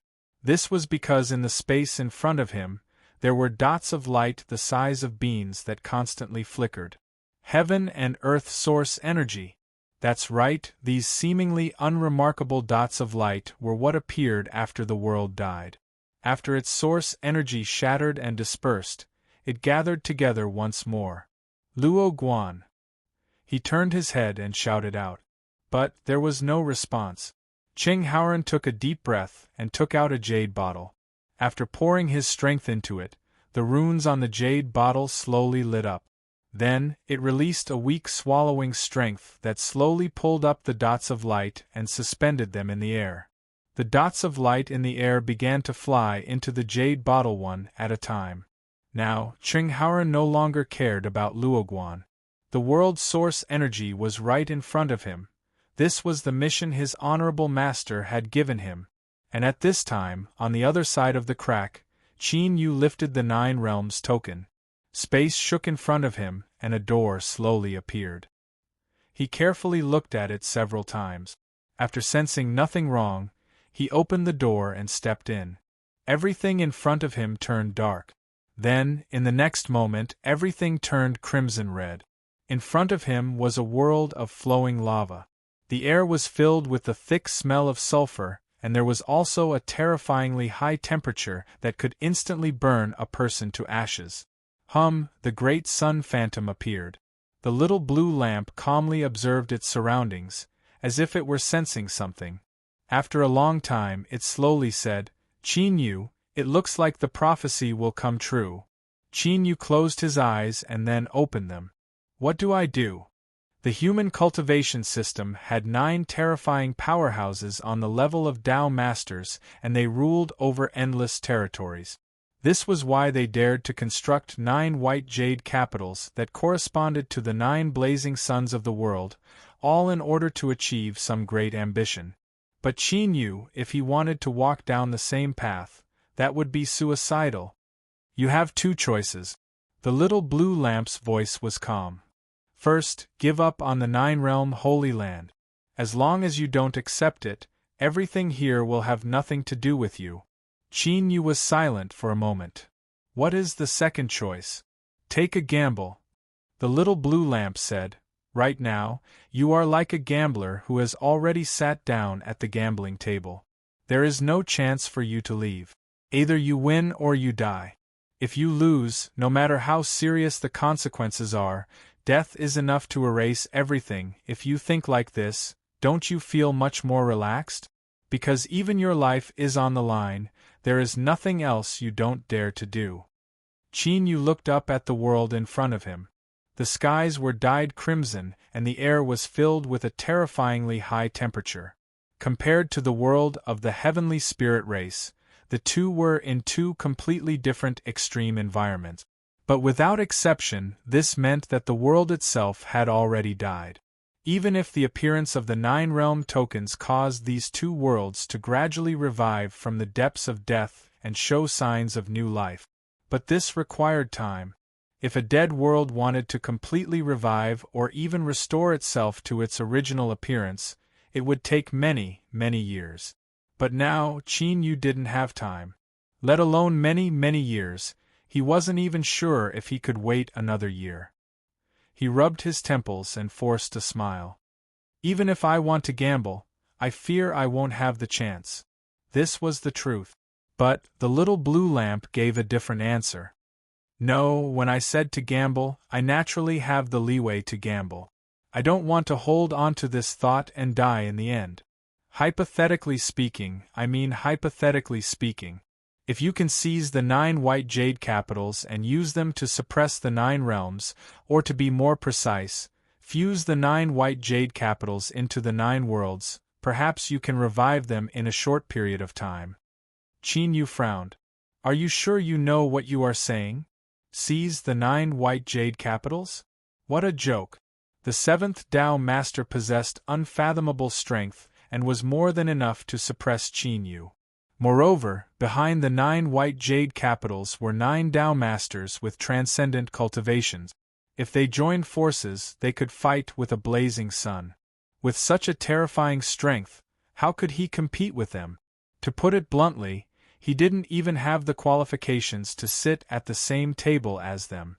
The little blue lamp said, "In a true comparison of strength, you certainly don't have a chance.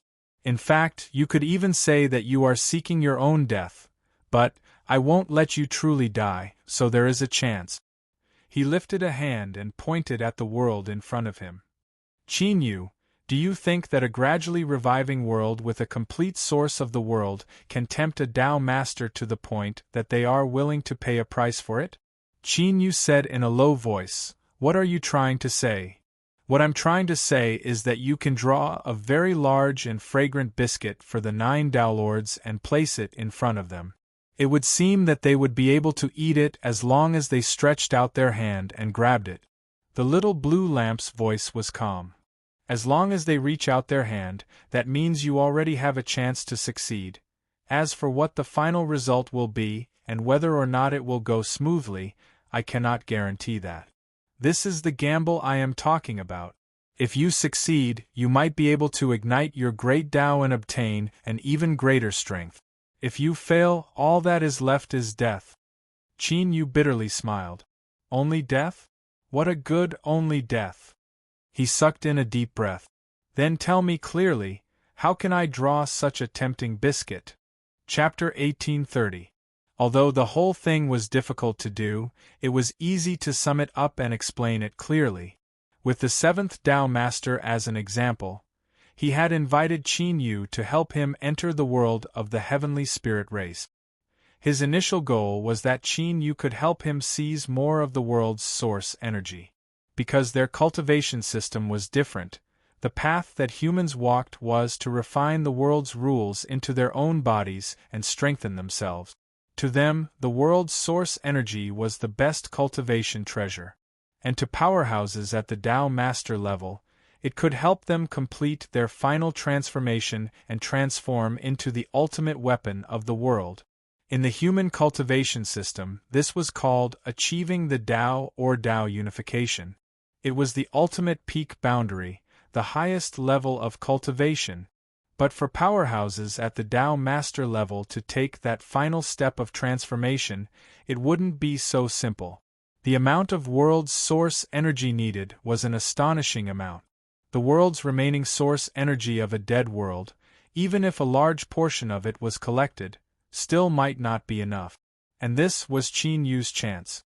According to the little blue lamp, he wanted to turn the 9 realms into 9 bait so that the 9 white jade capitals Tao Masters could eat it at the same time. In the world of flowing magma, Qin Yu thought for a moment and then slowly said, "Your meaning is that I have to make the 9 Tao Masters believe that I can help them revive the 9 worlds and then give them the complete source of the world for them to swallow, but I fear that this is impossible. This involves their own cultivation of the great Tao and also involves the 9 white jade capitals. The 9 Tao Masters will definitely be extremely cautious." "You're right. But what if we can make them believe that the revived world's source energy is theirs?" The little blue lamp's voice was calm. The moment it fell, some information appeared in Qin Yu's mind. Condense the world heart. The so-called world heart was a core object refined from the world's source energy.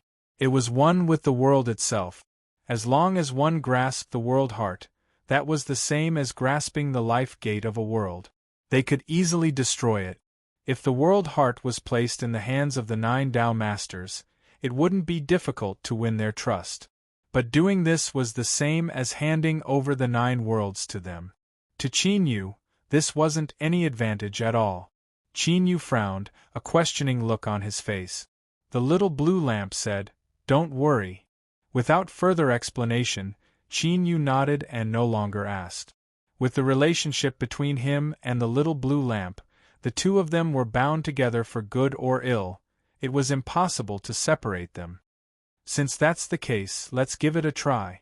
Qin Yu let out a deep breath. His eyes swept over the world of magma. But for now, let's confirm it first to avoid any accidents. The little blue lamp said, "That's right." The shadow of the great sun collapsed and disappeared. Qin Yu lifted his hand and took out the 9 realms token. Through the distribution of the 2 heavenly spirit clans he had found before, he had already figured out some patterns. For example, although the 2 tribes had natural shelter from the wind and cold, the true crux of the matter was the heaven and earth essence buried deep beneath the ice and snow. The world essence left behind by a dead world was the last bit of its power. It could maintain the reproduction of life within a small area. Otherwise, all living beings would die along with the world and fall into destruction. In other words, finding the origin of heaven and earth would mean finding the native lifeforms of this world. Qin Yu stepped out. His figure vanished from the crimson world. With the help of the 9 realms token, after spending half a day, Qin Yu finally found the native lifeforms that lived in this world of magma. Unlike the heavenly spirit clans who bitterly resisted the extreme cold, the native lifeforms here had to resist the fatal heat of the outside world. They had to struggle to survive in a slightly cooler mountain stream.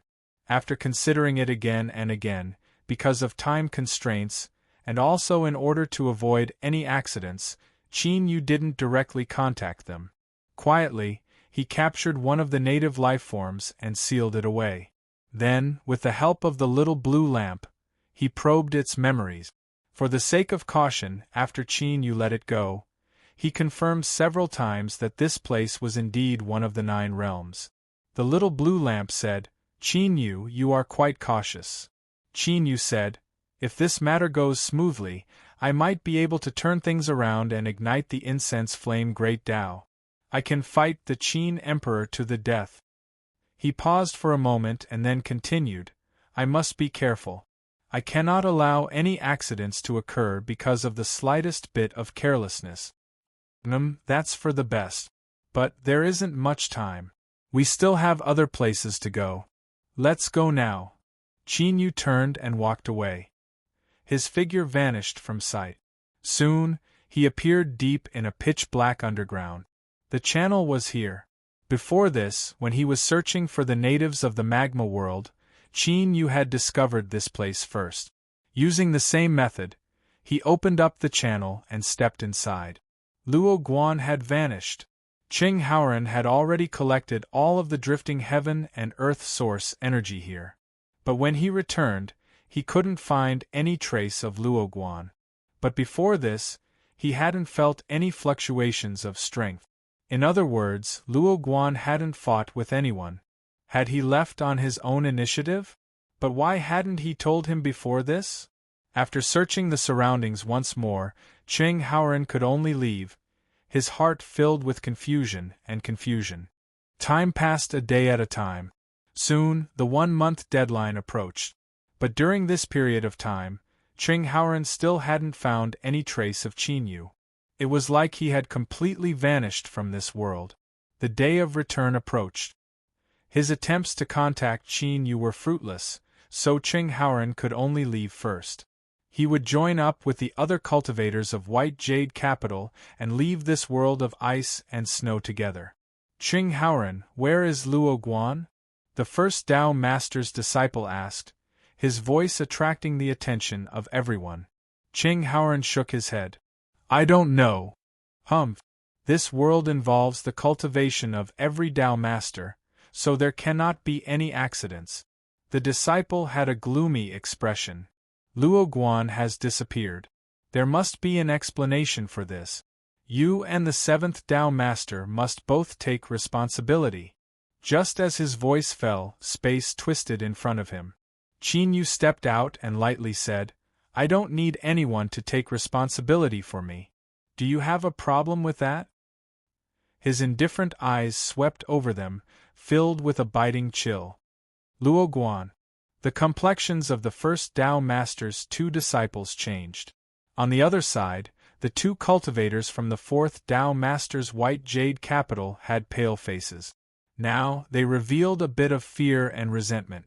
Before this, they had suffered a great loss at Qin Yu's hands, causing them to obtain nearly nothing in the struggle for world source energy. After they returned, they would also suffer the punishment of the fourth Tao Master. Qing Haoran revealed a happy expression. He quickly walked over. "Where did you go? Forget it, let's not talk about this for now. We need to go back now." Qin Yu nodded. "Okay." Qing Haoran swept his eyes over Qin Yu's fist. He subconsciously frowned because at this moment, he could feel a burning aura coming from Qin Yu's body. This wasn't something that came from Qin Yu himself, but something from the outside world. The world in front of him was in a frozen state all year round, and the temperature was terrifyingly low, so how could there be a burning aura? His thoughts raced. As he thought about how Qin Yu had disappeared for a long period of time, Qing Haoran took a deep breath and suppressed his thoughts. As long as he returned to the outside world, his honorable master would naturally take care of everything. Space violently shook. It was like a giant mouth had swallowed them up, submerging them and causing them to vanish from sight. In the depths of the void realm, the phantom of the Sea of Confusion appeared once more, rumbling and roaring. The 9 Tao Masters had already gathered here, their gazes fixed on the altar. All of a sudden, a tremor came from the altar. Following that, several figures appeared. The 9th Tao Master frowned. A gloomy light appeared in his eyes as he looked at Qin Yu. But for some unknown reason, he didn't directly attack him. His eyebrows relaxed, as if nothing had happened at all. "Where is Kaijin?" the first Tao Master asked. Reporting to the Tao Master, disciples are waiting at the designated location. Since Kaijin didn't return, we could only return first. The first Tao Master's disciple respectfully replied. The Tao Masters looked at the 9th Tao Master. He lightly said, "Kaijin is dead." As he finished speaking, he looked at Qin Yu. Qin Yu stepped forward and cupped his hands together. "In this world, Kaijin chased me and Qing Haoran, but was killed by me. This matter wasn't a secret. When Kaijin attacked, everyone had seen it with their own eyes. Before Kaijin had returned, some people had thought of this, but they found it hard to believe. After all, everyone knew that Kaijin was powerful and difficult to deal with. Killing him wouldn't have been easy." The White Jade Capital cultivators looked at Qin Yu with even more dread in their eyes. Qing Haoran said, "Honorable Master, with so many Tao Masters here, disciple Qing Haoran doesn't dare to lie. It was indeed Kaijin who chased us first." Fellow Taoist Luoguan had no choice but to resist. "I ask Honorable Master and Tao Masters to investigate this matter clearly." The first Tao Master frowned. He swept his eyes over the calm 7th Tao Master and finally looked at the 9th Tao Master. "I already know of this matter. Since Kaijin attacked first, he can only blame himself for being inferior. This matter will be settled here." With that said, the 9th Tao Master turned and left, vanishing from sight. Since Kaijin had died, the 9th Tao Master naturally wouldn't have obtained anything from this struggle for the world's source energy. He wouldn't lose anything if he left now. This result surpassed everyone's expectations. After all, if the 9th Tao Master was able to raise a disciple like Kaijin, one could imagine his temperament. Kaijin had been killed. No matter how they looked at it, this matter shouldn't have ended so easily. Could it be that there was more to it than met the eye? A look of surprise flashed in the 7th Tao Master's eyes. He glanced at Qin Yu and his mind raced. Just now, he had already prepared himself to argue with the 9th Tao Master, but he didn't expect, he couldn't figure it out. But as a powerhouse on the level of a Tao Master, how shrewd were they? The slight fluctuation of emotion in his eyes was quickly restrained. The 9th Tao Master said, "Since that's the case, I will be leaving first. Farewell." With a flick of his sleeves, an invisible strength wrapped around Qin Yu and Qing Haoran, causing them to vanish from sight. In the next moment, when their field of vision was restored, the 3 of them had already arrived in the 7th White Jade Capital. The 7th Tao Master turned around. His gaze fell upon Qin Yu. Fellow Taoist Luoguan, is there anything you can tell me about Caijin's death? Qin Yu had a calm expression. On that day, Qing Haoran and I entered the world of ice and snow. Caijin directly attacked, and there was no conflict between us. As for the reason, I think it must be because of the 9th Tao Master. I would also like to know. Qing Haoran cupped his hands together. Honorable Master, that is indeed the case. And the 7th Tao Master nodded. All right, let's talk about this later. Did you obtain any harvests after entering the world connected to the altar? Qing Haoran took out a jade bottle and offered it with both hands. He respectfully bowed and said, Honorable Master, this is the world source energy that disciple found. The amount is better than expected. The 7th Tao Master took the jade bottle. After sensing it for a moment, he smiled and nodded. Haoran, you've done well. It's been hard on you. Then, his eyes fell onto Qin Yu. Qin Yu thought for a moment and then revealed an apologetic expression. Fellow Taoist Qing, I am truly sorry. But this is an important matter, so I can only be cautious. He cupped his hands together and said, Tao Master, I have something important to tell you. Please dismiss everyone. The 7th Tao Master frowned. He glanced at Qin Yu and waved his hand. Haoran, wait outside the hall. Yes, Honorable Master. Qing Haoran glanced at Qin Yu. Although he felt a bit depressed, he had an even stronger thought. This was definitely related to the burning hot aura he felt from Luo Guan's body. As he thought, something must have happened while Luo Guan was gone, and it was an extremely crucial moment. Qing Haoran left. The 7th Tao Master flicked his sleeves and the entrance to the hall closed on its own, completely isolating himself from the outside world. His eyes were calm. He lightly said, Fellow Taoist Luoguan, if you have something to say, then say it now. Qin Yu said in a low voice, Tao Master, do you know that the altar connects to more than a single world? Shuar, the 7th Tao Master fiercely looked up, a sharp light exploding in his eyes. He stared at Qin Yu and slowly said, Fellow Taoist Luoguan, how do you know of this? At this moment the air seemed to freeze. An invisible strength gathered, pressing down like a mountain, making it hard to breathe. This matter was the greatest secret of the White Jade Capital, and only the 9 Tao Masters knew of it. Qin Yu had directly exposed it, so it was natural for the 7th Tao Master to have such a reaction. Qin Yu's expression didn't change. He lightly said, Tao Master, rest assured. Since I have directly spoken of this matter, I have no other intentions. He looked up and met the 7th Tao Master's gaze. However, I would like to make another transaction with you. The 7th Tao Master said, Speak. Qin Yu said, Tao Master, would you like to obtain a complete source of the world? Or, to put it more bluntly, if Tao Master were to obtain a complete source of the world, would you be able to transcend and complete the Tao unification realm? The 7th Tao Master's heart shook and he could no longer maintain his calm expression. He stared at Qin Yu and slowly said, Luo Guan, do you know what you are saying? These words sounded a bit familiar. Qin Yu shook his head inwardly. He suppressed the tumbling thoughts in his mind and said, I am very clear-headed right now, more clear-headed than I have ever been. This is the transaction I wish to make with Tao Master. He lifted a hand and said, I will exchange a complete source of the world with Tao Master for a complete divine kingdom. I need more power of incense flames to help me ignite the Joss Flame Great Tao. Tao Master, please do not take any more of the native life forms of the frozen world. They are far too few in number. We must renegotiate the conditions of our cooperation. Qin Yu's last words were impolite, but it was because of this impoliteness that the 7th Tao Master's heart shook even more. The reason for this was simple.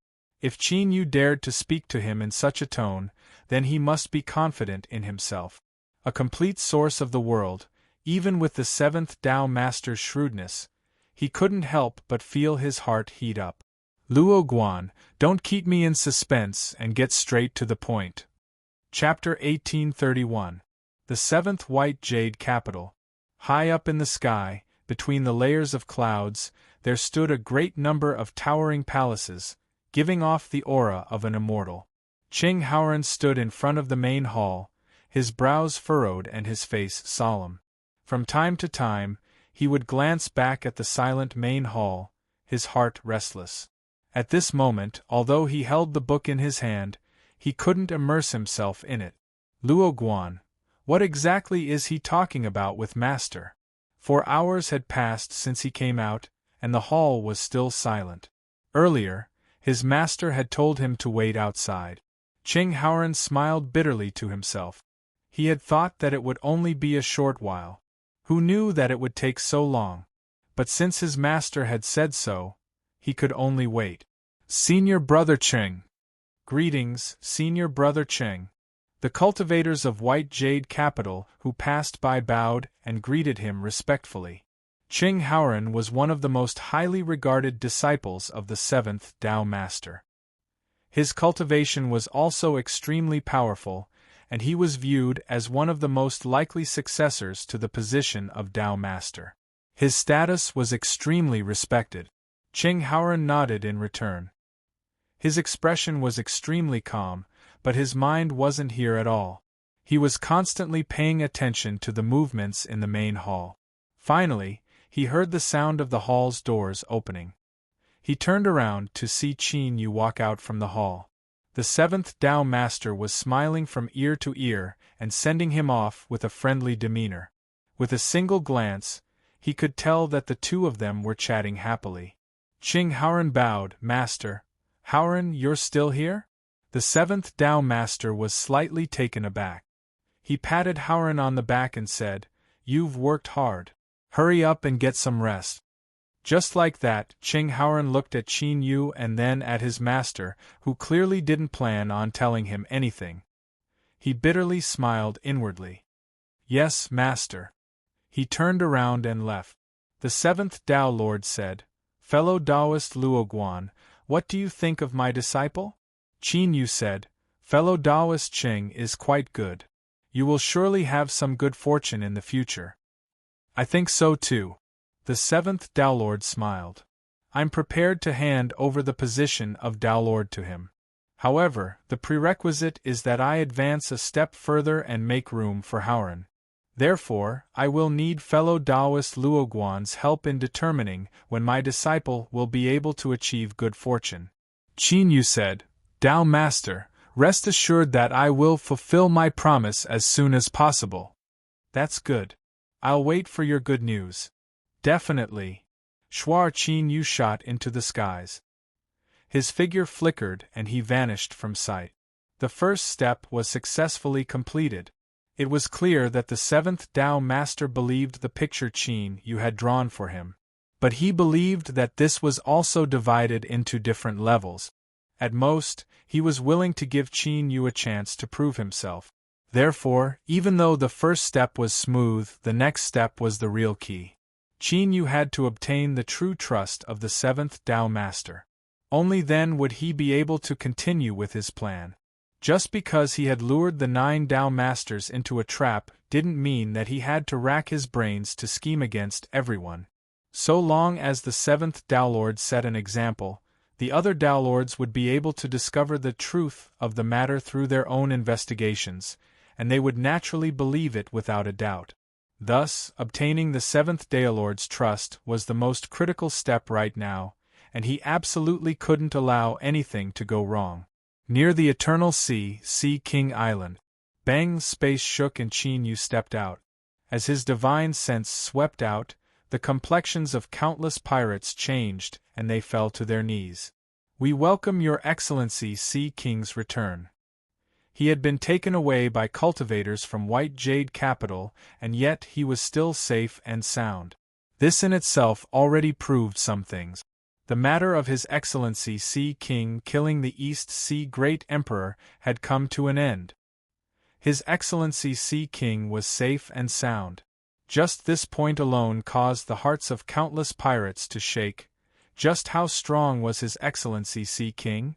Even when facing White Jade capital, he was still safe and sound. Black Pearl knelt on the ground and respectfully bowed. "Greetings, Your Excellency Sea King." She wore a thin gauze dress and her slightly tanned skin exuded a seductive charm. But unfortunately, the little thoughts of this female pirate were nothing more than fleeting clouds in Qin Yu's eyes. In this current situation, how could he possibly think about the matters between men and women? Now that I have returned, I will be going into seclusion for a period of time.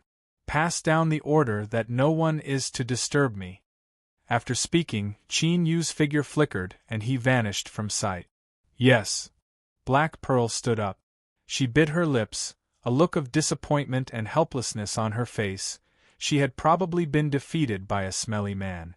How infuriating! Elsewhere, in a grand hall on Sea King Island, Qin Yu appeared. With a flick of his sleeves, he sealed off the inside and the outside. Hum hum, with a deep rumbling sound, the grand hall's array formation activated and released a powerful aura. Qin Yu sat down cross-legged. He flipped his palm and a jade bottle appeared. When he was at White Jade capital, the seventh Tao Master had personally handed it to him. This was something Ching Haoran had brought back from the heavenly spirit race's frozen world. There was a great deal of heaven and earth source energy sealed within. Little blue lamp.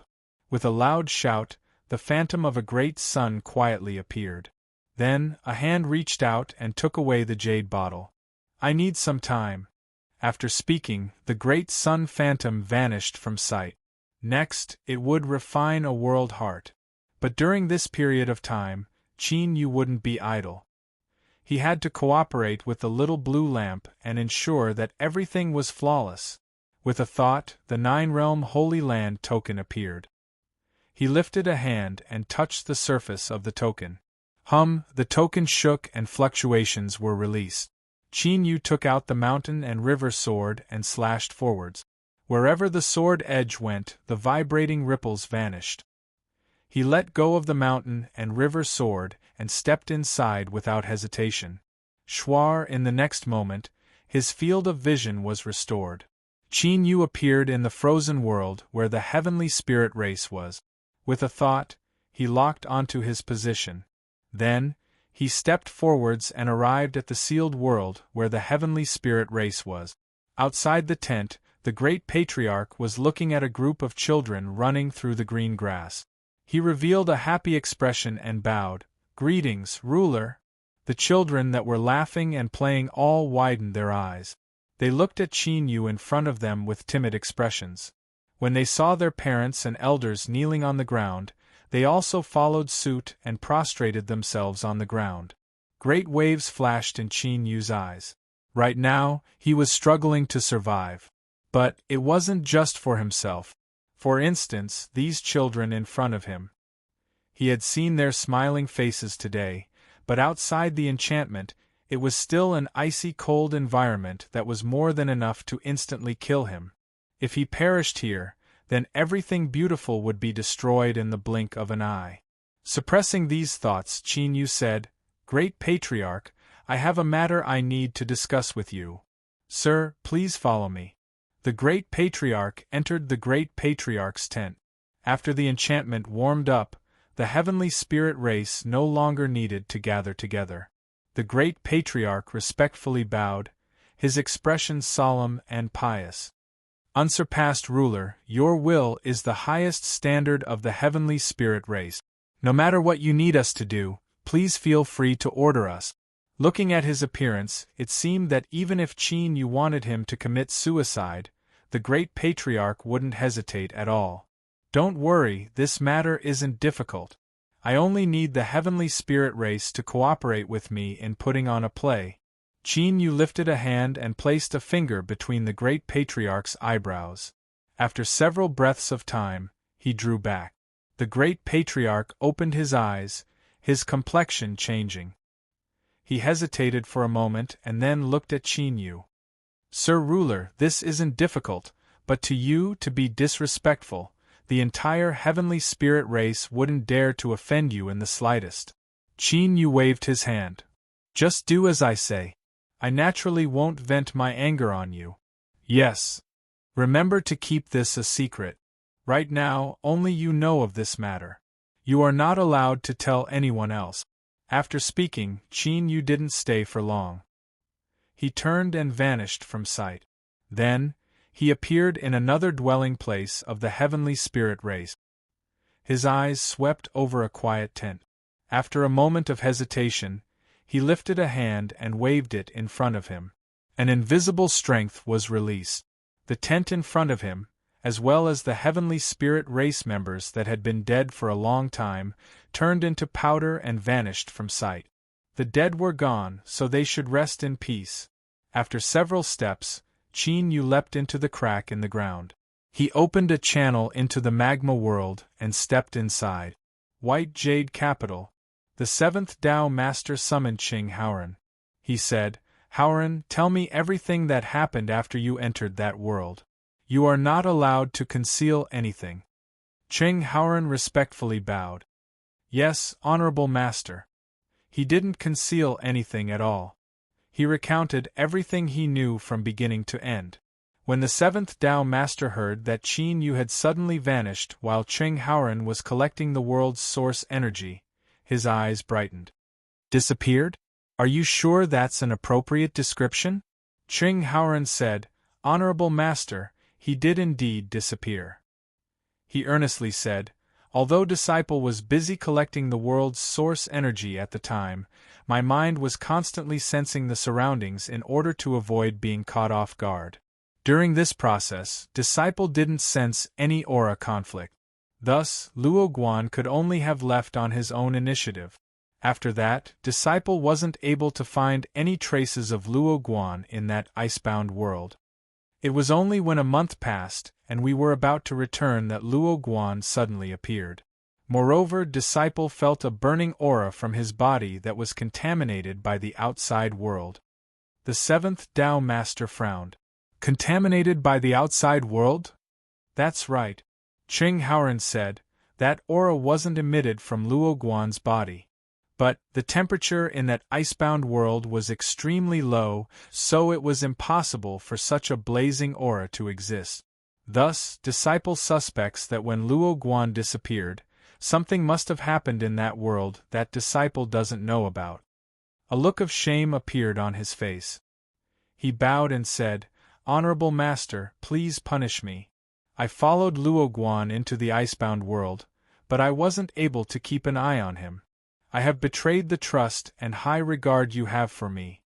The seventh Tao Master waved his hand. Luo Guan has an incomparably powerful cultivation.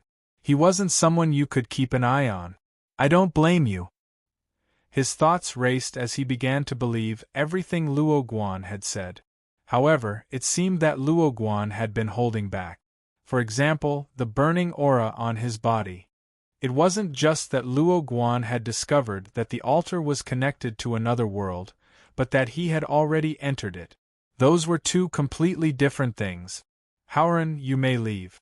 Remember, do not mention what I asked you today to anyone. Yes, Honorable Master. Qing Haoran bowed respectfully and took 2 steps back. Just as he was about to turn and leave, a look of hesitation appeared on his face.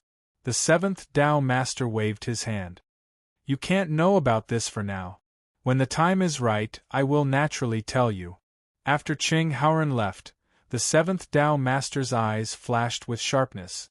Luo Guan was definitely hiding something, and perhaps the ninth Tao Master knew about it. As he thought of this, the seventh Tao Master stood up and took a step forward. He instantly crossed the endless distance and arrived outside the ninth White Jade Capital. Although he had the qualifications to enter directly, the seventh Tao Master chose to stay put. Ninth Tao, come out and meet with me. His voice was calm as it spread into the White Jade Capital. However, his voice couldn't be heard by anyone else. Shua, the ninth Tao Master, walked out and cupped his hands together. Seventh Tao, what business do you have with me? The seventh Tao Master directly said, Luo Guan is of great use to me.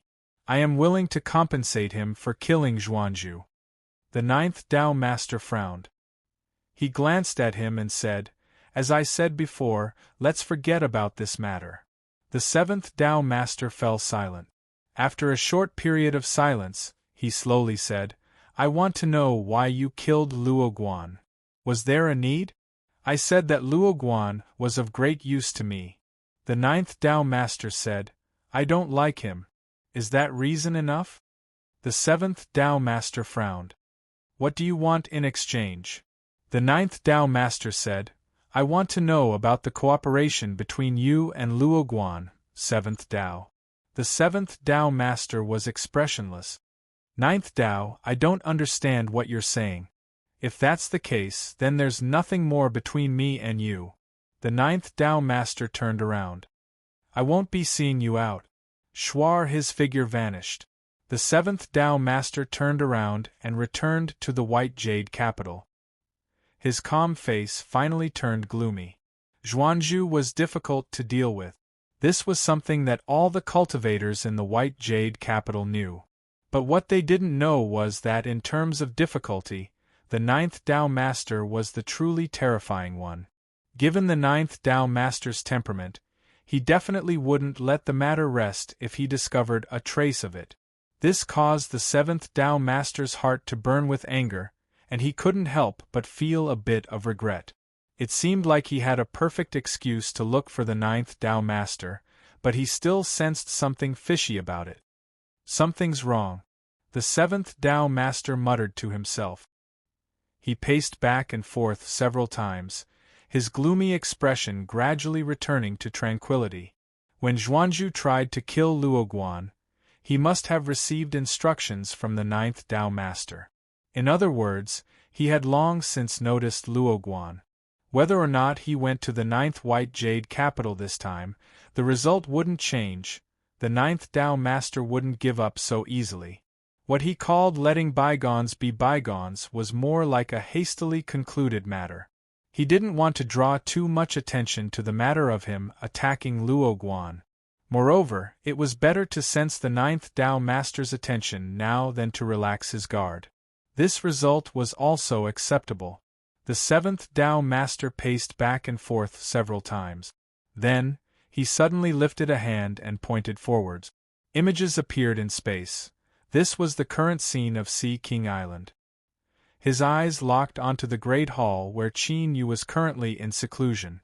If the seventh Tao Master wanted to, he could break through the seal of this hall at any time and see what was happening inside.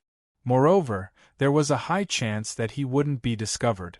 But after hesitating again and again, the seventh Tao Master didn't do anything. He flicked his sleeves and dispersed the images in front of him. Everything would have to wait until he obtained the world core that Luo Guan spoke of. If he could really do it, then everything would be fine. Otherwise, he would directly take action to suppress this person and force him to reveal the secrets he was hiding. Half a month later, Sea King Island. Space trembled and Qin Yu stepped out. The mountain and river sword had been waiting for a long time. It slashed down on its own, the aura of annihilation fluctuating. "Little blue lamp!" Qin Yu shouted out loud. Quietly, the space in front of him collapsed inward. It was like a gaping maw had suddenly opened up. "Leave it to me." Qin Yu flicked his sleeves. Countless motes of starlight of different colors appeared in front of him. These motes of light were collected by him. They were the source energies of 9 different worlds. The space collapsed and a suction force spread out, swallowing up all the motes of light. Soon, the edges of the collapsed space violently shook. A fist-sized sphere of light flew out. The core region was like a constantly expanding and contracting heart, constantly beating. Qin Yu's pupils shrank. This was the world core. Chapter 1832. At this time, a feeling of being locked onto and watched suddenly gushed out from the depths of his heart, and the source of this feeling was the constantly shrinking and expanding world heart in front of him. Qin Yu, before you completely condense the world heart, you need to obtain its approval. The little blue lamp's voice sounded out.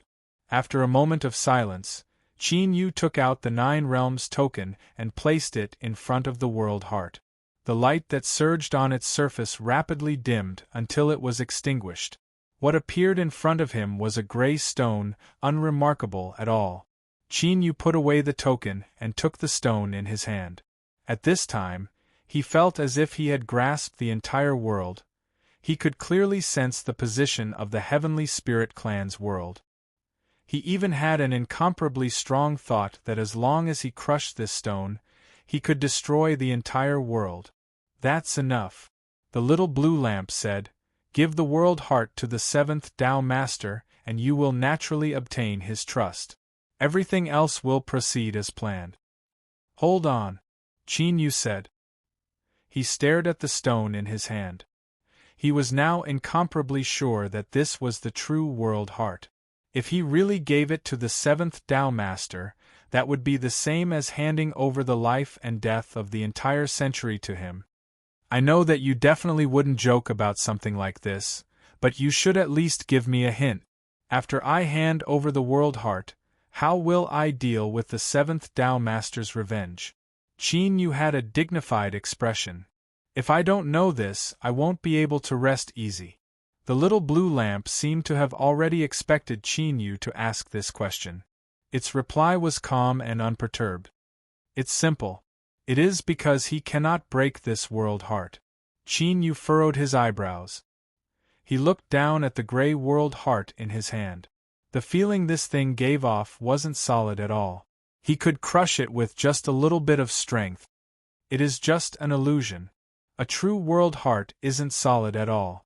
At the very least, a Tao Master level powerhouse can casually destroy it. But this world heart is different. What it contains isn't just the source strength of a world. As the little blue lamp finished speaking, its aura vanished from sight. A sharp light flashed in Qin Yu's eyes. If that was the case, then there was no problem. The little blue lamp's plan was in truth very simple. It was to win the 7th Tao Master's trust. Although the world heart seemed incomparably weak, it was actually indestructible. With that, even if the matter was exposed, the enraged 7th Tao Master would discover that he was completely powerless against the realm core in his hand. Taking a deep breath, Qin Yu closed his eyes and began to meditate. A day later, after he had fully recovered, he left Sea King Island and arrived outside the 7th White Jade capital. "Daolord, I'm here." The space around them trembled as the voice of the 7th Daolord rang out. "Enter." Without any hesitation, Qin Yu stepped forwards. His field of vision twisted and he appeared in the grand hall. The 7th Tao Master sat on the seat of the host, and his gaze was condescending. His expression seemed calm and relaxed, yet it actually emanated a powerful pressure. The air was filled with traces of an unsettling smell. This caused Qin Yu's heart to shiver. He suddenly felt a sense of unease, as well as an intense thought. If he couldn't win the 7th Tao Master's trust this time, then it would be impossible for him to leave this hall unscathed. "Greetings, Tao Master." Qin Yu calmly bowed. The 7th Tao Master smiled. "Fellow Taoist Luoguan, there is no need to be so polite. I have already been waiting for many days. I hope that fellow Taoist can bring me a pleasant surprise when you return."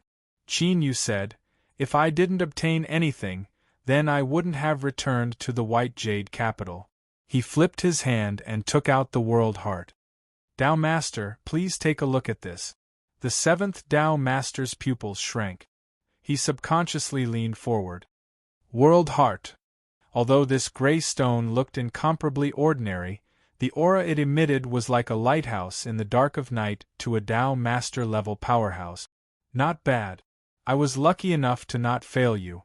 But I hope that Tao Master will keep your word." Qin Yu lifted his hand and the world heart flew out. The 7th Tao Master grasped it and grasped it. He focused his divine sense to determine whether it was real or fake. A smile lit up his face. "Ha ha ha ha. Good. Luoguan, I really wasn't wrong about you. The world heart was real, and it came from that frozen world, but the aura of the world heart wasn't pure. The seventh Tao Master turned his hand and grasped the world heart. Then, he asked this question. Even if a dead world has begun to revive, there is still too little heaven and earth source energy. It isn't enough to support the condensation of a complete world heart. I had no choice but to take a risk and enter another world connected to the altar. There, I searched for heaven and earth source energy and gathered the source energy of the other world. Only then was I able to condense this one. The seventh Tao Master's eyes flashed. This matched up with his previous speculations. Luo Guan really had entered another world connected to the altar. This person was definitely hiding some great secret on his body, for instance, a method to condense a world heart. It had to be known that not even a Tao Master-level powerhouse could accomplish such a thing. This matter didn't. It only had extremely high requirements for one's cultivation and also required the approval of the world itself in order to be refined. Luo Guan could do it. Moreover, it was only after he entered the frozen world that the dead world began to revive. The seventh Tao Master's thoughts raced. He smiled and slowly nodded. So that's how it is. Then, I'll have to trouble fellow Taoist Luo Guan. I will definitely fulfill my previous promise. He chose to tacitly agree. At least for now, he couldn't form any enmity with Luo Guan. He could only turn a blind eye to these suspicious points. Of course, the reason the seventh Tao Master dared to do this was because he was confident he could control the situation. With the world heart in hand, as long as there were no problems with it, then the life or death of the entire world could be decided with a single thought. Luo Guan might have his own plans, but as long as he smoothly swallowed a complete world source energy, the seventh Tao Master was absolutely confident he could break through the final step of his cultivation and complete the Tao unification realm. The heaven and earth boundary of human cultivators was to transform oneself into the world. After that, he could attempt to achieve the goal of refining 9 white jade capitals regardless of the cost. Or, it would be more accurate to say that he could complete the human cultivation system. This was the wild ambition that generations of cultivators had harbored for countless years. He would replace the blazing sun with the white jade capitals and suppress the infinite heavens. At that time, who in the infinite heavens and infinite worlds would be able to fight him? Even if he faced the unsurpassed blazing sun, he might still be able to put up a fight. Luo Guan might have hidden methods, but his overwhelming strength was enough to turn all schemes and plots into nothing more than a joke. Qin Yu and the seventh Tao Master looked at each other. Both of them smiled, their eyes warm and friendly. But their thoughts were cruel to the extreme. It was only at this moment that both of them were confident they would be the ones laughing in the end. As for what the final outcome would be, only time would tell. Tao Master, there is no time to lose. If you have no objections, let us begin as soon as possible. Qin Yu said in a low voice. The seventh Tao Master smiled. All right. He paused for a moment. However, this matter must be kept secret. In order to prevent any accidents from occurring, I will need to make some preparations. Luo Guan, stay in the White Jade capital for now. In at most 1 or 2 days we can begin. Qin Yu stood up. All right. Then I will wait for the Tao Master's summons. As he left the hall, there were already cultivators of the White Jade capital waiting outside. Qin Yu bowed and bowed. Your Excellency Luo Guan, I am here on the Tao Master's orders to bring you to rest. Qin Yu nodded. They flew through layers of clouds and landed outside a group of grand palaces. The White Jade capital cultivator who led the way said, Your Excellency Luo Guan, please stay here for the time being. If there is anything you need, you can directly ring the bell in the hall. After speaking, the person bowed and drew back. Qin Yu landed on the clouds. He looked up at the hall in front of him and, as usual, dismissed the beautiful cultivators serving the White Jade capital. But this time, he wasn't able to stay quiet for too long. He opened his eyes from his cultivation and looked outside the hall. After a moment of hesitation, Qin Yu opened the door to the hall. Cheng Haoran stood outside and cupped his hands together. "Fellow Taoist Luo Guan, we meet again." Qin Yu said, "Fellow Taoist Cheng, is there something you need?" Cheng Haoran said, "No, I was just passing through this place and heard that fellow Taoist Luo Guan had arrived, so I came to say hello. While I'm at it, I also want to remind fellow Taoist Luo Guan that no matter what agreement you and Honorable Master have reached, please do your best to fulfill it. Honorable Master's cultivation is transcendent and he is incomparably strong. Even if fellow Taoist Luo Guan is shockingly strong, I don't think you are willing to withstand the anger of Honorable Master." He faintly smiled and cupped his hands together. "That is all I have to say. Fellow Taoist Luo Guan, please stay here. Farewell." As Qin Yu watched the scholar of White Jade Capital leave, he furrowed his eyebrows. It wasn't because he had been inexplicably threatened, but because Cheng Haoran's behavior wasn't normal. With Cheng Haoran's temperament and his usual behavior, it was far too abrupt for him to appear here today and say such words. Just what was Cheng Haoran's goal? Qin Yu couldn't come up with an answer. He could only temporarily suppress this thought. Returning to the hall, Qin Yu looked up at the hall where the seventh Tao Master was. Qin Yu didn't believe a single word of what he had said before. As the ruler of White Jade Capital, why would he need to avoid being detected if he mobilized the strength of White Jade Capital? If this was true, then with the seventh Tao Master's cultivation and status, it was simply a joke. Thus, this was only an excuse that the seventh Tao Master had left for Qin Yu. It was a chance for him to test things out and also make arrangements for the future. Any experienced and far-sighted individual wouldn't act hastily. They would definitely make arrangements for the future and even have a contingency plan for dealing with all sorts of unexpected situations. Once they made their final decision, they would begin to act. This should be a very short time. And sure enough, on the next day, Qin Yu received a summons from the seventh Tao Master. "Your Excellency Luo Guan, the Tao Master invites you to the hall." "All right." Qin Yu stood up and left the hall. On this day, an accident occurred in White Jade Capital. It was unknown what had happened to the outsider cultivator Luo Guan. It was unknown why he had angered the Tao Master, but after being suppressed and locked up in a dungeon, a rumor rapidly spread out. It was said that when Luo Guan was collecting the world's source energy, he had secretly tampered with it and kept a large portion of it. This was discovered by the Tao Master and thus ended up in such a state. His words were so convincing that they sounded so confident. And as this news was spreading, in White Jade Capital's dungeon, the seventh Tao Master was sitting across from Qin Yu. "Fellow Taoist Luo Guan, I am truly sorry. But I did this out of consideration for your safety as well as the confidentiality of this matter. This dungeon is the safest place in White Jade Capital. As long as you stay here, no one will be able to disturb you." The seventh Tao Master smiled, his expression sincere. Qin Yu nodded. "Very well. I will stay in the dungeon." "Ah, very well. I knew that fellow Taoist Luo Guan was a broad-minded person, and wouldn't hold a grudge against me over something so trivial." The seventh Tao Lord waved his hand and produced the world core.